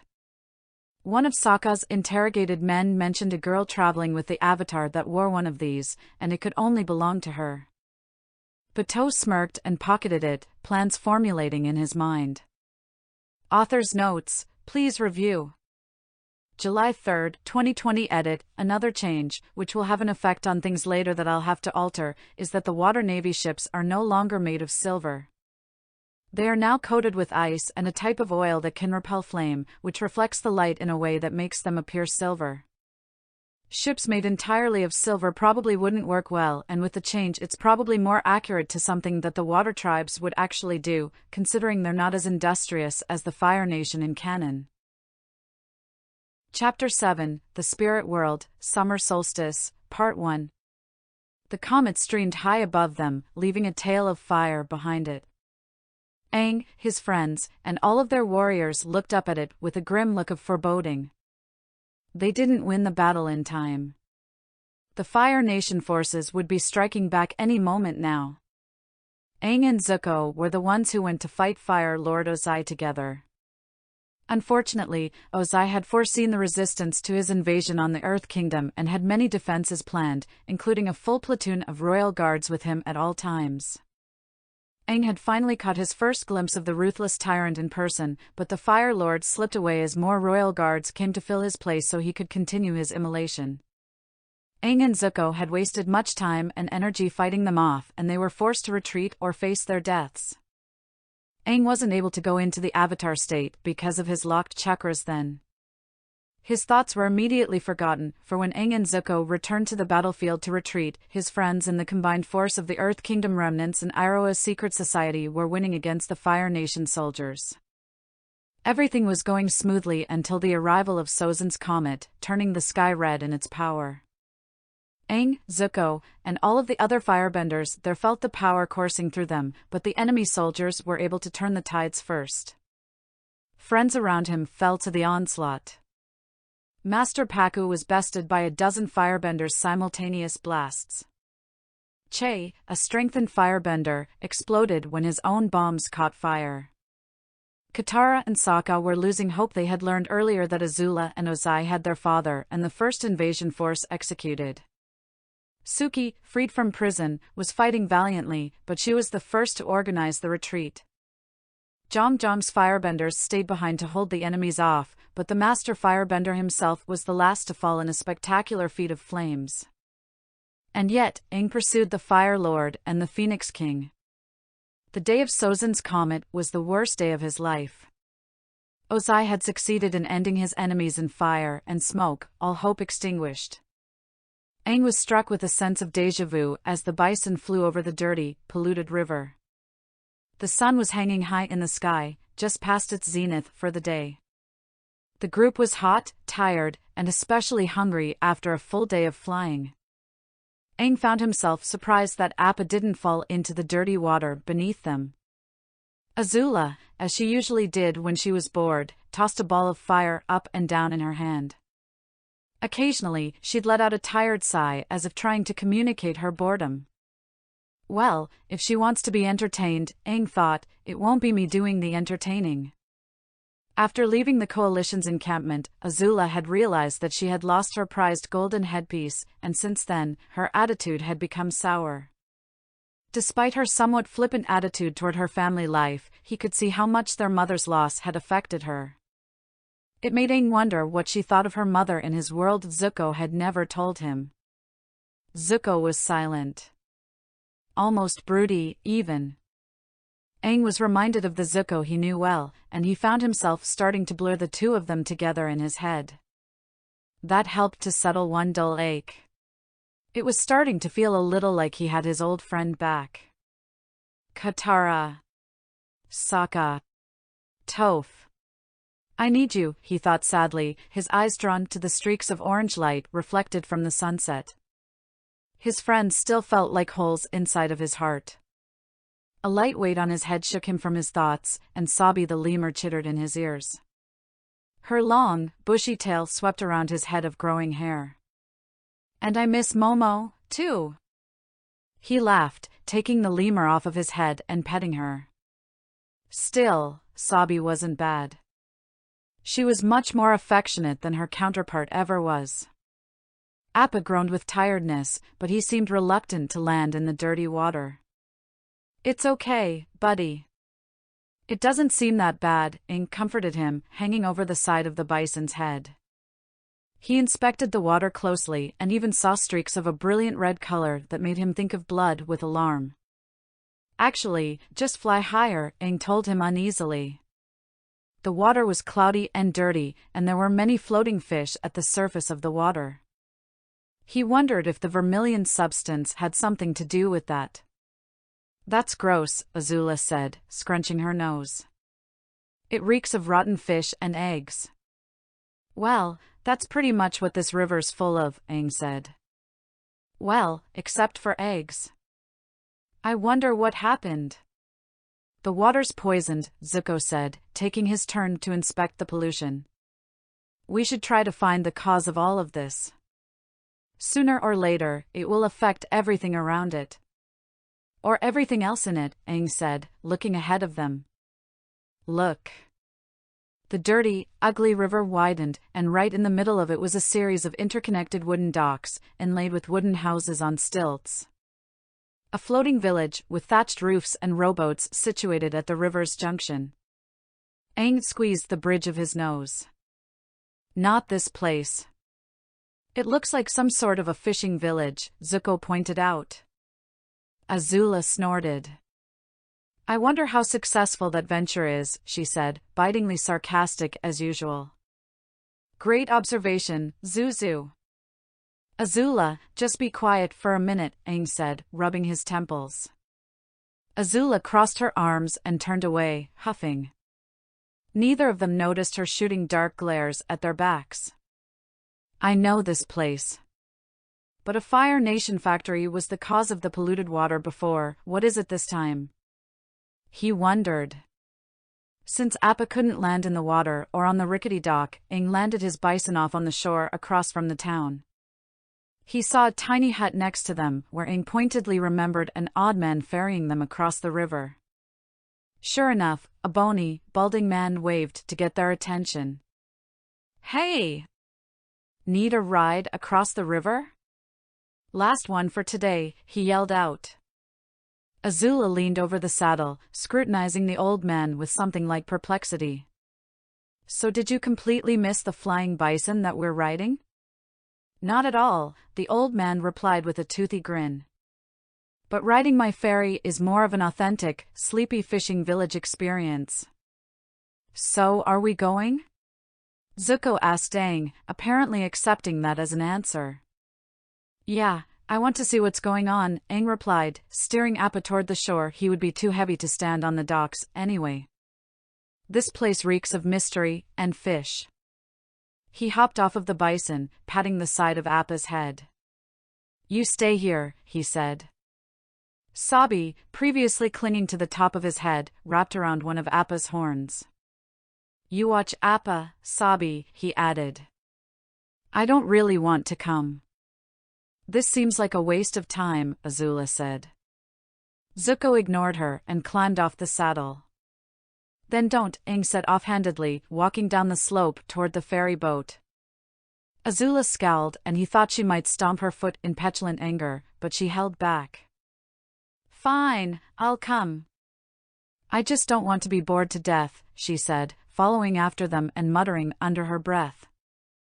By the time the three walked down the short, dirt path to the ferry dock, the old man was packed up and ready to go. Hello, my name's Doc. Aang nearly slapped his forehead. As soon as he heard the name, he remembered everything about the man. He very dearly hoped he wouldn't run into the same frustrations as last time. Hey, those are funny markings on your head. I've seen spirits with funny facial markings, just like our very own ex-protector spirit. Is that arrow pointing somewhere? To the ground, right? To represent the earth. And it's blue, so I bet my brother would say you're a waterbender, too. Doc pointed to Aang's tattoo, his words coming out rapid fire. He kicked the boat away from the dock after they all clambered in. Before Aang could say otherwise, Doc continued. But you don't seem like those other waterbenders I've seen before, which means you're a nice one, like the last Avatar 100 years ago. So you're the Avatar, aren't you? They all looked at each other until Azula crossed her arms. Well, he is right. But for all the wrong reasons. How did he even do that? Yeah. My name's Aang, he said with a forced smile of greeting.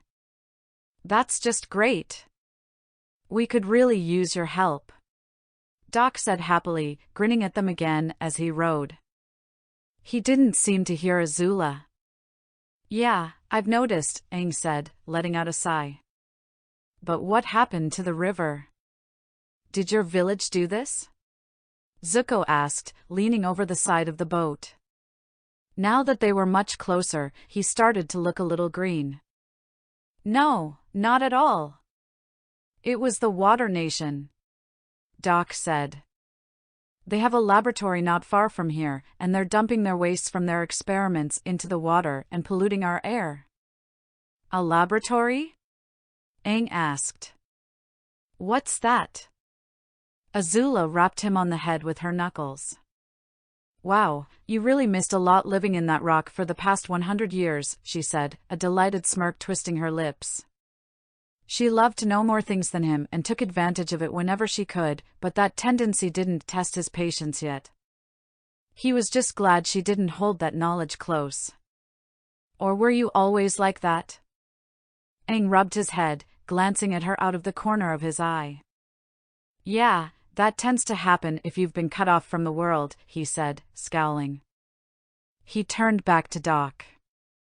We don't really know too much, but the waterbenders are doing all different kinds of secret alchemical experiments in there. Whatever it is, it's making our painted lady mad, Doc explained, paddling slowly to the village. The painted lady? Aang asked. Katara? Yes, she's the river spirit, the man informed them. Most of us used to respect her, but she started to destroy parts of our village and take people away. The painted lady did that? Aang asked, gaping. Yes, so we need your help. Who better than the Avatar to solve spirit world troubles? Doc asked. You're just in time, too. The summer solstice is approaching. The summer solstice? Zuko asked. So? Each solstice, the spirit world and our world come closer and closer to touching, until there's really no line between them at all. Doc answered. We don't know what'll happen then. And for no reason at all, Doc began laughing. Azula shared an uncomfortable glance with Aang and Zuko. What a kooky old man. Oh. The Fire Nation lands are so hot, Kanna said, reclining in the ice pool she had made herself. Prince Sokka, you should make one for yourself. It is a nice weapon against the heat, she said to her grandson. The old woman relaxed in a small clearing in the willow forest, resting from their long journey of searching for the Avatar's trail. In between Sokka's extensive training and their endless search, the old waterbender was tired. Sokka's back was turned to her as he spoke. I don't need any cold water baths. What we need to do is find the Avatar and make me stronger, he replied, rolling his eye. But, maybe not in that order. Kanna let out a low, sleepy moan. Oh, but we've searched so long already. Sokka turned around in anger. You're so frustrating. Come back to the ship in an hour, or we're leaving. Turn around. Kanna shouted at him. Give an old woman some dignity. Sokka covered his eye and rushed off, suddenly feeling very sick. So do you have any idea what you're doing? Azula asked Aang as they waited for the sun to set fully. Somewhat, the Avatar replied. He stood near a pile of netting tangled with muck from the river and a box full of raw oysters that smelled so foul they stung his nose. He sidled away from the oysters, grimacing. I've worked with spirits before. I know what to do.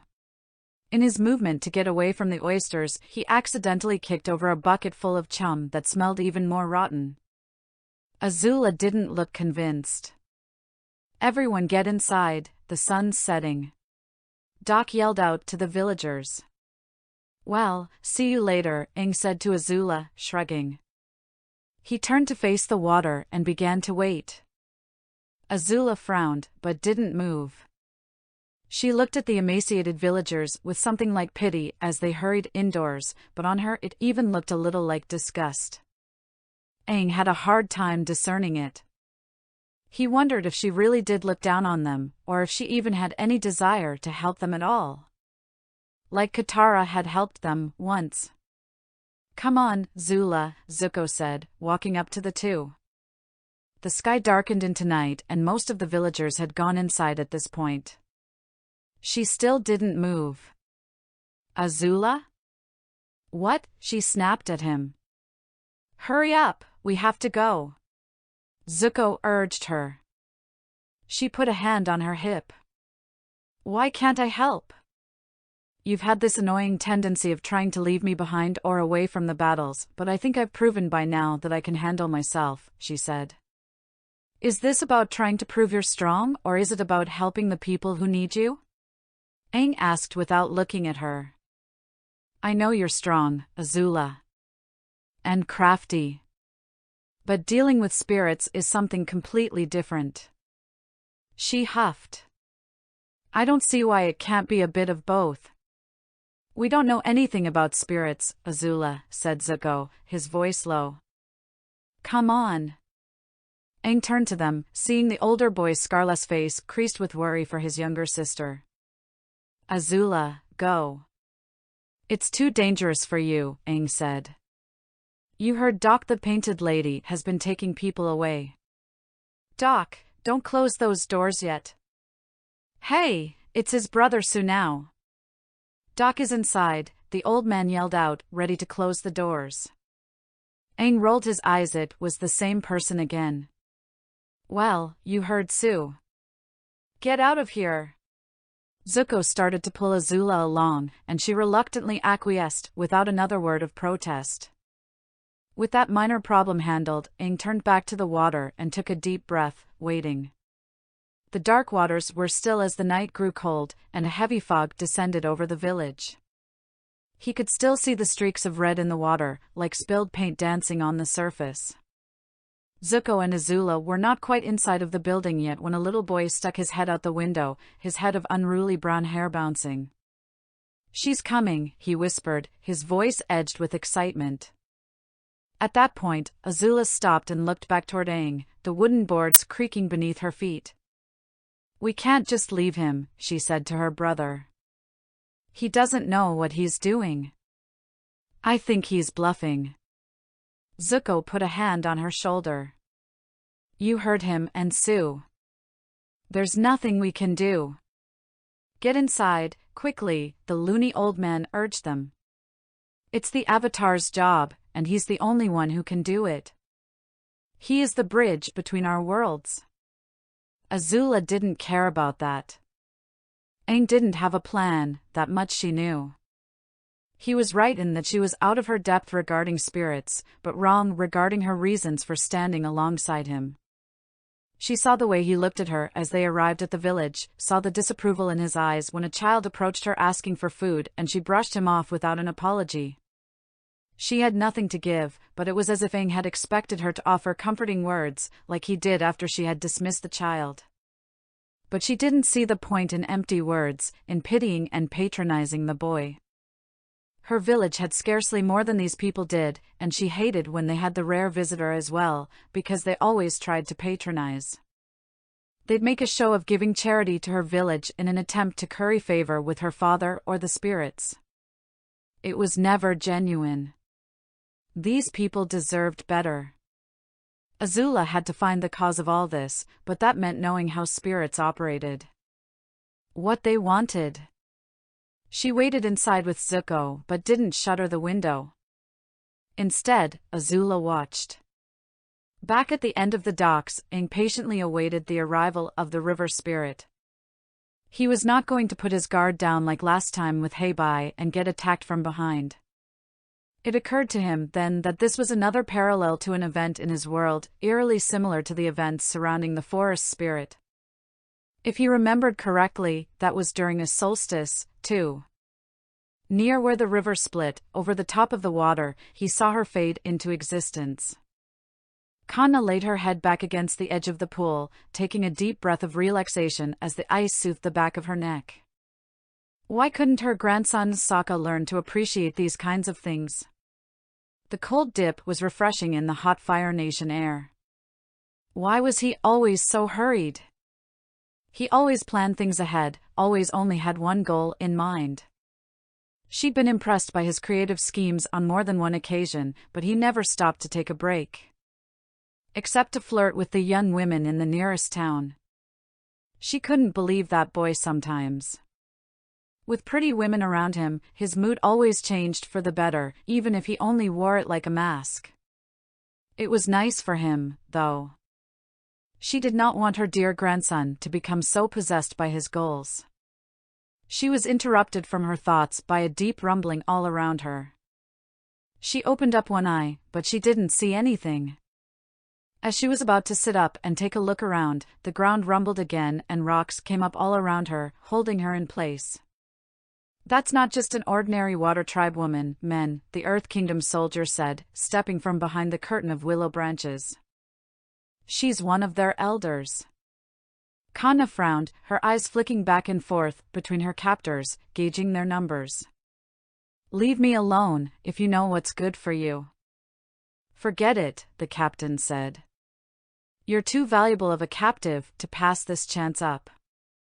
Can't help but wonder what you're doing so far from home. Men, grab her. She was having none of that.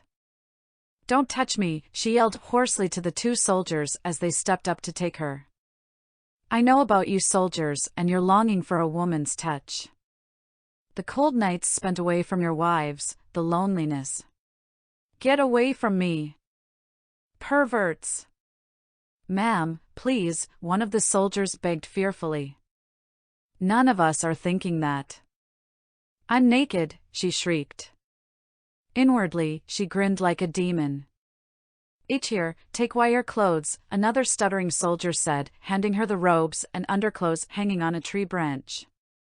She snatched them out of his hand, covering herself up. All of you turn around now, she ordered them. Sokka wandered into the clearing, frustration written all over his face. Where was that old woman?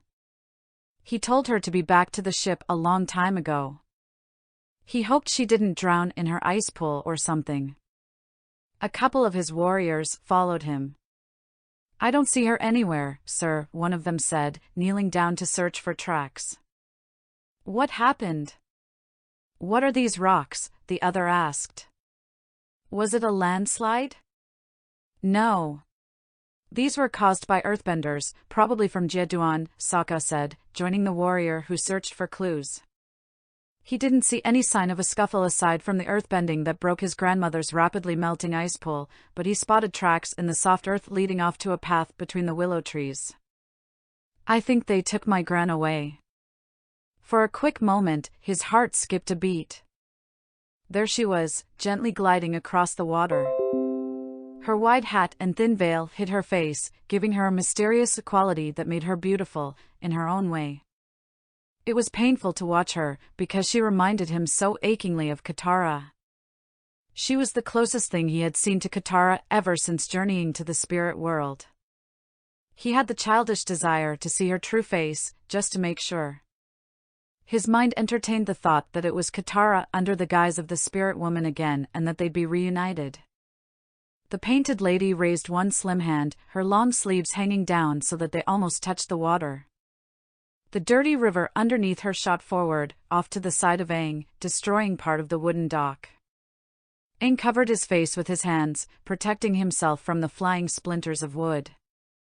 Aang intercepted her next attack by swinging his staff at the raging water, causing the torrent to lose its momentum. The spirit, or perhaps Katara, had previously ignored him. Now, the water spiraled at him, but an air barrier splashed the water to all sides. He was about to dart over to her when she raised both of her hands into the air, lifting her face to stare at him emotionlessly. Aang almost faltered, disappointment growing inside of him. She wasn't Katara. He had to remind himself that he was alone in this world. A wave that towered over her head formed at her beck and call, threatening to wash over the part of the village where Aang stood. Aang's brow furrowed as he dropped his staff and jumped into the air, gripping the air currents in his hands. He waved his arms to let the winds become more intense, clashing with the water wave and throwing it back.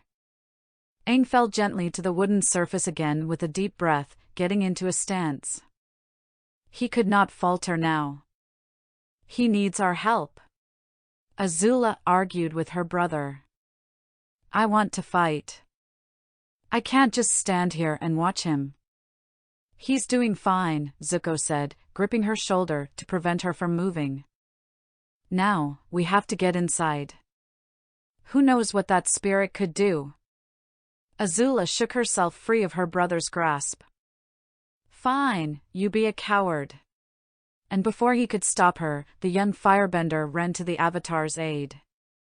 Aang had his staff in his hand again as he jumped to the side to dodge the spike of ice that erupted from under him, destroying the wood in another splintery explosion. The painted lady's movements were all graceful, but her attacks were disastrous. A sharp arc of water cut out at one of the support beams, sending the platform Aang was on and part of a house into the water. Dirty water flooded around his shoes, seeping into them. He was unable to express his annoyance as he dodged another attack from the painted lady. She seemed to be switching between attacking him and the village. As soon as he jumped over the attack, he saw her preparing another one. He was thinking about what to do next when a small arc of fire rushed out at her, pushing her back slightly with the force. Aang looked behind him after he regained his bearings to see Azula landing on the dock, recovering from her kick. She looked up at him. Seems like you needed help, Avatar, she said with a smirk. The next thing they knew, the painted lady was among the wooden village in a swirl of mist, tearing parts of it down with tendrils of water. A wall of water shot out from under one of the docks, cutting Aang and Azula off from the rest of the village. A wave picked up around them, and the painted lady pushed them away. Aang jumped after her with an almost feral frustration, slamming his staff down on the docks around her and destroying parts of the village himself with a torrent of wind. The spirit put her arms up to defend her face, her robes and veil rippling as her hat threatened to fall off her head. When the winds died, she sent a stream of water Aang's way and quickly withdrew, running across the water and barely causing a disturbance on it. Azula, trying to regain her balance on the quickly sinking piece of wood, fell on her bottom rather ungracefully as the water snatched her out from under her feet. The polluted, smelly water snaked around her limbs, dragging her after the painted lady. Azula shouted, a wordless exclamation of panic that made Aang's heart drop with fear. Before doing anything else, Aang unfurled his glider and took chase after the two. He willed the winds behind him to move faster in order to propel himself and rescue Azula. He was quickly and easily reminded of a similar experience with a different spirit and a different friend, which only fueled his desire to rescue her further. Unfortunately, the painted lady was unusually fast, and to his horror, Azula seemed to be sinking into the water. She flailed against it but refused to scream.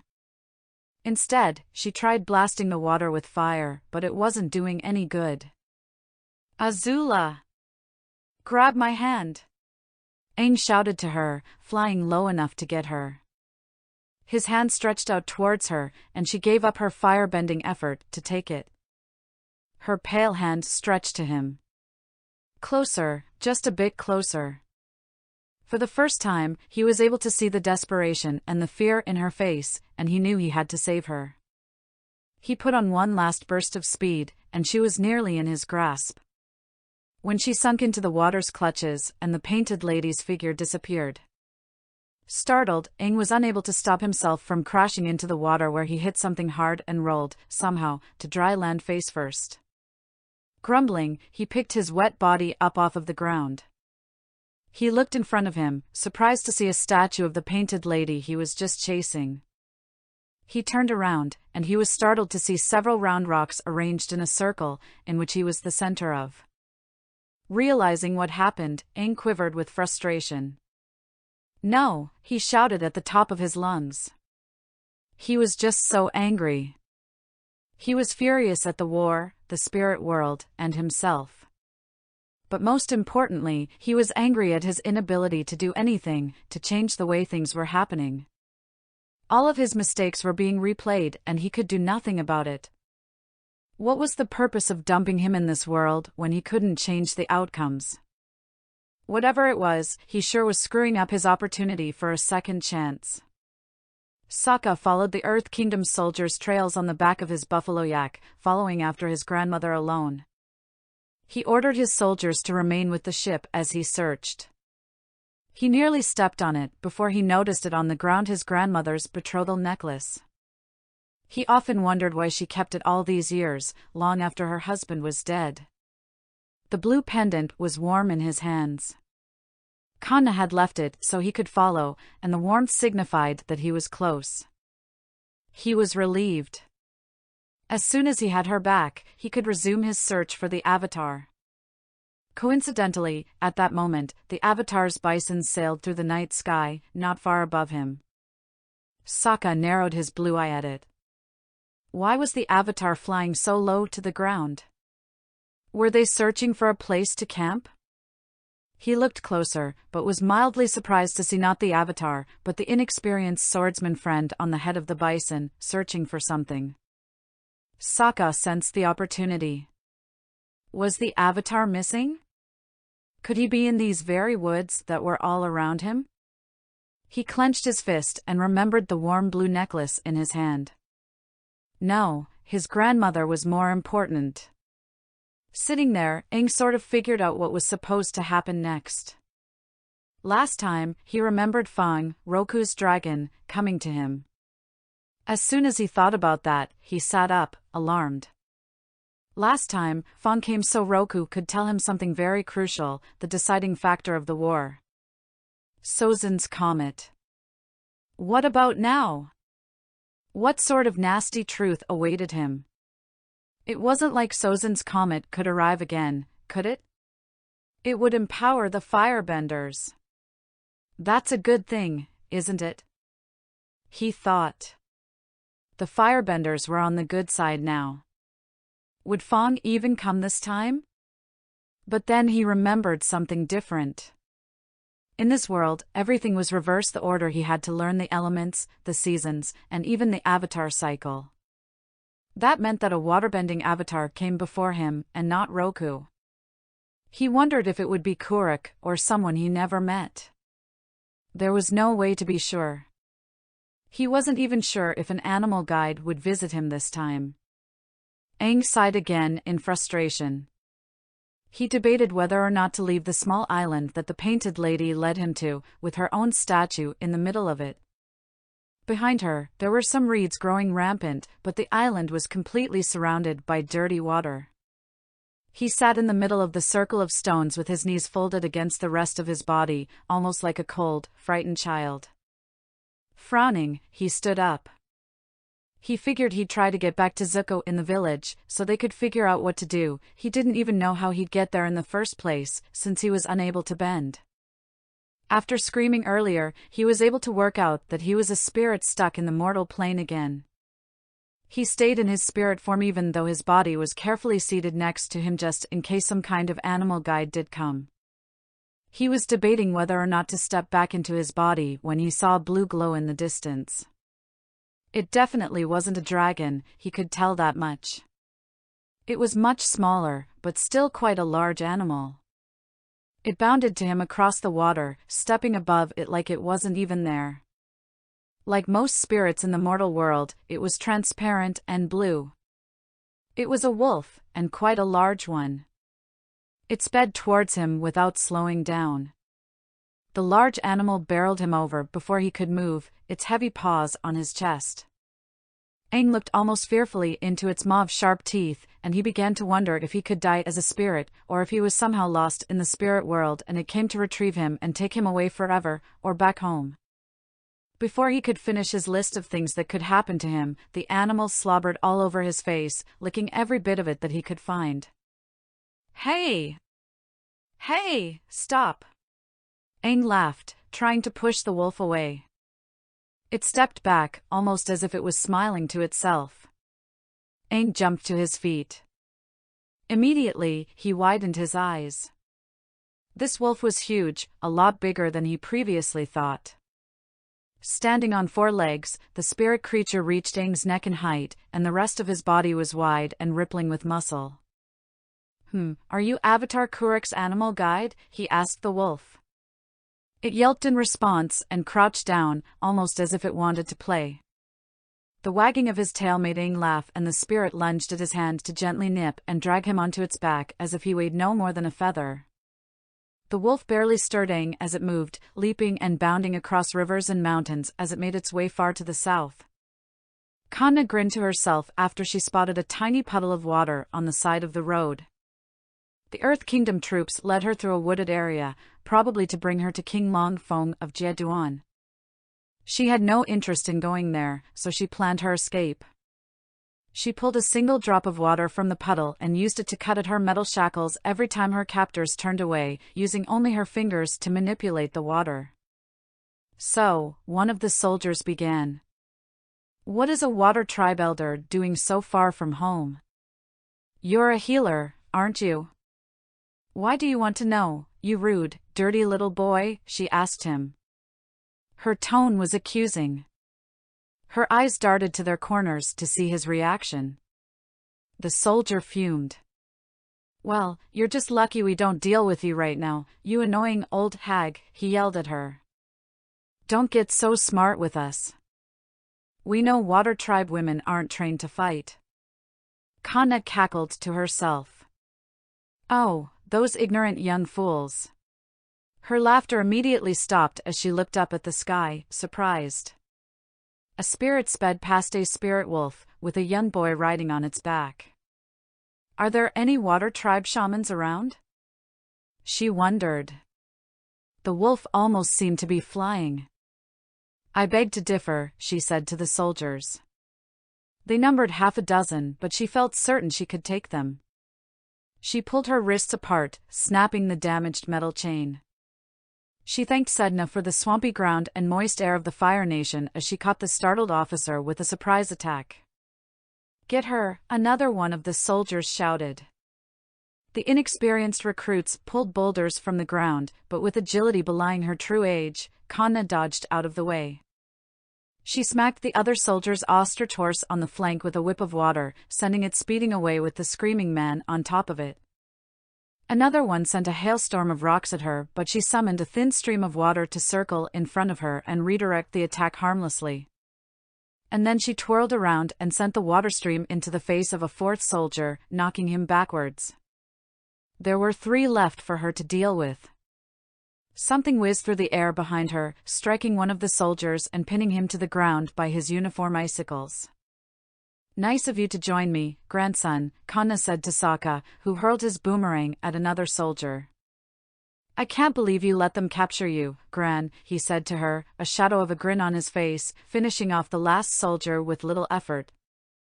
"Now let's get back to camp," Kanna said, huffing. "Not one of those soldiers thought to try and ask me on a date." Sokka gagged. "Ew, Gran."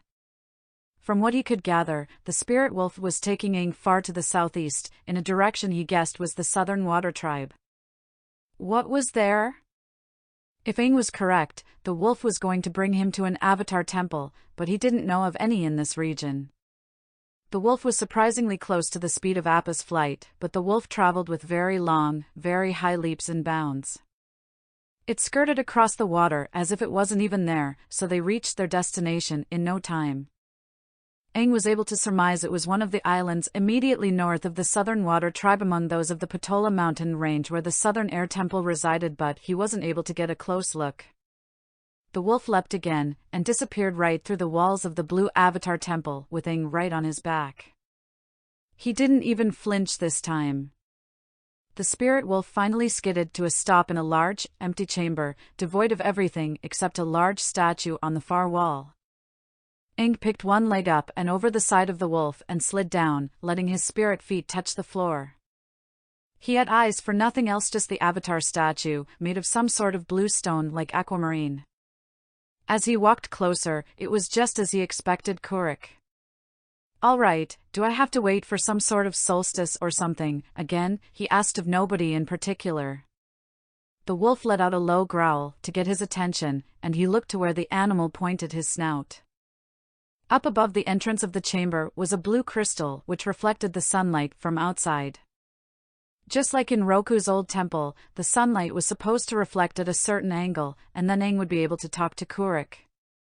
"Okay, the summer solstice, how many days away is it, again?" The wolf just seemed to give its own version of a shrug. "Some help you are," he said to it.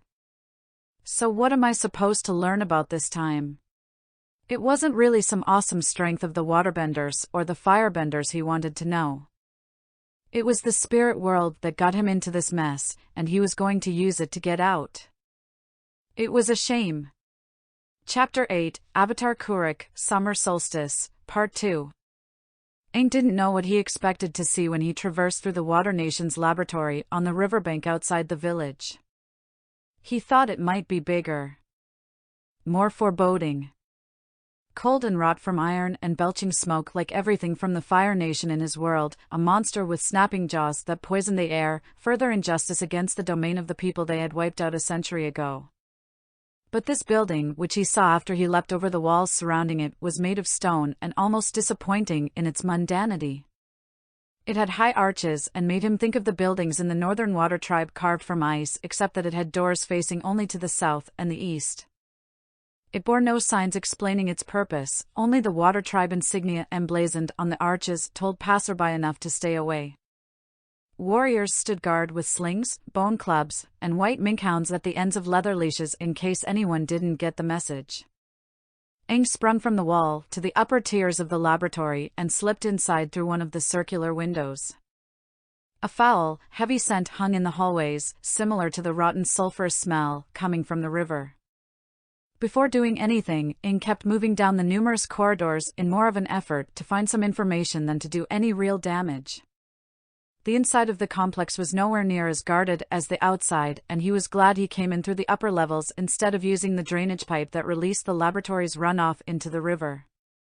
About an hour before, Kuruk's spirit wolf companion brought Aang back to the fishing village in the middle of the polluted river. It was then that Aang remembered Sokka hadn't been returned from the spirit world until he calmed the raging spirit of Heibai, and it took even longer for Aang to remember exactly how it was done. The black and white spirit had been angry over the loss of his forest, so Aang showed him proof that it would grow back again.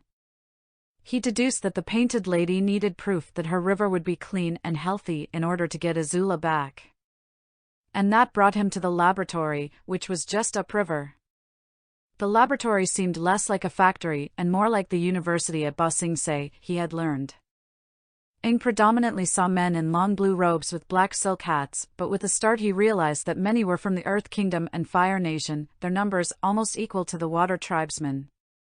All buried their heads in their research as if completely ignoring him, poring over heavy books and scrolls in a room that looked like a library, or sitting in another chamber with long tables and tinkering with instruments he had never seen before. The only woman he found knelt in another room manipulating water through the chi pathways of an acupuncture doll, its veins glowing with soft, blue light. The walls displayed no decoration of any kind, just informative diagrams and trigrams depicting the human body, the four elements, and a structure that looked like a cauldron or a furnace. The one exception, he noticed, was an artist's depiction of Tue and La, the ocean and moon spirits, in their eternal dance. He poked his head, unnoticed, into more and more chambers. In one room, he saw scholars holding up a familiar amulet between them, a silvery crescent moon shining at its lid. It made him wonder if they meant to research the properties of spirit oasis water, while in another room they seemed to be trying to figure out why platypus bears laid eggs. Curiosity nearly drove him deeper into some of the rooms, but he knew he couldn't linger. He was here to break stuff. Everyone was so engrossed into their research that they didn't notice when he slipped into an open atrium with no one in it. At the far end of the wall, he saw a 3-tiered clay bench with 8 openings on each tier. Despite the size of the room, the heat in here was suffocating, and he realized the openings were ventilation shafts and the bench itself was a stove of some sort. On the highest tier, he saw a furnace shaped roughly like a cylinder. On the floor level, he found a smaller bronze cauldron on 3 legs with a brilliant vermilion metal burning inside the traces of red he saw in the river. He had to bend down to see the characters etched into the cauldron like a ritual of some sort. He read one term he didn't recognize, wait-in. But he did understand characters relating to clarity, balance, push and pull, change, and water. All together. It seemed to describe the natural process of turning water to steam and back to water and then to ice, but why would waterbenders need to study that when they could mostly do that themselves? He wished Sokka was there to help him make sense of all this. Behind him, toward the entrance of the atrium, he heard scrolls drop to the floor and roll down the steps. Hey! What are you doing here? Aang turned back to look at the scholar who entered, and he gave a sheepish grin. I got a little lost, he said. Can you help me? Absolutely not, kids shouldn't be here, the bespectacled man replied, an elder with pale blue eyes. He didn't look threatening, so Aang swung his staff at the door behind him instead of the scholar himself, slamming it shut so that the scholar was stuck in the atrium with him. The man gaped at the display of air bending. Oh! You're the Avatar. Yep, Aang said, tapping his chin to think of the best way to destroy this place. What would happen if I closed all the vents in that big furnace? The man stammered and pushed his glasses back up his nose with quivering fingers. Aang realized he wasn't an elder, but a young man who had just gone prematurely gray. Well, you see, that would be quite a terrible thing, because it might interfere with the reaction of cinnabar and quicksilver melting down in there, and, the only way for the heat to escape would be through the chimney, which normally wouldn't be catastrophic, but the lute lining the inside of the furnace is a new experimental mixture for sealing, and it might have unforeseen consequences. I would highly recommend. Great, Aang said, swinging his staff at the furnace so all the vents closed with a sudden gale sweeping through the atrium. Thanks. Oh, dear, the man said, wringing his spindly fingers. If I were anyone else I would, be waterbending at you right now. Aang raised an eyebrow. Well, are you a waterbender? No. Aang frowned. Shouldn't you be running out of here in fear since it'll explode any second now or something? Oh, that, would have happened already if it were going to, he said, scratching his head of wild, wiry gray hair.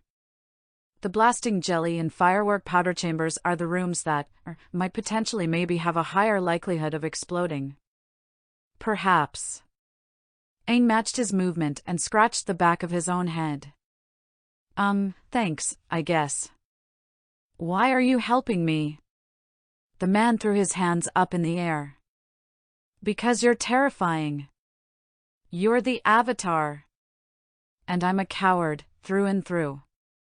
That's why I'm here instead of, training other warriors or some such. That's what they call me. Nuktuk, coward of the south. Also a blubbermouth, blabbermouth. Especially when I'm nervous. Aang tapped his staff on the floor and Nuktuk jumped about a foot in the air. Listen, I'm not going to. Down the hall and to the right, sneak by the Minkhound patrol, but don't worry because they can't smell you with all the funky stuff going on in here, and then cut through the herbal concoctions room, which you don't have to worry about because everyone in there's on break right now, and then you'll find your way to the firework powder room. He cringed and pointed a finger toward the hallway. Aang shrugged and went on his way. Okay.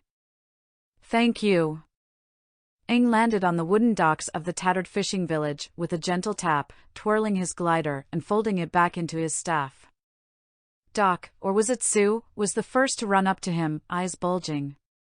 What happened over there? The old man spit out, pointing in the direction of the laboratory. Now, a plume of black smoke billowed into the air. I just got the Water Nation out of here for you, Aang said. Now your river can be cleaned. Let the water flow downriver and wash away any impurities. Aang just hoped that the painted lady would bring Azula and the other villagers back before then. You did that all by yourself? Doc asked, shocked. How? The other villagers crowded around them, listening with rapt attention. Well, I am the Avatar, Aang answered. And let's leave it at that. Where's Zuko? He asked, looking around. His swordsman friend was nowhere to be seen. Oh, he was searching for you all night, Doc answered. He still hasn't come back yet. Aang's brow furrowed and he frowned, turning to look into the sky. The sun had only just started to peek over the mountain tops. Was he still searching? He had probably taken Appa. Aang was only mildly surprised it seemed that this Zuko kept his avid determination. Doc took off his small hat, unveiling another one that unfolded on top of his head. Okay, let's clean some river. I'm Bushy, Doc and Sue's brother and the river cleaner. Aang slapped his forehead. Hours later, Aang started to get desperate and very impatient. All of the villagers went out on their rowboats, scooping up as much sludge and other waste from the river as they could. Aang helped, more so because he wanted to get Azula back, and fast, than to really help the village. He, Zuko, and Azula needed to get to Avatar Kuruk's temple quickly, before the summer solstice started. He fleetingly thought about leaving Zuko and Azula while he did the dangerous work alone, but he knew the two very hot-headed siblings would want to be in the action. Then again, he remembered how much danger he was in when he went to Roku's temple with Sokka and Katara. He was prepared to face those dangers this time and counter them before they happened. Zuko finally arrived back at the village a few hours later, relieved to see Aang but concerned that his sister still wasn't there. He helped with the work with just as much fervor as Aang expected. It seemed that through the night, the young man's determination had not wavered. Aang was slightly unnerved over his protectiveness of Azula. He never imagined that the Zuko back home would ever feel that way towards his sister. Finally, nighttime fell. The river was noticeably clearer than it was before cleaning, but it still had a long way to go until it was perfectly blue again. As Aang stared into the river's depths, thinking about his next course of action, mist began to swirl around him. And then the unmistakable spirit form of the painted lady appeared before him, whispering two words, her voice echoing as if from underwater. Thank you. Aang smiled slightly as she faded away, swinging his feet off the edge of the dock. A moment later, several figures emerged from the mist, their feet pattering on the wooden planks. Azula was one of the first to come out, and she came towards him. What was that? What took you so long? She immediately asked, lips pursed in annoyance. She inspected her nails the same exact way evil Azula did, and at that moment Aang felt anger bubbling in his gut like the cauldron full of cinnabar. Do you know how hard we worked to get you back? Do you know what I did? He exploded at her. She didn't even react to his outburst, perfectly in control of her anger, just as he knew her from his world. The fact that she didn't even seem hurt by his words took the wind out of his sails, a grim reminder that she wasn't the same as his other friends back home. Never mind. Forget it. Like the snap of a firebrand, her response stung. Oh, you cleaned up a river, did you? Boo-hoo. I'm sure that's much worse than spending a night and a day in the terrifying chaos of the spirit world. Zuko and the other villagers came running over, hearing the disturbance of the captured people returning home. Azula! Zuko shouted to his sister, running over to the two arguing benders. You're all right. Azula turned to him with a raised eyebrow. Ooh, was my brother Zuzu worried about me? She asked, and her voice took on the false sweetness of lemon sap. Zuko's face fell from worry to vexation. Aang rubbed his temples, trying to keep his anger in check. Even with his older friends back in the real world, it was much easier for Aang to get angry than when he was younger. Guys, let's stop fooling around. We have to get out of here. The two siblings, ready to start bickering, turned to him. What? Zuko questioned. Where are we going? Azula asked, freezing her fingers from flicking her brother's forehead. The Water Nation. And we have to get there by tomorrow. Azula finished her movement and Zuko rubbed his head, scowling. Well, first, she said, a little sheepish. I need to excuse myself and find a bathroom. Hey, Aang, Zuko called to the Avatar.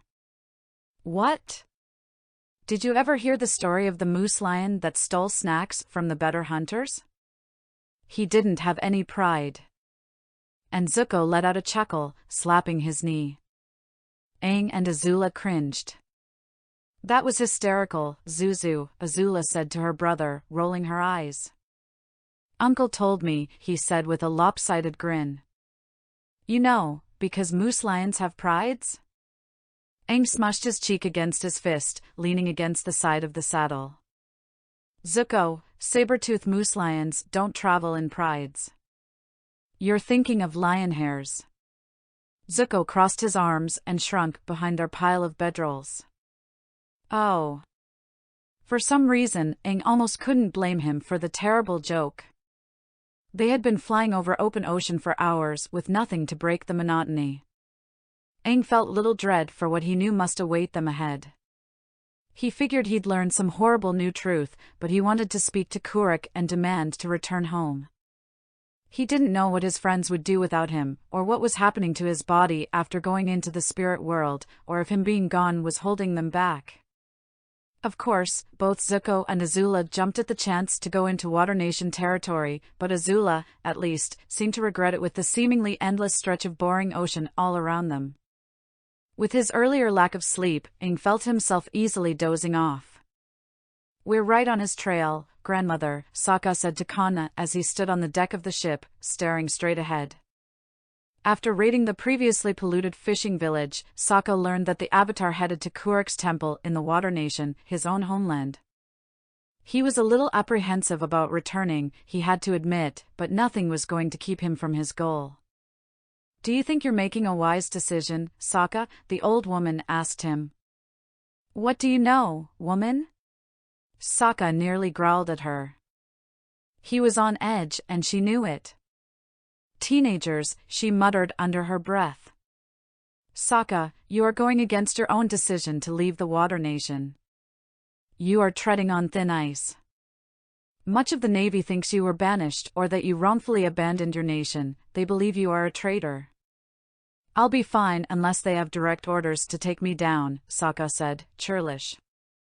I don't know how that rumor spread, but even though things are weird with my father, he wouldn't take a direct attack on his heir lying down. No one's stupid enough to do that. You've thought this through, then? We are approaching the Navy's barricade, Lieutenant Kinto said to the two royals. Sokka stared straight ahead with his one blue eye at the impressive line of silver ships, deciding to let his next order be his answer. Kinto, let's pull out the windsailor. Is that a Water Navy barricade? Azula suddenly asked, leaning over Appa to stare down below. The look on Aang's face was uneasy. We need to fly higher. Come on, Appa, yip, yip. Aang called to his bison.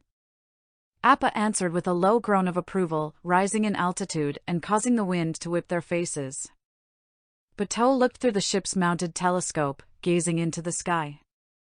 With his naked eye, he saw a white blot in the distance, but with the magnified view, he was able to spot the flying bison, and far below it, a water tribe warship. There's our esteemed prince, he said, his eyes thinning to slits. Come on, Sokka. You're normally smarter than this. You know I have to fire directly on the Avatar if he comes this way. A marine approached him with a salute.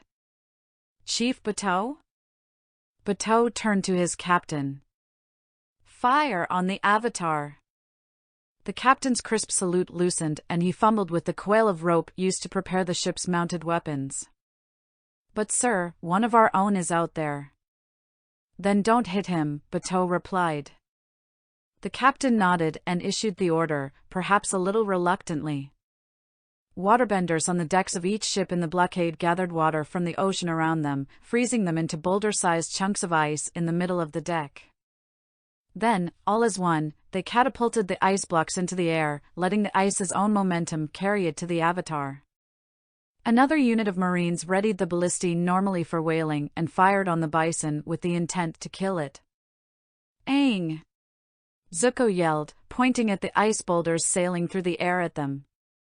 "I see them," he cried out, pulling on Appa's reins to dodge the rain of ice.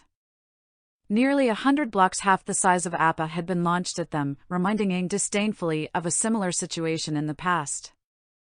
Azula and Zuko held onto Appa's saddle for their lives, eyes clenched shut. A particularly large chunk of ice headed right for them and Aang saw no easy way to dodge it. He sprang from Appa's head and slammed it with his staff, using his airbending to make it rocket down below, completely destroying one of the ships. He jumped off of the impact and back onto his Bison, his gaze hard. Javelins speared through the air like enormous crossbow bolts, much more difficult and even more horrifying in their speed and deadliness. No amount of airbending would stop or divert those, so Aang focused all his efforts on twisting and weaving Appa through the assault. He pulled Appa higher into the sky, and thankfully the new weapons didn't have the capability of achieving that kind of height. The ice followed them even as they passed the naval blockade until they were out of their range. Aang stared ahead, his gaze solemn. The Water Nation was ahead. Zuko and Azula sighed with relief, but stiffened when they spotted something else behind them. "What's that?" Zuko asked, gaping. "Some kind of kite's following us." Sokka whooped as he flew through the air on his windsailor, over 100 feet in the sky like an airbender on a glider or a seabird in flight. Far below him, Kinto performed some high-speed waterbending on a catamaran, attached to Sokka with a rope and harness. His newest invention gave him speed and the maneuverability to dodge through the blockade's assault. This wasn't what he had in mind for the windsailor's first real test run.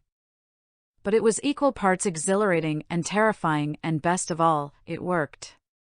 One of the ice blocks aimed at the Avatar fell toward Sokka in its descent, but he let go of his control bar with one hand long enough to divert it with a single swipe, sending it crashing down on one of Bato's ships. "Oops," Sokka said, unable to hold back from grinning. "How clumsy of me." This plan necessitated leaving his grandmother and ship behind, but it couldn't be helped. It got him through the blockade, and he planned to make use of it to reach the Avatar Temple even faster than he could have dreamed. Almost an hour later, the Flying Bison, with its passengers, reached the southern islands of the Patola mountain range, where Avatar Kuruk's temple lay. The Azure Temple was situated at the peak of a snowy mountain on an island that was made up of several. Light flurries of snow blanketed the mountains, a sharp contrast to the gray stone that was so dark it was almost black. Hardy grasses and reeds stuck out of the mountainside in defiance of the cold. Aang looked wistfully at the horizon, knowing that he was near the Southern Air Temple, as well as Kyoshi Island and even the Southern Water Tribe, where his first adventure started. As Appa landed, he took a deep breath, ready to face whatever awaited him inside the temple. He had the Bison land on the side of the mountain where there was an outcropping of rock large enough for them all to land on comfortably. A small trail, not far from them, wound up the side of the mountain, leading to the water temple at the mountain's peak. "Well, here we go," Zuko said, bracing himself. "Are you guys ready?" Aang asked them. "Oh, please. How hard could this be?" Azula scoffed. "All right. Appa, Momo, you stay here," Aang said to the two creatures.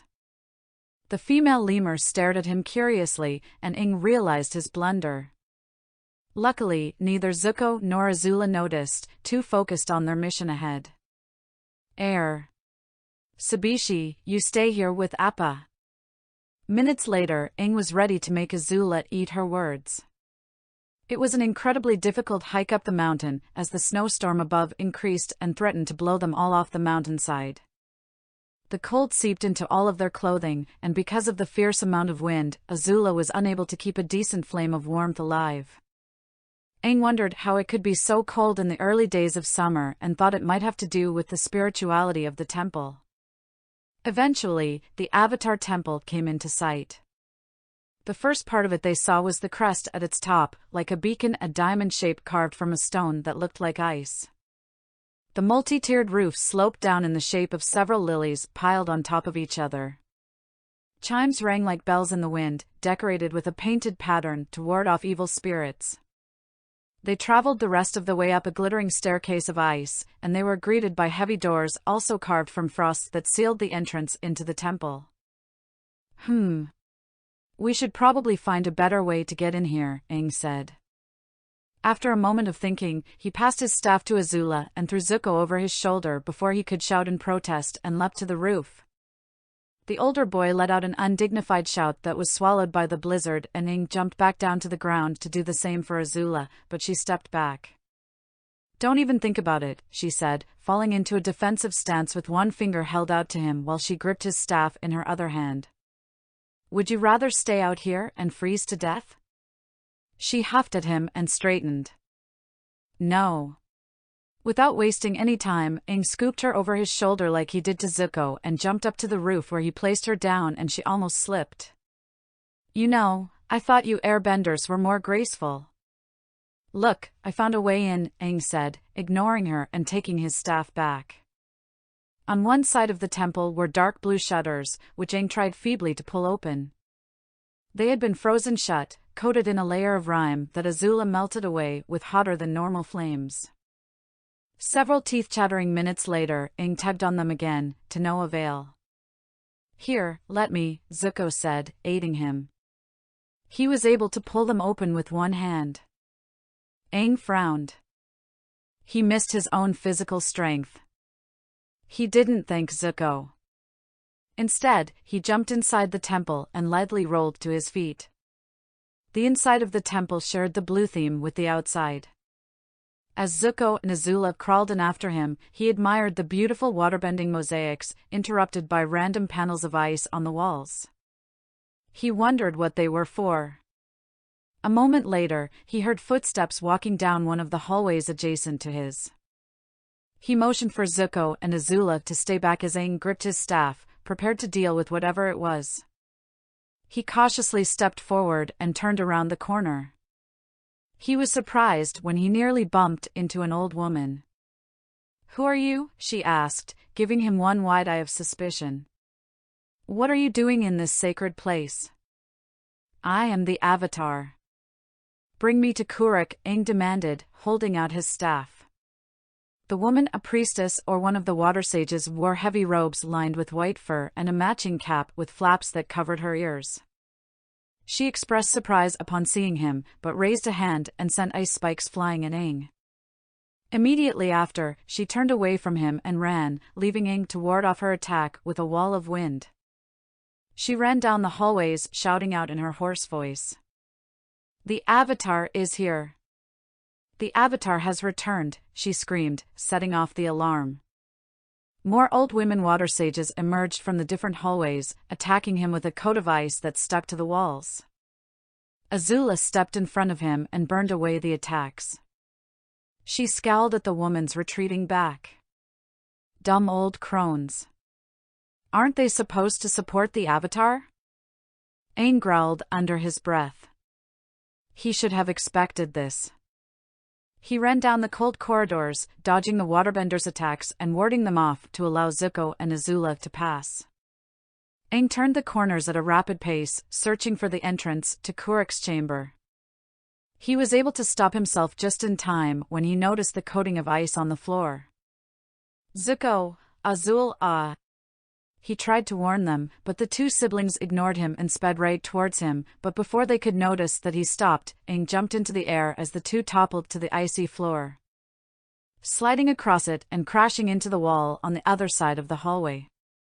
Aang ran after them carefully with practiced, sure feet. Before he could reach them, a hand wrapped in water tribe furs reached out at the two and pulled them away. As Aang turned the corner, ready to stop the water sage, he readied his staff to fight. He saw the old woman with a grasp on Zuko and Azula. Aang was about to swing his weapon at her, but she held up a hand and stopped him. "Wait, I want to help," she said to him, her voice hushed. "Quickly, this way." Before Aang could even speak, she put her hand on one of the icy wall panels, melting the cold away. It revealed a door, which she opened. "Inside, before the others find us," she urged them. Aang sighed with relief. It seemed that there was a traitor among these sages' ranks, too. "I am Water Sage Yugoda," the woman said, revealing a kind, elderly face. Her gray hair was held back in braided hair loops. Something about the name sounded familiar, but Aang couldn't place where he had heard it. "Pleased to meet you. I am Avatar Aang," he said, bowing. "These are my friends, Zuko and Azula." "Aren't the sages supposed to help the Avatar?" Zuko asked her, annoyed. Yugoda's face fell. "Once, a long time ago," she answered. "The others have become corrupt. But I am a distant relative of Avatar Kuruk's wife, before she was taken away from him. She was my grandmother's youngest sister," she said with a distant smile. "I'd like to speak with Avatar Kuruk," Aang said to her. "I thought that was why you have come," Yugoda replied. "This way, please." She led them through a tunnel of ice, with an uneven staircase that led up and deeper into the temple. Avatar Kuruk's chamber was close, he could feel it. "My father once told me that waterbender women weren't trained to fight." "What's the deal with these water sages?" Azula asked with a frown. "We are the only exception to that rule," Yugoda said. "We were sent to protect the temple of Avatar Kuruk when no man would want the job. They are too busy fighting this war. But I volunteered and moved here all the way from the Northern Water Tribe." Zuko whistled. "You volunteered? Because of your ancestor?" "I was born and raised in the Northern Water Tribe," Yugoda explained. "But I've always wanted to fight with my waterbending, instead of only healing. Being a water sage helped me become what I've always wanted to be," she said with a gentle smile. Azula scoffed with something like derision. "It's so backwards there. Your people cripple their own forces by half in forbidding women to fight. I never understood those rules." Yugoda shrugged. "It has long been the tradition among our people. The princess of the Southern Water Tribe is really making an effort to let women learn all kinds of waterbending," Yugoda went on to explain proudly. "She's really an inspiration to Water Nation women everywhere." Aang raised an eyebrow, wondering who the princess was. "You?" "If she's around, she'd be the type to do that, I think." "Well, good for her. Maybe I can see her someday." Abruptly, before the conversation could be continued any further, the narrow tunnel opened up to an expansive, icy chamber. There was old Water Tribe artwork on the walls of a very powerful waterbender, etched onto stretched, leathery animal skin. On the other wall, Aang spotted a giant, blue door that was covered in ice, keeping it frozen shut. Yugoda was the first to approach the door. "Many places in the Water Nation are only accessible by waterbenders," she informed them, placing a hand on the frozen door. The ice melted away at her touch. "Hurry, Avatar. Get inside before the other sages come. They're bound to check up here soon." With Zuko's help, he was able to pull open the large, heavy door, and he stepped inside. Sokka barged into the water temple, frantic and determined. "Where's the Avatar?" "I know he's here," he yelled as water sages hurried into the main chamber. They fell into bows at his feet. "Prince Sokka, your arrival is so unexpected," one of them said. "Tell me where the Avatar is." "I know he's here," Sokka shouted at them. He searched among them, briefly, for a familiar face with her distinctive hair, but he had no time to search her out. He had to make sure the avatar was in his clutches before Bateau arrived. "I am sorry, but he's loose in the temple," the woman said. "Where?" he demanded. "He's probably going to see Avatar Kuruk right now." At that moment, unknown to Aang, the sunlight shone on the crystal at just the right angle, directing a beam of light to the statue of Avatar Kuruk's forehead. The summer solstice had arrived. Aang opened his eyes as the blinding mist cleared all around him. All he saw was an expanse of white, a snowy wasteland. Snow gently fell down, getting caught in his rugged head of hair, which was getting longer every day. A gust of wind blew in front of him and Avatar Kuruk appeared. He looked exactly the same as when Aang last saw him, young, and wearing full Water Tribe clothing with the head of a polar bear as his mask. "Nice to finally meet you, kid," Kuruk said. "There's something important I need to tell you." "Wait!" Aang quickly stopped him. "What do you mean, nice to finally meet me? We've met before." Kuruk's tanned face turned to one of confusion. "We have?" "Yeah. You, Yunchin, Roku, and Kyoshi were the ones who sent me to this place. I want to go home." Aang yelled at him, unable to bottle his anger. Meeting a version of Kuruk who didn't recognize him, or at least, this version of him was an eventuality he didn't expect. He couldn't have come all this way for nothing. "I'm sorry, but what are you babbling about?" Kuruk asked him, scratching his head with his gloved hand. "You sent me to this world," Aang bellowed. "I want to go home, I need to help my friends. I miss Sokka, I miss Toph, and I miss Katara." As he mentioned their names, his body became racked with sobs. He fell to his knees in the snow. This couldn't be happening. Could this Kuruk be different, too? "I'm sorry, but I have no idea what you're talking about," Kuruk admitted, and Aang knew it to be the truth as much as he knew himself. "I wish I could help, but there's something else I need to tell you." Several of his soldiers followed him as Sokka strode into the chamber. The Avatar's firebender and the other Fire Nation boy tried to stop him, as well as the old waterbender, but they were quickly stopped by his soldiers and chained to the ice pillars in the center of the room. Sokka patrolled in front of the giant door that led to Kuruk's chamber, furious and impatient. "Why won't it open?" he growled as his soldiers tugged at the door. "Avatar Kuruk is forbidding us entry," one of the other water sages said. They all dutifully ignored the traitor in their midst. "Good to see you again so soon, Prince Sokka." The fallen prince's body froze. "What do you want, Bateau?" he asked the man through clenched teeth, refusing to move around to meet his gaze. "I've come to receive the Avatar," he said, and Sokka knew he smirked with triumph, without even looking. "Maybe even help you do it. I hope you haven't forgotten our ways of hunting for prey along with your family. Like a pack of wolves. I trust your time in exile hasn't made you forget even that." Sokka turned to face him, gritting his teeth. "You're not my family, Bateau. Neither of you will ever get your hands on Aang," the firebender shouted out at them. "He's too strong for all of you. You won't stop him." "I'd like to see about that," Bateau said, as more of his soldiers came into the chamber. Aang frowned from his position in the snow, wiping away his angered tears. He was frustrated that he let tears fall. He never cried anymore. He stiffened when Kuruk mentioned something he needed to tell Aang. "Lay it on me." Kuruk frowned. "I know it'll sound tough, but I know you can do it.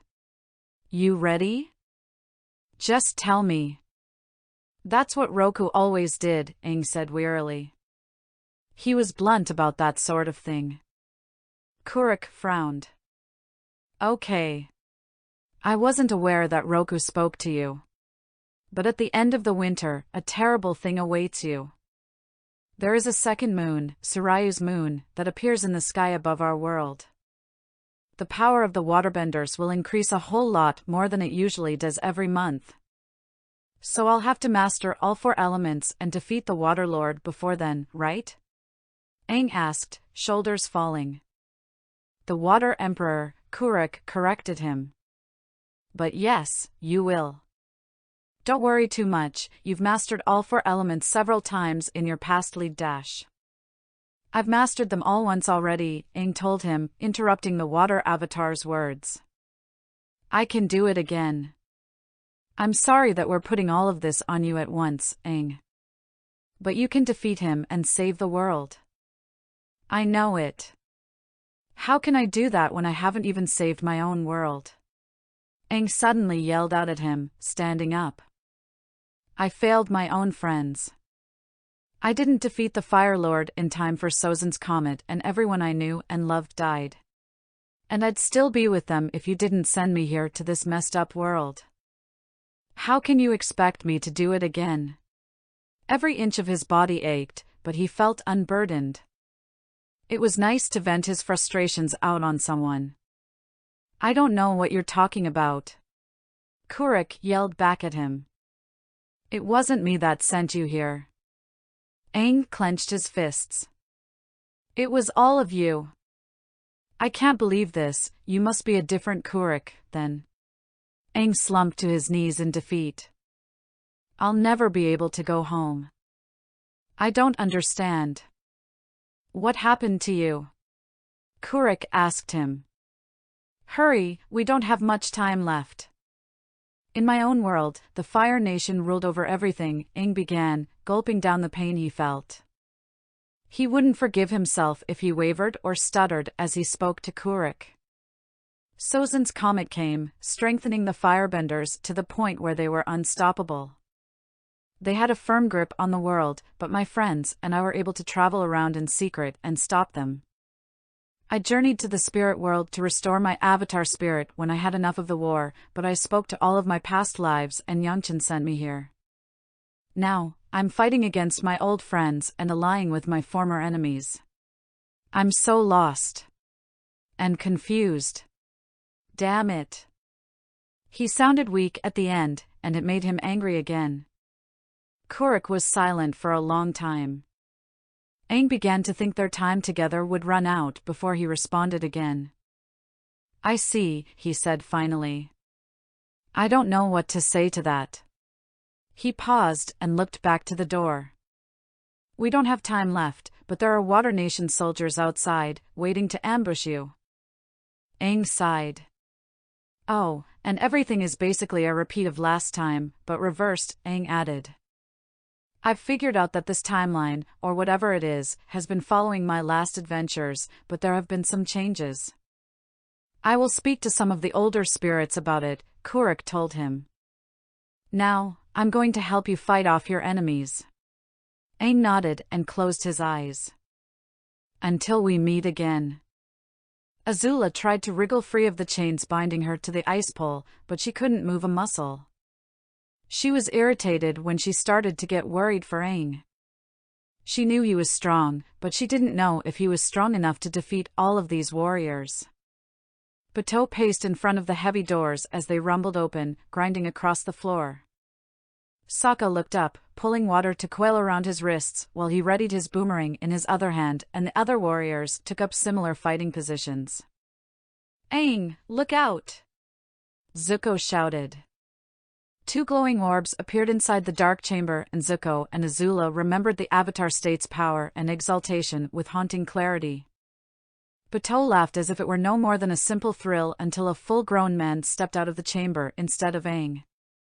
The Water Tribe man in the Avatar state moved his arms above his head, melting the ice pillars that Zuko, Azula, and Yugoda were tied to, letting them free. Ice spikes plunged from out of the walls, and torrents of water rushed out at everyone in the room. Somehow, the 3 that were chained up weren't bothered by the torrent. The whole temple began to shake and they all heard a distant rumbling from outside. Sokka and Bateau's leather-clad warriors turned and fled from the temple, followed by the water sages who urged their prince and commander to leave.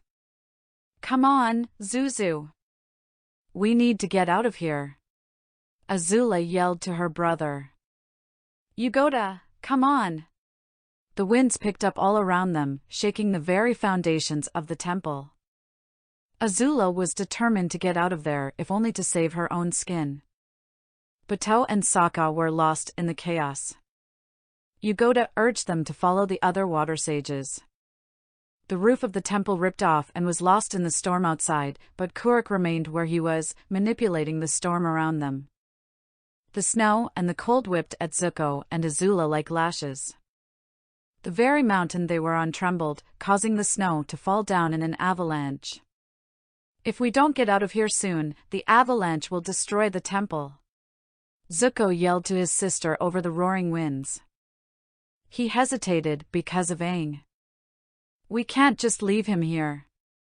I know, Azula shouted back. She wrenched her eyes shut, trying to think of something. For the first time, not a plan came to mind. She was utterly helpless and hated the feeling of it. They both saw a white form in the distance, battling against the winds.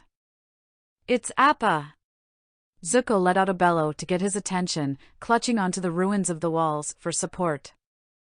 As the bison came closer with a furious roar, they noticed Sabi clinging to his saddle with her tiny arms. The Avatar was going to rip them all off the mountainside. Aang's going to kill us! Azula cried out, panicked. At her words, the Avatar's fury and anger seemed to be quenched and sated. A whirlwind surrounded Avatar Kuruk, blocking him from their view, but when it dissipated, Aang stumbled to the ground in his place. He fell to his knees. Zuko and Azula hesitated, going over to him, while Appa was able to stabilize himself right outside the temple. The avalanche still continued to tear down the mountain. Azula tried to approach him, almost timid. Aang! Her golden eyes were wide with concern for him. Aang's head turned up at them, his gray, hardened eyes locking onto Appa. Let's get out of here, he said to them, sprinting over to the two. Zuko grabbed his staff just as Aang snatched the backs of their shirts to jump onto Appa's back.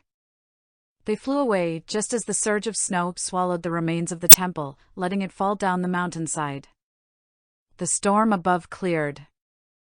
Tell us everything, Azula said to Aang. You're all traitors. Bato bellowed at the water sages, handling them while Sokka departed for the island's docks, where his ship waited for him. All soft and weak, the lot of you. It was all Yugoda, sir. She's the traitor, one of the water sages pleaded. Let us go. Yugoda put her head down in apparent shame, even though Bato knew she helped the Avatar willingly. Shut up.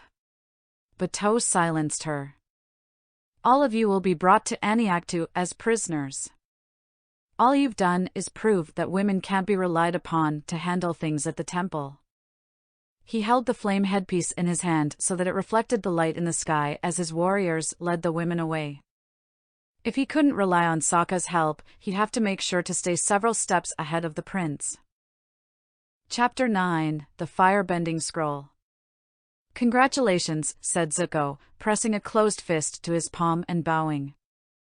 You're a firebending master. Aang returned the bow and smiled. Thank you, Sifu Zuko. And just like that, he had mastered all 4 elements.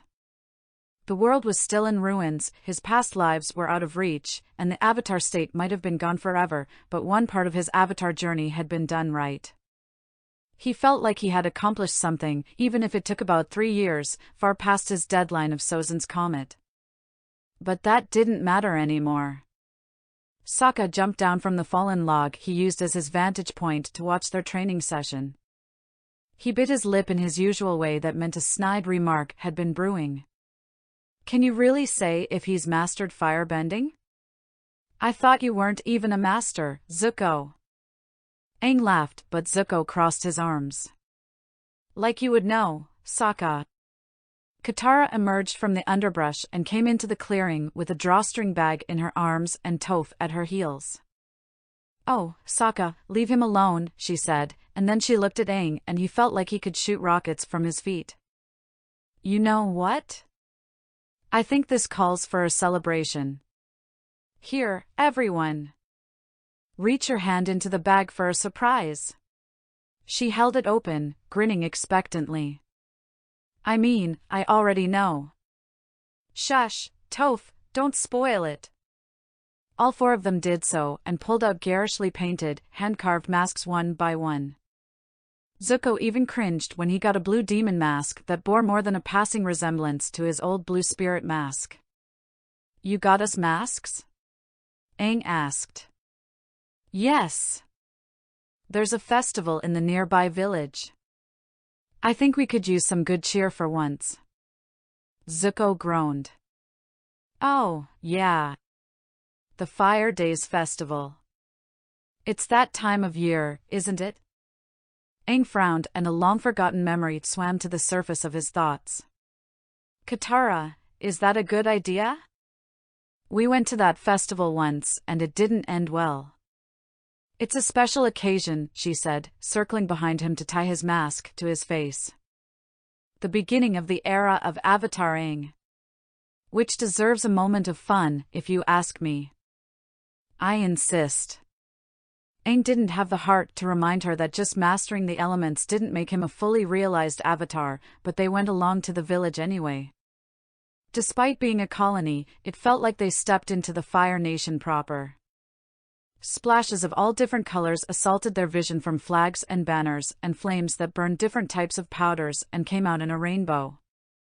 Citizens of all ages rushed by with streamers or sparklers in their hands and masks on their faces, laughing and cheering as if the world outside their town hadn't changed at all. Noodles cooked in street stalls and the smell of spices reached Aang's nose even through the mask.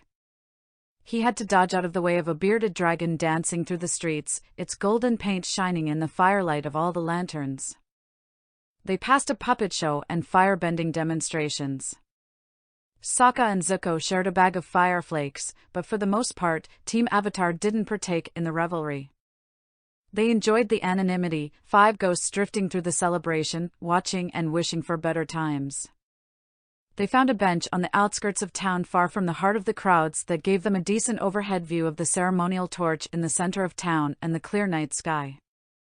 After the torch had been lit, an effigy and offering of flame to Fire Lord Azula and Phoenix King Ozai fireworks whistled and bloomed in the sky. The booming sounds made Toph stiffen at Aang's side, pressed together as they all were, and he entwined his hand in hers to comfort her. She let out a grunt. I don't know what's so special about fireworks, she said. No different from regular old bombs to me. Aang wanted to say she was right, but it was important to Katara that they try to find small enjoyments like this. To keep smiling even when it hurt. They all fell silent, leaning into each other as they watched. They ignored it when someone twitched or shuddered or gasped and just held on tighter in response. The bench was just big enough for the 5 of them to sit side by side. No room for Suki or Haru or Iroh or anyone else who should have been there with them to ring in the beginning of a new era, who they missed so fervently regardless. Historians would only record the day as any other in the era of the Phoenix King. Behind the anonymity of his mask, Aang let the tears fall as explosions ripped apart the sky. Aang shot up from his sleep, his eyes wide with fear as sweat streamed down his face. His dark hair clung to his head, damp with sweat. His breaths came out in long gasps. What's wrong? Azula asked, startling him. Apparently, he had fallen asleep under the sun on the back of Appa's saddle. The wind blew his shawl over his head, tickling his face. Aang pushed it down and rubbed his eyes, loosening his tense muscles with a sigh. It was just a bad dream, he said to her. He sat back against the side of Appa's saddle, letting Zuko fly the bison for a while. Their detour to Kuruk's temple had them essentially starting their journey over, returning to the outer islands of the Fire Nation as they went back on course to the Golden City. Aang briefly considered changing course to the Earth Kingdom, but Zuko had informed him that route would likely be dangerous. Since it would require following the Earth Kingdom's shoreline to the northern reaches, and most of it was likely to be under control of the water tribes. You've been having those very often lately, Azula pointed out to him, crossing her arms and staring inquisitively. What, are you worried about me? It's nothing, he said, dismissing her with a wave of his hand. You are worried that you'll fail the whole world and that it'll be flooded completely on the day of Soraya's moon, completely destroying all civilization as we know it, right? She asked, her voice precise and calculating. Aang stared at her with wide eyes, his mouth slightly hanging open. Even Zuko halted Appa for a moment to stare at her. Yeah, sure, Aang stuttered. The awkward moment passed and Appa continued flying. Still, it must be very difficult and daunting to have to learn all 4 elements before winter's end. Azula said. What was she hinting at? Yeah, and you're not helping, Aang said, rolling his eyes. And you're surprisingly not very nervous about it. But I was obviously able to tell that you were from your nightmares. You're hiding your feelings. What are you keeping from us? She crawled toward him with every sentence, her eyes widening. Desperate for information. Aang pushed himself against the edge of Appa's saddle. It's got to be something else besides this Soraya's moon business. Wow, she's really perceptive. She doesn't miss a thing. You miscalculated. I'm fine, Aang said to her, holding up his hands in a defensive position. Her face was uncomfortably close to his. Well, I guess since you so desperately need it, I can teach you some of the firebending I know, she said, pulling back from him and sitting back down. She spoke with an air that she was doing him a great favor and it was a hassle to her. Aang saw the opportunity to get away from dangerous ground and took it. Sure, that'd be good. All right, that's settled then, she said, grinning. She clearly had some kind of ulterior motive, but Aang was too relieved to think about that at the moment. Zuzu, land this bison. We're going to have a quick firebending lesson. Aang didn't know why he couldn't bring himself to tell Azula that this wasn't the way things were supposed to be. He didn't think he could ever tell her, or Zuko, for that matter, that the Fire Nation ruled the world in another place, that they both once hunted for him, and that their enemy, Prince Sokka, was his best friend. Could he tell her that he kept seeing her as someone evil, someone who hunted him and his friends? Could he tell them that their father was a ruthless tyrant? Would they believe him? Would they shun him? Wait, Aang stopped himself. Why did he even care about getting acceptance from Azula? More importantly, he wondered if he was even going to be able to bend fire. Back when he first discovered he wouldn't be able to return back home easily, he tried to bend any element besides air with no luck. There seemed to be almost a sort of mental barrier that he couldn't pass no matter how hard he tried. At times, he had taken to wondering if he could even bend the other elements, but then he remembered that he was able to access the avatar state. Would getting an informal lesson help him relearn the information? What would he do if he couldn't do it? Aang looked long and hard at the spot that Zuko deemed appropriate for the quick firebending lesson. They situated themselves on a large patch of spongy, mossy ground in a clearing that was part of a wider, wilder jungle not unlike the one at Zuko and Azula's home. Aang wasn't very worried about losing control of his fire once he had it alive. He assumed he'd be able to control it like he used to. Besides, if anything got out of hand, there was a small pond nearby. They were a fair distance away from any forest, which was just on the outskirts of the pond, and a rocky crag shielded them from curious eyes. Zuko suspected that no waterbenders had been here in some time because the ground hadn't been dried out from their attacks. Aang braced himself for his first lesson with Azula. He found himself wondering how she would compare to Katara, Toph, and Zuko's lessons. We'll start by making a ball of fire in our hands, like this, the girl said, holding out her hand palm up. A flame danced in her grip like a lantern on a dark night. It was a very common and easy ability. Aang knew from experience, even though he had trouble when he first tried it.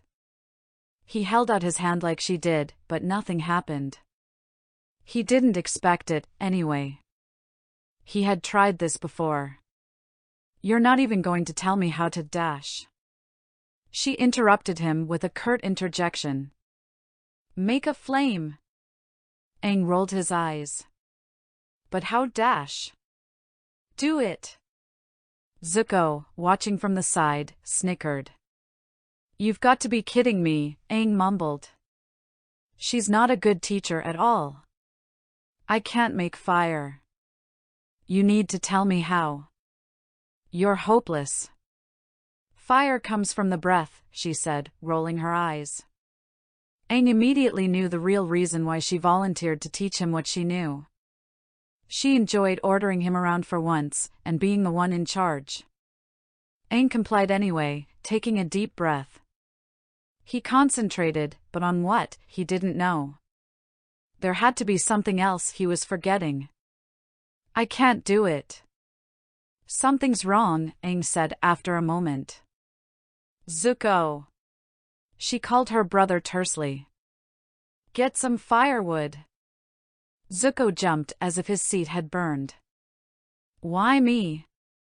Because you're the one watching, she said. Now go get it.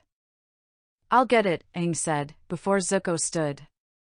Aang walked to the edge of the forest to receive the tinder required for the fire. He hoped that it was for Azula's lesson and not for one of her own pointless reasons to annoy him. He had thought Toph was bad, but he preferred her lessons over Azula's any day. The wooden hull of the ship creaked as it rocked in the waves, and Sokka concentrated on the maps in front of him, trying to plan out the Avatar's route or current location. So far, he had no luck. He was the ship's navigator, and it was his job to plan their destination, but ever since he returned to Fire Nation waters he couldn't find any clues as to the Avatar's whereabouts. He absently carved a piece of wood with his whittling knife to occupy his hands while his mind worked. They currently sailed along the coast of the Fire Nation's eastern archipelago. They had departed from Avatar Kuruk's island with the utmost speed in an attempt to follow the young Avatar and avoid Bato. Part of him had to admit he was being childish, because Bato did have superior resources he could have used, but he wanted to prove he could do this on his own, without having to rely on his father or Bato. He cross-referenced his maps to the Avatar's routes that he had previously tracked, trying to discern a pattern. His movements seemed almost random, flitting from one island to another, with sightings across both the western and eastern skies. He'd been seen on Crescent Island and Jejuan on the mainland. Ultimately, their destination seemed to be somewhere to the north, somewhere fortified and safe, like the Golden City. It had been his prevailing theory, but he knew if that was indeed where the Avatar had been heading, he'd have a slim chance of capturing the boy once he achieved their protection. Assuming the Avatar resumed this route after the detour to Kuruk's temple, a gamble, Sokka had to admit. But one he felt confident about. The eastern archipelago was the closest part of the Fire Nation from there, and thus where he must have made his first landfall again. The airbender never touched down on the same place twice. He tended to avoid towns and villages under Water Nation control. And when he did visit them, he caused enough of a ruckus to get noticed, like at the alchemical laboratories. He'd have to restock soon. Sokka searched his maps for the nearest neutral port in the eastern archipelago and grinned to himself when he spotted one. Kikili Island, known for its jumble of docks and jungles where ancient Fire Nation temples and cave systems lay in ruins, said to be cursed by spirits that had been angered by centuries of explorers violating their sanctity. Despite being a port town, the Water Nation had little interest in it. Part of it was superstition, but the predominant reason was an uneasy alliance with the pirate fleets in the area who frequented the island. Sokka was interrupted from the rest of his planning by a loud knock on the wooden door. The sudden sound made his hand slip, and he cut his thumb on his wood-carving knife. "Come in," he said, letting out a hiss through clenched teeth. He shook the pain from his hand and sucked on the wound. His grandmother entered with a sad frown on her face. "Prince Sokka, we need to get to a port." "I agree," he said. "Kikili Island. It's close. The Avatar's got to be there." "Yes, but I ran out of my cookie ingredients, and I wanted to make some for the crew."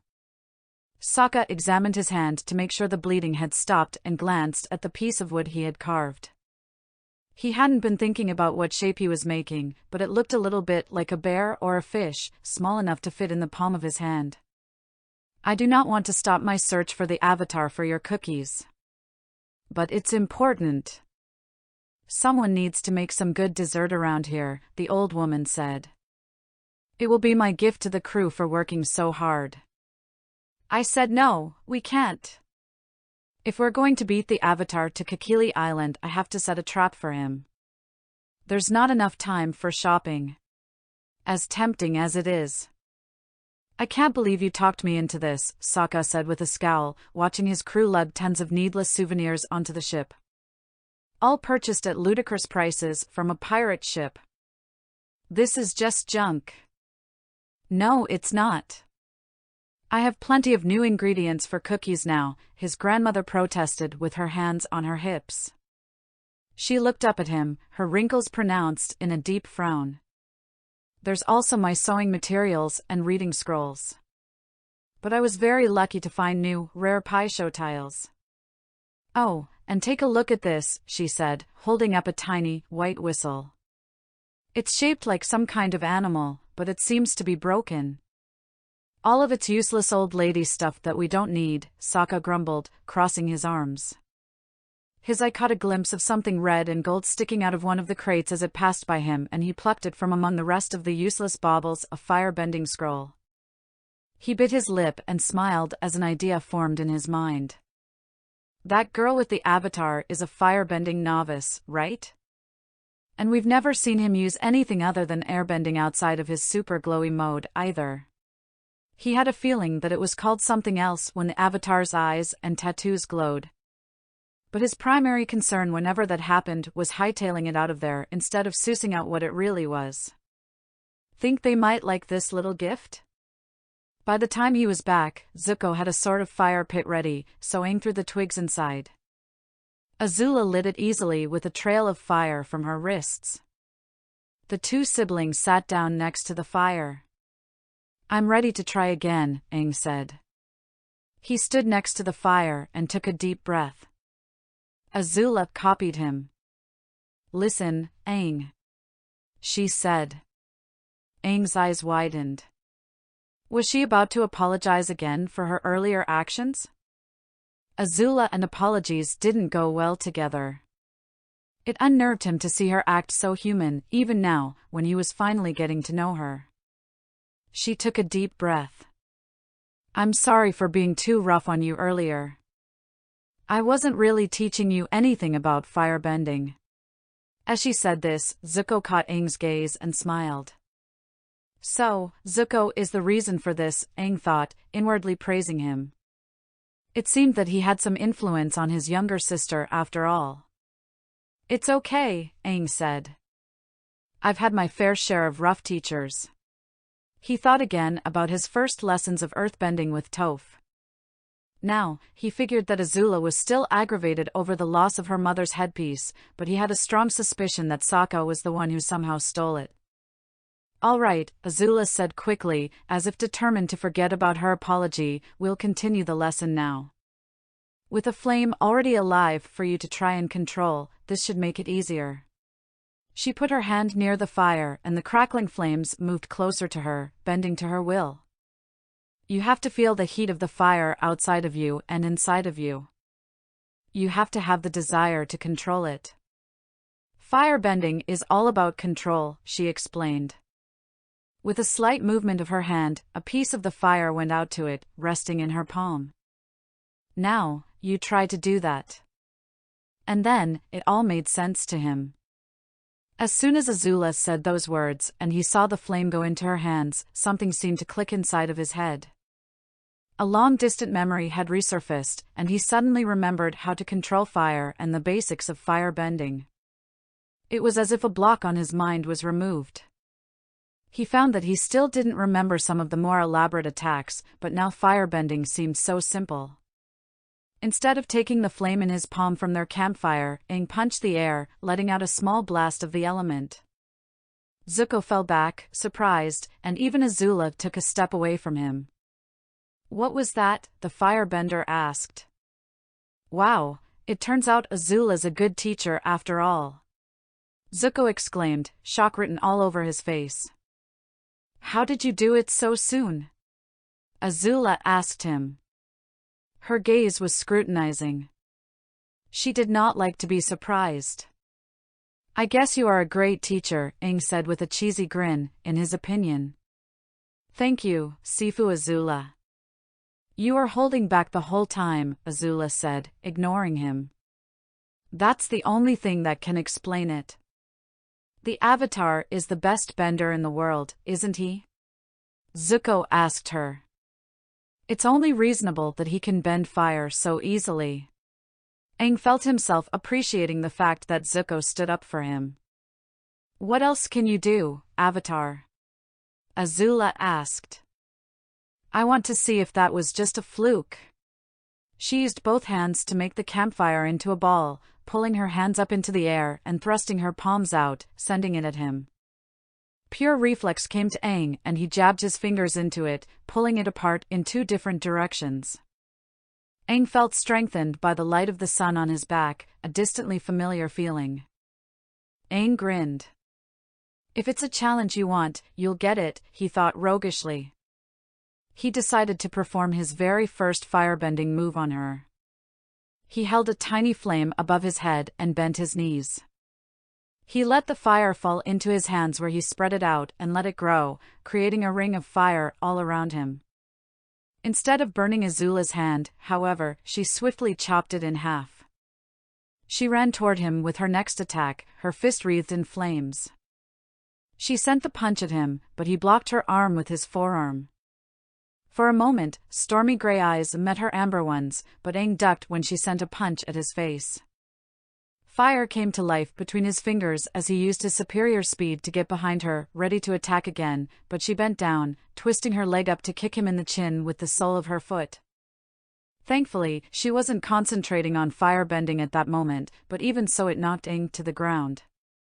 He rubbed his chin as Azula turned around, faintly surprised with her luck. That was pretty flexible of you, Aang said, sitting up with a frown. If I used my airbending, you would have been done for. Azula smirked. Yeah, I know, but that wasn't the point of our little training session, was it? You're just not on par with me yet in firebending. Too bad. Try again next time. Aang's eyebrow twitched. You guys, stop fighting, Zuko said, chiding them like children. I was just checking through our things, and we're out of supplies. We have to find a town and buy some more. Aang picked up his staff and walked to the exit of the clearing with a slump in his step that wasn't there before. He couldn't place why, but the fact that Azula showed him up felt kind of irritating. All right, let's go. Their route had brought them to a ramshackle port town composed of a series of crisscrossing docks extending into the sea from the jungle taking up most of the island. Homes floated on the surface of the water or elevated on wooden planks above the docks with enormous palm fronds sticking out of the top of thatched roofs. In addition to the floating homes, merchant ships docked on the outskirts of town and peddled their wares right on their decks and under the sun. Hawkers shouted to get people to come aboard and peruse. As a whole, the town made Aang think of a combination between the Jianghui fishing village and Ember Island. He didn't look at the clear seawater as they walked above it, didn't admire the gentle surf or the swaying seaweed forest under their feet. It had occurred to Aang that he was no stronger than he was the first time around in his world, and it made him wonder what might have changed in his world if he had been stronger and more focused on his training to begin with. He couldn't keep up with Azula's firebending. Was that because he was younger now? He had been 15 or 16, they'd lost track of the days, before he came to this world, a master of all 4 elements. It had taken him too long to do so that time, but now he could train harder. Smarter. He could become a stronger avatar. Maybe make a difference this time. Hey, you kids, a street vendor yelled at the 3 of them, grabbing their attention. Aang turned to see a small, wiry man who looked just as suspicious as everyone else in the port city, trying to lure in customers for his shop on the boat behind him. Come to this shop. We have all kinds of interesting, exotic things. Wanna go, Aang? Zuko asked, turning to the younger boy. The store vendor came up and put his arm around Aang, and immediately the young boy was hit with his smelly, putrid breath. These guys weren't good news. You guys don't happen to be pirates, do you? Aang asked, unhappy about seeing these particular people again. He remembered his run-ins with them very well. It had been exciting at the time, but they'd been able to capture Aang with ease. We prefer to be called high-risk traders, the man said with a clever grin. So I've heard, Aang said with a sigh. Let's get out of here, guys. Zuko started to walk away with him, but Azula didn't move. Well, I want to go, the firebender said, walking onto the ship while waving her hand dismissively. See you later, boys. Aang slapped his forehead and Zuko grumbled to himself, crossing his arms. By the time the two of them went inside the shop, Azula had already been searching through the numerous shelves. Resignedly, the two boys took a look around for themselves. He found all kinds of items for sale tucked into nooks and crannies that he'd expect pirates to plunder: old pieces of jewelry, strange statuettes, gems of dubious quality. Weapons for ceremony rather than function, but one thing in particular caught his eye.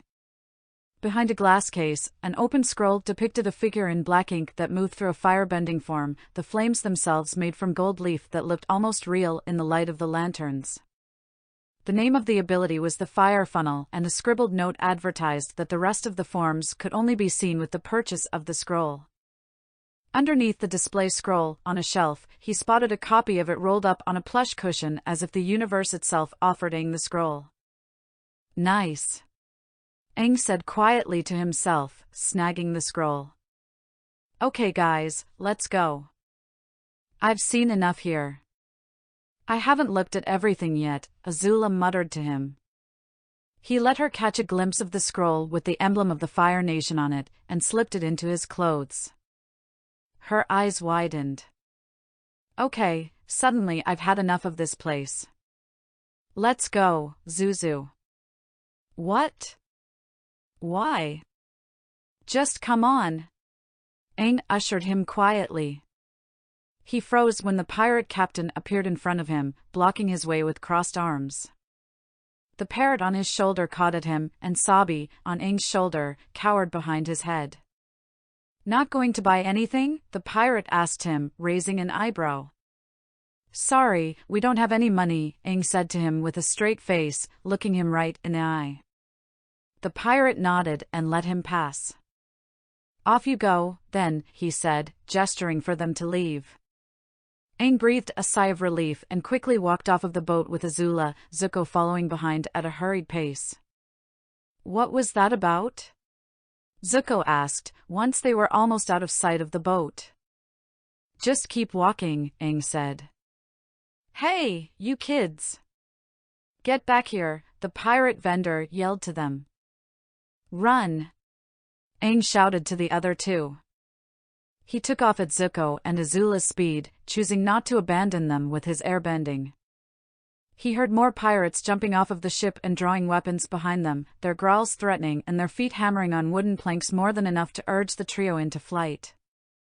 Looking back at the pirates, Aang didn't notice until it was too late that he plowed straight into Sokka. Prince Sokka's ship is docked here, Bato thought with a grin.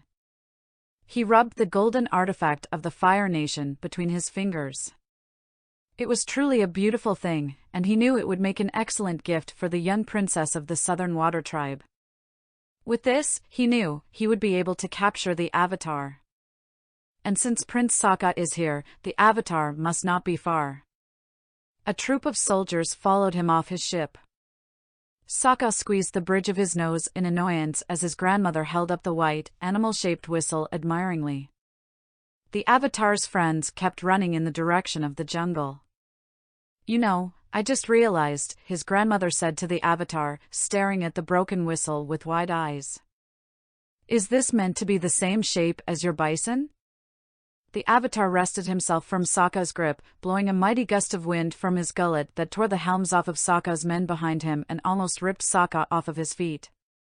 He managed to pull up the water underneath the docks in an attempt to bind the airbender, but he leapt too high and hurled a fireball down at the dock. The wood went up in flames that separated Sokka from his grandmother, with her on the side closer to the Avatar, and even though Sokka extinguished them quickly, the Avatar had taken the time to make his retreat, speeding off in pursuit of his friends as little more than an orange and yellow blur. "Yes, it is," he shouted back at them, presumably answering his grandmother's question. "Thanks for this." Sokka paused for a moment and stared after them, annoyed at his failure to fully set his trap for them in time. He hadn't expected the Avatar to arrive so soon. He cupped his hands over his mouth and shouted after the Avatar, "Enjoy your brand new firebending scroll." Now did they really have to take my whistle? Kanna asked him, pouting. Aang grinned childishly and pocketed the bison whistle, running right past the unrecognizable old woman that was with Sokka. He didn't care that he just ran right past his old friend. He knew Sokka would be joining the chase in a moment, if he was any bit as determined as Zuko used to be. The pirates continued to chase after him, Zuko and Azula, as they twisted throughout the spider web of docks, pushing past shoppers and street vendors with as much haste as they could manage. The pirates behind them bowled over all of the people. Aang's eyes widened as an old man pushed a cart full of cabbages right in their path, but Aang jumped over it with airbending as Zuko and Azula dashed around him. The old man sighed with relief, but Azula turned around quickly and released an arc of flame on the cart to bar the pirate's path, burning the load of cabbages. "My cabbages!" the old man shouted in agony. Sokka, Kanna, and the other pirate waterbenders put out the second fire, blocking their way in a hurry, but by the time the flames cleared, the Avatar was gone. "Captain Seekin, how did you let the boy escape?" Kanna asked the pirate captain. "He was right on board." "And you let him get away?" Sokka exclaimed, turning to him.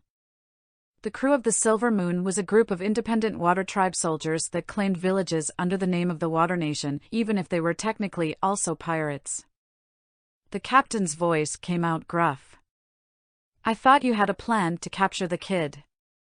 "A trap of sorts. That kid is the Avatar." "We need him," Sokka said. "And yeah, but how was I supposed to know he'd show up so soon? I didn't have enough time to get it all ready." "And he stole my whistle," Kanna interjected. The old woman was ignored. "We can work together to get him back," the prince said, scratching his chin. "We'll easily outnumber him. Maybe I don't need such a convoluted plan. He could adapt easily." This would only be a minor setback. They still had the real firebending scroll. "Aang, you scared me for a second there. I never thought that stupid whistle would work. It barely made a sound," Zuko said with relief, recounting their tale as Appa landed back in their previous campsite. "I thought we were surrounded." "Bison have very sensitive ears," Aang said with a smile, patting Appa on the head. "Good job, boy." The bison moaned in agreement. "Let's take a look at that firebending scroll," Azula said directly, getting close to Aang as he struggled to get it from beneath his shirt. She tried to look over his shoulder as he unfurled it. "I don't care that you stole it from pirates, they deserved it." Aang smiled to himself. Katara would have been proud of him. "Give me some room to breathe," Aang complained to her, but she didn't move. Aang sighed and peered at the scroll's contents. He could already control the fire inside of him. All he needed to do was learn the more complex style of firebending all over again. Considering that Azula's lesson of the basics jogged his memory, he figured that it wouldn't be too hard. "Okay, hold it up. Let me learn it first, and then I'll let you have a go," Azula said, taking a step back from Aang. "Wait," Aang said, frowning.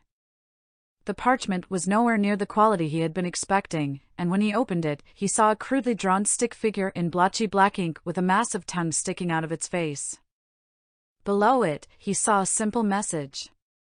"Fooled you." He threw the scroll up in the air, the paper rustling as it fell to the ground. "Ugh. It's a fake." "A fake? What do you mean?" Azula asked, brow furrowing. He stared at the mockery with contempt. Sokka planted this there to trap us. I know it. Zuko groaned. You mean we just did all that for nothing? Aang clenched his own hair between his fingers, annoyed and not completely surprised that Sokka had managed to outsmart them. He should have seen it coming. The scroll sat in such an obvious place, its cushion offering it up as temptation, while the open scroll above had been meant to just grab their attention. Wait, Aang said. This one may be fake, but there was a real scroll there. Right above it, on the wall. There's no way we're going back for that, Zuko said. They'll expect it. Azula clenched her fist as if in victory. Yes, but you got a good look at that real scroll, right, Aang? Can't you just imitate what you saw of it? Aang put his hands on his hips, trying to recall the memory of it. Well, it was only one form. The fire funnel. And I don't know, I didn't really study it that closely. Azula frowned. Are you serious? One glance should be all you need to take in every little detail. Sorry, my memory isn't as good as yours. She groaned and waved her hand at him. Ugh, fine, fine. Just remember what you can and we'll try to figure it out together. Aang rolled his eyes, but complied.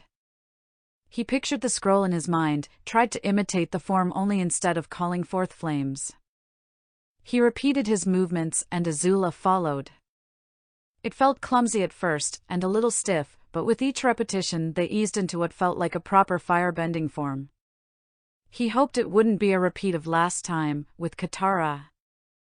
Azula took a solid stance, circling her arms to rest in front of her for a moment, and closed her eyes and concentrated. Zuko and Aang watched intently. She turned away from Aang and opened her eyes, a spark of gold shining through them. She slowly and steadily placed her right hand above her left, palms facing each other, and pulled them away with a snap. Fire roared to life and shot out of her hands in a steady wave, but Aang immediately knew that it wasn't the correct result when the flames fizzled out without taking shape. Azula knew this, too. She was livid. You obviously remember it wrong, she told him. It's not my fault. You could have looked at it, too. The fire is supposed to spiral, Aang noted. The fire spirals outward so that it can't be blocked easily by other benders. It was a penetrating, offensive attack. Aang found it odd that Azula couldn't perform the ability on her first try. He didn't think the girl could fail much of anything. Let me try. The Avatar stepped forward and adopted the firebending stance. His face was set and ready as he gathered the warmth inside of him, taking a deep breath. Firebending is all about the breath. He stepped forward, spun once, exhaled, and ripped his arms apart. The orange flames released, twisting through the air in a loose spiral that expanded as it burned further away from him. They dissipated in the air moments later. Aang smirked as he felt the heat on his face. He was one step ahead of Azula. You'll get it sooner or later, Aang said to her. Azula sent a narrow-eyed glare at him. Her amber eyes flicked open, the fire from their camp reflecting off of them. The girl sat straight up and took one look over her sleeping comrades, and with silent, sure footing, she walked out among the ring of trees and into the jungle that wasn't unlike the one in which she was raised. She moved a safe distance away from camp, intent on going where they wouldn't hear her and wake. She slowly inched away from them, and when she judged that she was safe, she turned to look in front of her to walk at a normal speed, but jumped slightly when she saw the large, round eyes of the lemur staring at her. Sabi purred. Quiet, Azula hissed at her, sending her scampering away. She resumed her stealthy walking through the overgrowth, thankful for the heavy moss that stifled the sound of her footsteps. She didn't care that training by a river in the early hours of the morning was probably a bad idea, but she was so intently focused on mastering the ability that she couldn't think of anything else. Just the thought of Aang surpassing her in bending irked her, when she had been firebending her whole life and he had just started. She felt like she lost control of the situation. Azula hated things that were out of her control. Where would they be, sir? Captain Seekin asked Sokka. They sailed along the river with one of Sokka's own patrol boats as the pirate ship followed close behind. Somewhere along here. Their bison couldn't have gone far, Sokka said, intently searching along the sides of the river. Do you think they'll give my whistle back? Kanna asked him hopefully. Wait a minute, Sokka said, eyes squinting as he scanned the forest. What's that? In the distance, right along the shoreline, he spotted smoke clouds rising above the trees, the telltale sign of a fire that burned on moist wood. Fire streamed from Azula's fists as she sighed with frustration. Why couldn't she get this move? She tried everything, but the fire refused to twist to her will. It was supposed to twirl into a funnel-like shape, but she couldn't get the fire to spin consistently. She moved her bangs out of her eyes with her fingers, but they fell right back into place. The sounds of leaf cicadas had begun to get on her nerves, frazzling her state of mind even further. She sucked in a deep breath and tried the fire funnel 3 times in quick succession, but the flames spun through the air and dissipated when they were out of her reach. On her 4th try, a gust of wind blew just as she let off the attack, blowing the fire in the completely wrong direction and setting one of the trees aflame. Azula cursed. She directed the fire out into the river for a reason. The fire quickly grew, lighting the whole tree up as a beacon for the world to see. Azula grasped at the flames, attempting to pull them back under her control, but one of the other mangroves caught them and its leaves quickly lit up, hot enough even despite the heavy moisture. She pulled some of the fire into a steady stream where she dissipated it into the air, but by that time, the smoke soon engulfed the area. Azula coughed. She didn't think her flames would burn this hot, especially not hot enough to catch the jungle on fire. Her anger had gotten away from her, and she hated it. Where's that little twerp when you need him? She said under her breath. The heat rolled over her, making breathing difficult.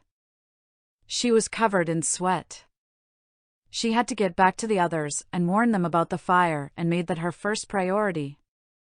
She tried to move forward, but a burning branch fell into her path, blocking off her escape. The only way to go was backwards, into the river. She was about to do so when a large wave of water washed over one of the trees, extinguishing the fire. Great.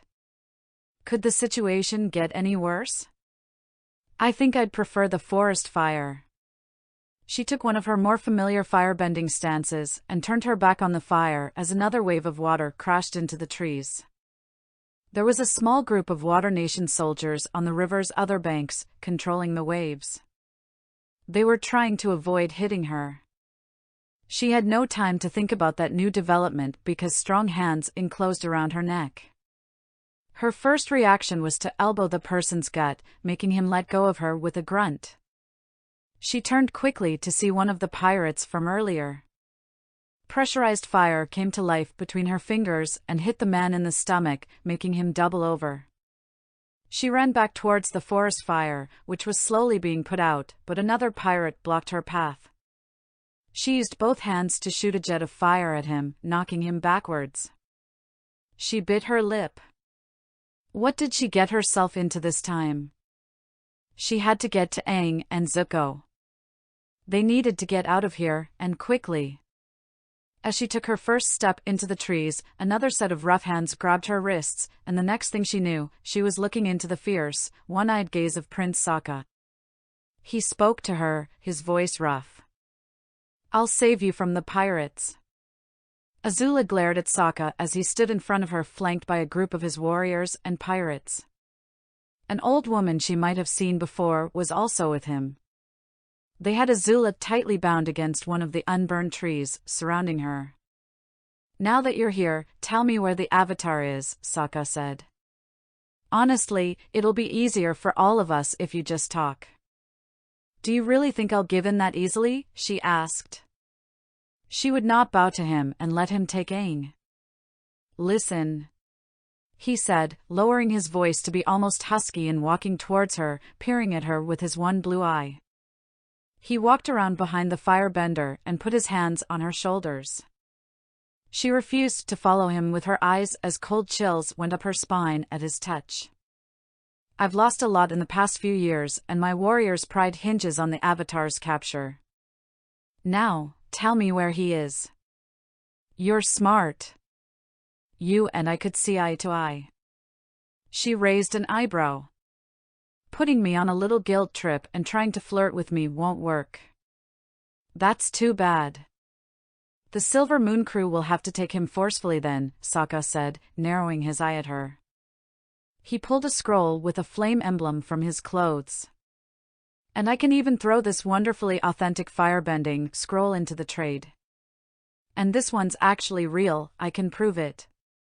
You will never conquer Aang. I told you that last time, Azula said to him. Her eyes lingered on the firebending scroll for only a moment. Sokka, she has much faith in her friends. You would do well to take after her, the old woman said. Be quiet. Sokka yelled to her. I'll handle this. You'll ruin my image. Azula rolled her eyes. I didn't know you were such a loser, she said. Sokka then sent a glare at his grandmother. You probably don't even have friends. Sokka was about to retort when one of his soldiers notified him of another patrol boat approaching, a larger one coated in ice and flying the buffalo yak flag next to the water tribe insignia. Ugh, Bateau, Sokka said, clenching his fists. He turned to his warriors. Go find the Avatar, now. Yes, sir, one of them said, and they all dispersed into the trees. Tell your men to find him, Sokka said to the pirate captain, pointing into the forest. The numerous pirates heard his order and trampled into the woods, while Captain Seekins stayed with the prince. Azula counted the foes before her first. There was Sokka, who was distracted by the oncoming warship. Second, the old lady, who she didn't think of as much of a threat. The pirate captain was the last one there. She knew she could escape undetected. It would be too easy for her, it just had to be done before the other warship and more soldiers arrived. She began to rapidly heat up her hands. The ship was approaching fast, and it was close enough so that she could see a Water Nation man standing on the deck, smirking knowingly at Sokka. He was obviously high-ranked, but Sokka looked at him with deep hatred. She forced more heat into her hands, lighting a small fire in her palm. The other man's ship docked and he confidently strode off of it, with 2 lines of soldiers flanking him. The object that he was casually tossing up and down in his hand made Azula's insides freeze, and all thoughts of escape left her. My headpiece, she shouted at him. Why do you have it? She tried to lunge forward at him, but the tight rope held her in place against the tree. Ah, so this belongs to you, the man named Bateau said, examining the girl. It is out of place for a woman to demand things of a man she hardly knows, in the water tribes, at least. Screw the water tribe. Give that back, she nearly hissed, glaring daggers at him. No, not until it fulfills its purpose, Bateau said, striding over to her. You're already here, but the Avatar was also supposed to be lured. I guess Prince Sokka couldn't perform the task correctly. He glanced over at the prince at the mention of his name. What are you doing here? Sokka demanded with barely contained anger. I'm going to catch the Avatar. You stay out of this. Are you so sure about that? Bateau asked him with a knowing grin. Men, go search for the Avatar. Azula turned her amber gaze to the forest as more soldiers stormed inside, hoping that Aang and her brother would somehow escape. Zuko opened his eyes, hearing the uneven trample of feet on the forest floor. He sat up quickly, grabbing his broadswords. Aang, he called to the younger boy. I know, he said, sitting up from his sleep. Water from the darkness of the forest around them shot out at the Avatar, but he quickly sucked his staff into his hands and stood, making a full circle in the air and swinging his weapon, unleashing furious winds on the people in the trees. Azula! Zuko shouted to his sister, looking over at her sleeping bag. He gasped when she noticed her absence. Aang! She's missing. Aang rolled his eyes at Zuko's words. I have a good feeling about where she is.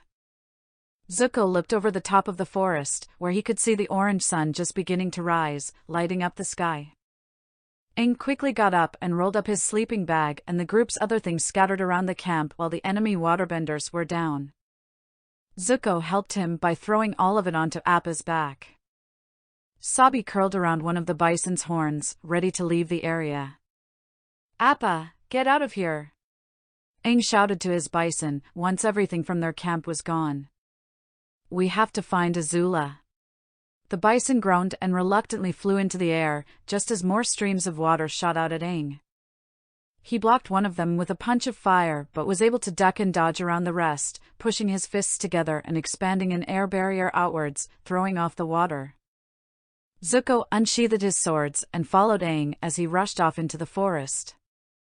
Aang swung his staff at one warrior and held it behind him while he used his other hand to make a wheel formation and blast another away with torrents of wind. A pirate with a bladed staff and waterbending rushed to him, swinging his weapon to match Aang's glider. Aang slammed his staff into the ground, throwing the pirate into a tree with stunning force. Zuko, determined to not fall behind, dodged the spear point of one of the Water Nation soldiers by jumping into the trunk of a tree and pushing himself off of it with a strong kick, barreling into the soldier's side. The soldier, dazed, fell to the ground. Zuko dug his hands into the pouch on his belt and threw 3 of the needles Mai had given to him, pinning another soldier to a tree. He caught one of the pirates up on one of the branches, who was about to hit Aang with waterbending, by throwing kunai through his water skin and dispatching him in close range after the initial distraction. The swordsman spotted a bulky pirate with an odd contraption in his hands aiming his weapon at Aang while his back had been turned. He tried shouting out a warning as the pirate aimed the hand cannons with a net suspended between them and Aang, but it failed to reach Aang in time and the net enclosed him from behind and trapped him against the ground. A moment later, a similar net rushed out at Zuko, knocking him down with its force. Aang immediately tried blasting himself free with fire, but it didn't do any good. Nice try, but this is fireproof netting, the pirate said to him with a grin, dragging them off. Zuko felt hopeless. How was he going to save his sister now? The sun was getting steadily higher in the sky, but it had been less than an hour since the pirates and soldiers had gone off into the jungle to search. Now, the pirates were returning, and to Azula's chagrin, Aang and Zuko were with them, totally bound like her. Sokka looked satisfied and even preened as Captain Seekin strode over to them with a confident smirk. Bateau looked disgruntled. Keep the scroll, the pirate captain said, dismissing them all with a wave of his hand. We've got the Avatar. He's much better than any piece of paper. What? Sokka yelled, infuriated. You are disobeying direct orders. I don't think the Water Emperor will mind when we turn in the Avatar to him, Seekin said. The deal's off. We won. Bateau's soldiers returned from the forest, looking a little worse for wear. They lined up behind him. This isn't over, Bateau said. He seemed almost as angry as Sokka. You pirate rabble. I'll get the Avatar from you myself. Oh. Kanna said quietly, inching away from the growing conflict. She put her hand on Sokka's shoulder. Avoid direct conflict, grandson. Only the sneaky puffin lynx catches the snow mouse. I will find your warriors in the forest.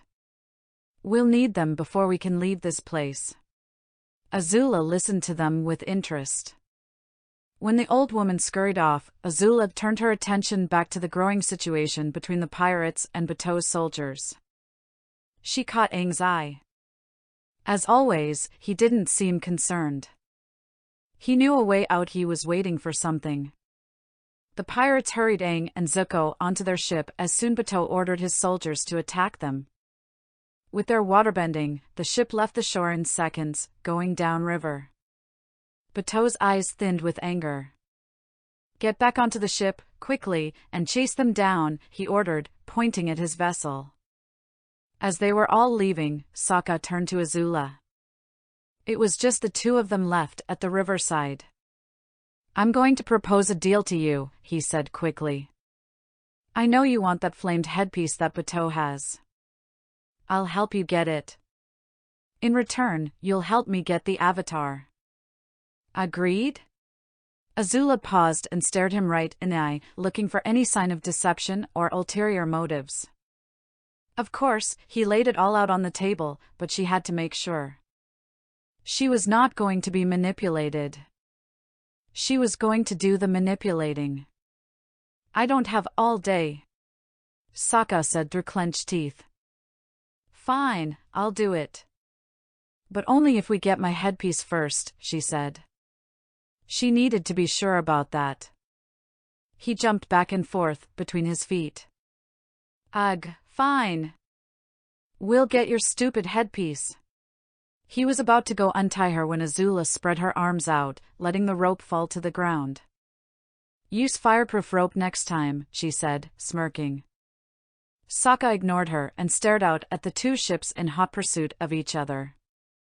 Waterbenders on board each were sending blocks of ice at each other, but it was doing nothing to harm the other ship. "Follow me," Sokka said, rushing out to the water. Azula ran after him and gripped his shoulders just in time for him to jump into the river, skating along the surface of it with his waterbending.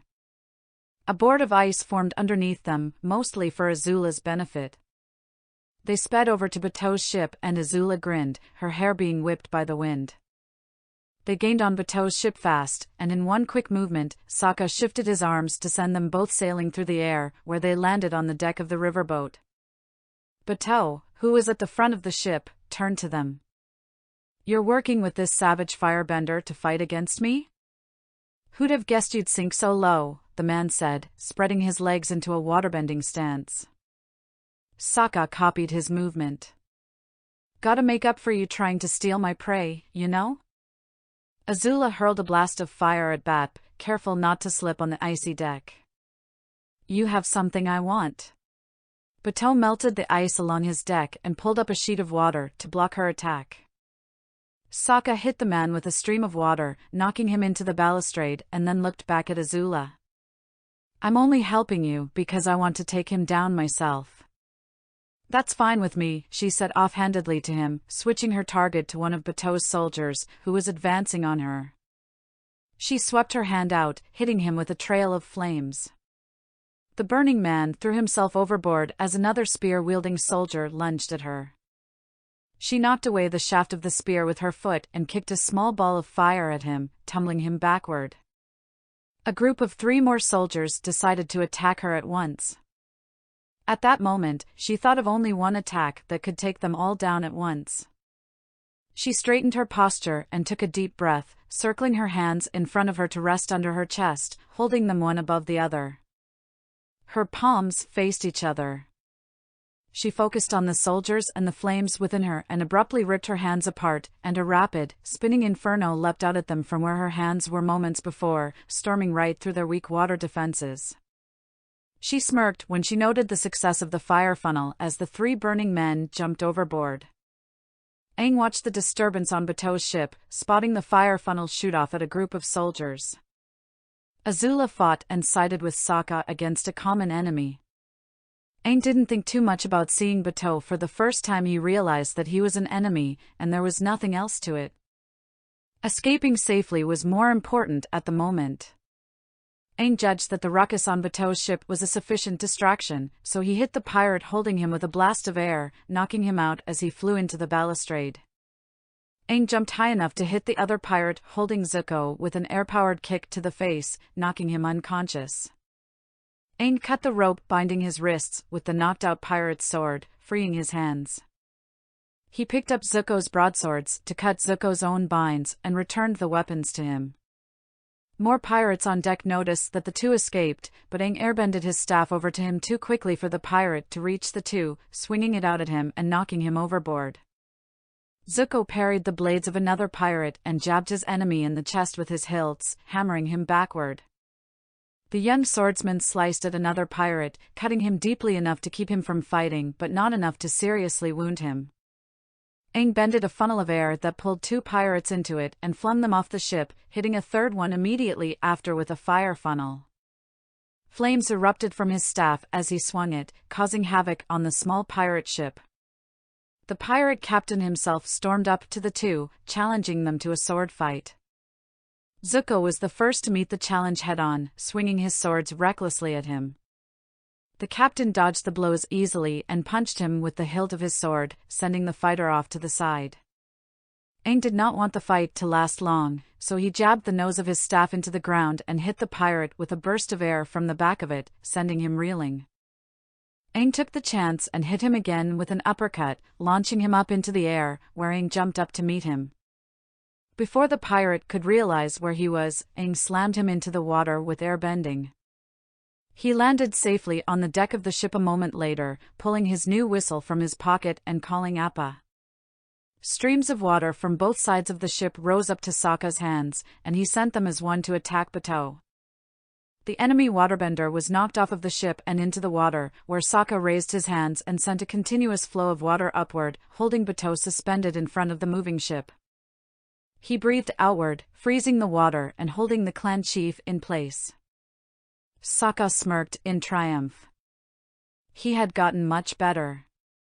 The next moment, Bato's ship crashed into the ice pillar that imprisoned Bato, ripping through the wooden bow. Bato just narrowly escaped being crushed by his own ship when Sokka barely managed to unfreeze him and let him fall into the river. Sokka and the firebender girl stumbled as the ship rocked even as she continued to fight Bato's warriors.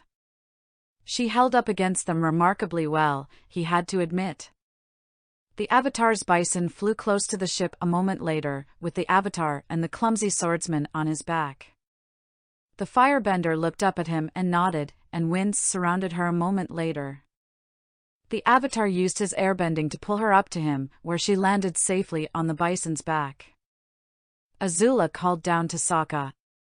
"Sorry, the deal's off," she shouted, waving at him with 2 fingers and a coy smile. Sokka stared after her coldly as the Avatar flew away. He looked down at his feet once the Avatar's bison flew out of his sight. It was then that a glint of gold caught his eyes. Bato must have dropped it. Sokka picked up the firebender's flamed headpiece and clutched it in his grip, staring out at the horizon. The Avatar would yet be his. Azula sighed with relief as she stretched on Appa's back. "Well, that was a long and eventful day," she mused. "Yeah, all because of that firebending scroll," Aang said, sitting with them. "That was a mean trick you played on Sokka, you know." "Yeah, but it didn't matter," she said. "I didn't really get what I wanted." "What did you expect me to do, hand you over to him?" "You wanted your headpiece, didn't you?" "Where is it?" Aang asked. "I didn't get it." "But it's fine, I didn't hold out on my part of the deal either," she said, picking at her nails. Zuko crossed his arms. "That was really dangerous, Azula." "Yeah, I know." "But no harm done, right?" she asked, reclining against the back of the saddle. "No," Aang said. He wished he could have been the one to fight alongside Sokka, but would his old friend ever want to? "Too bad we don't have that firebending scroll, though." "Who says we don't have it?" Azula asked, waving it tauntingly at him. Zuko perked up. "How'd you get your hands on that?" "I snagged it from Sokka before I left," she said. "Now we can both learn more firebending together." She locked eyes with Aang. "Let's see who can learn everything on the scroll first." Aang grinned at her. "I'm impressed." "You're on." Author's notes, that was the longest chapter I've ever written. That's the biggest reason why this one took a few days longer than intended to come out. I'll keep my notes short this time. Sorry, I had to do the "I'll save you from the pirates" scene, because as one reviewer mentioned, it would be a riot. It was fun to do my own little Sokka Azula twist on the situation. Next chapter - the Academy, a new version of a different episode.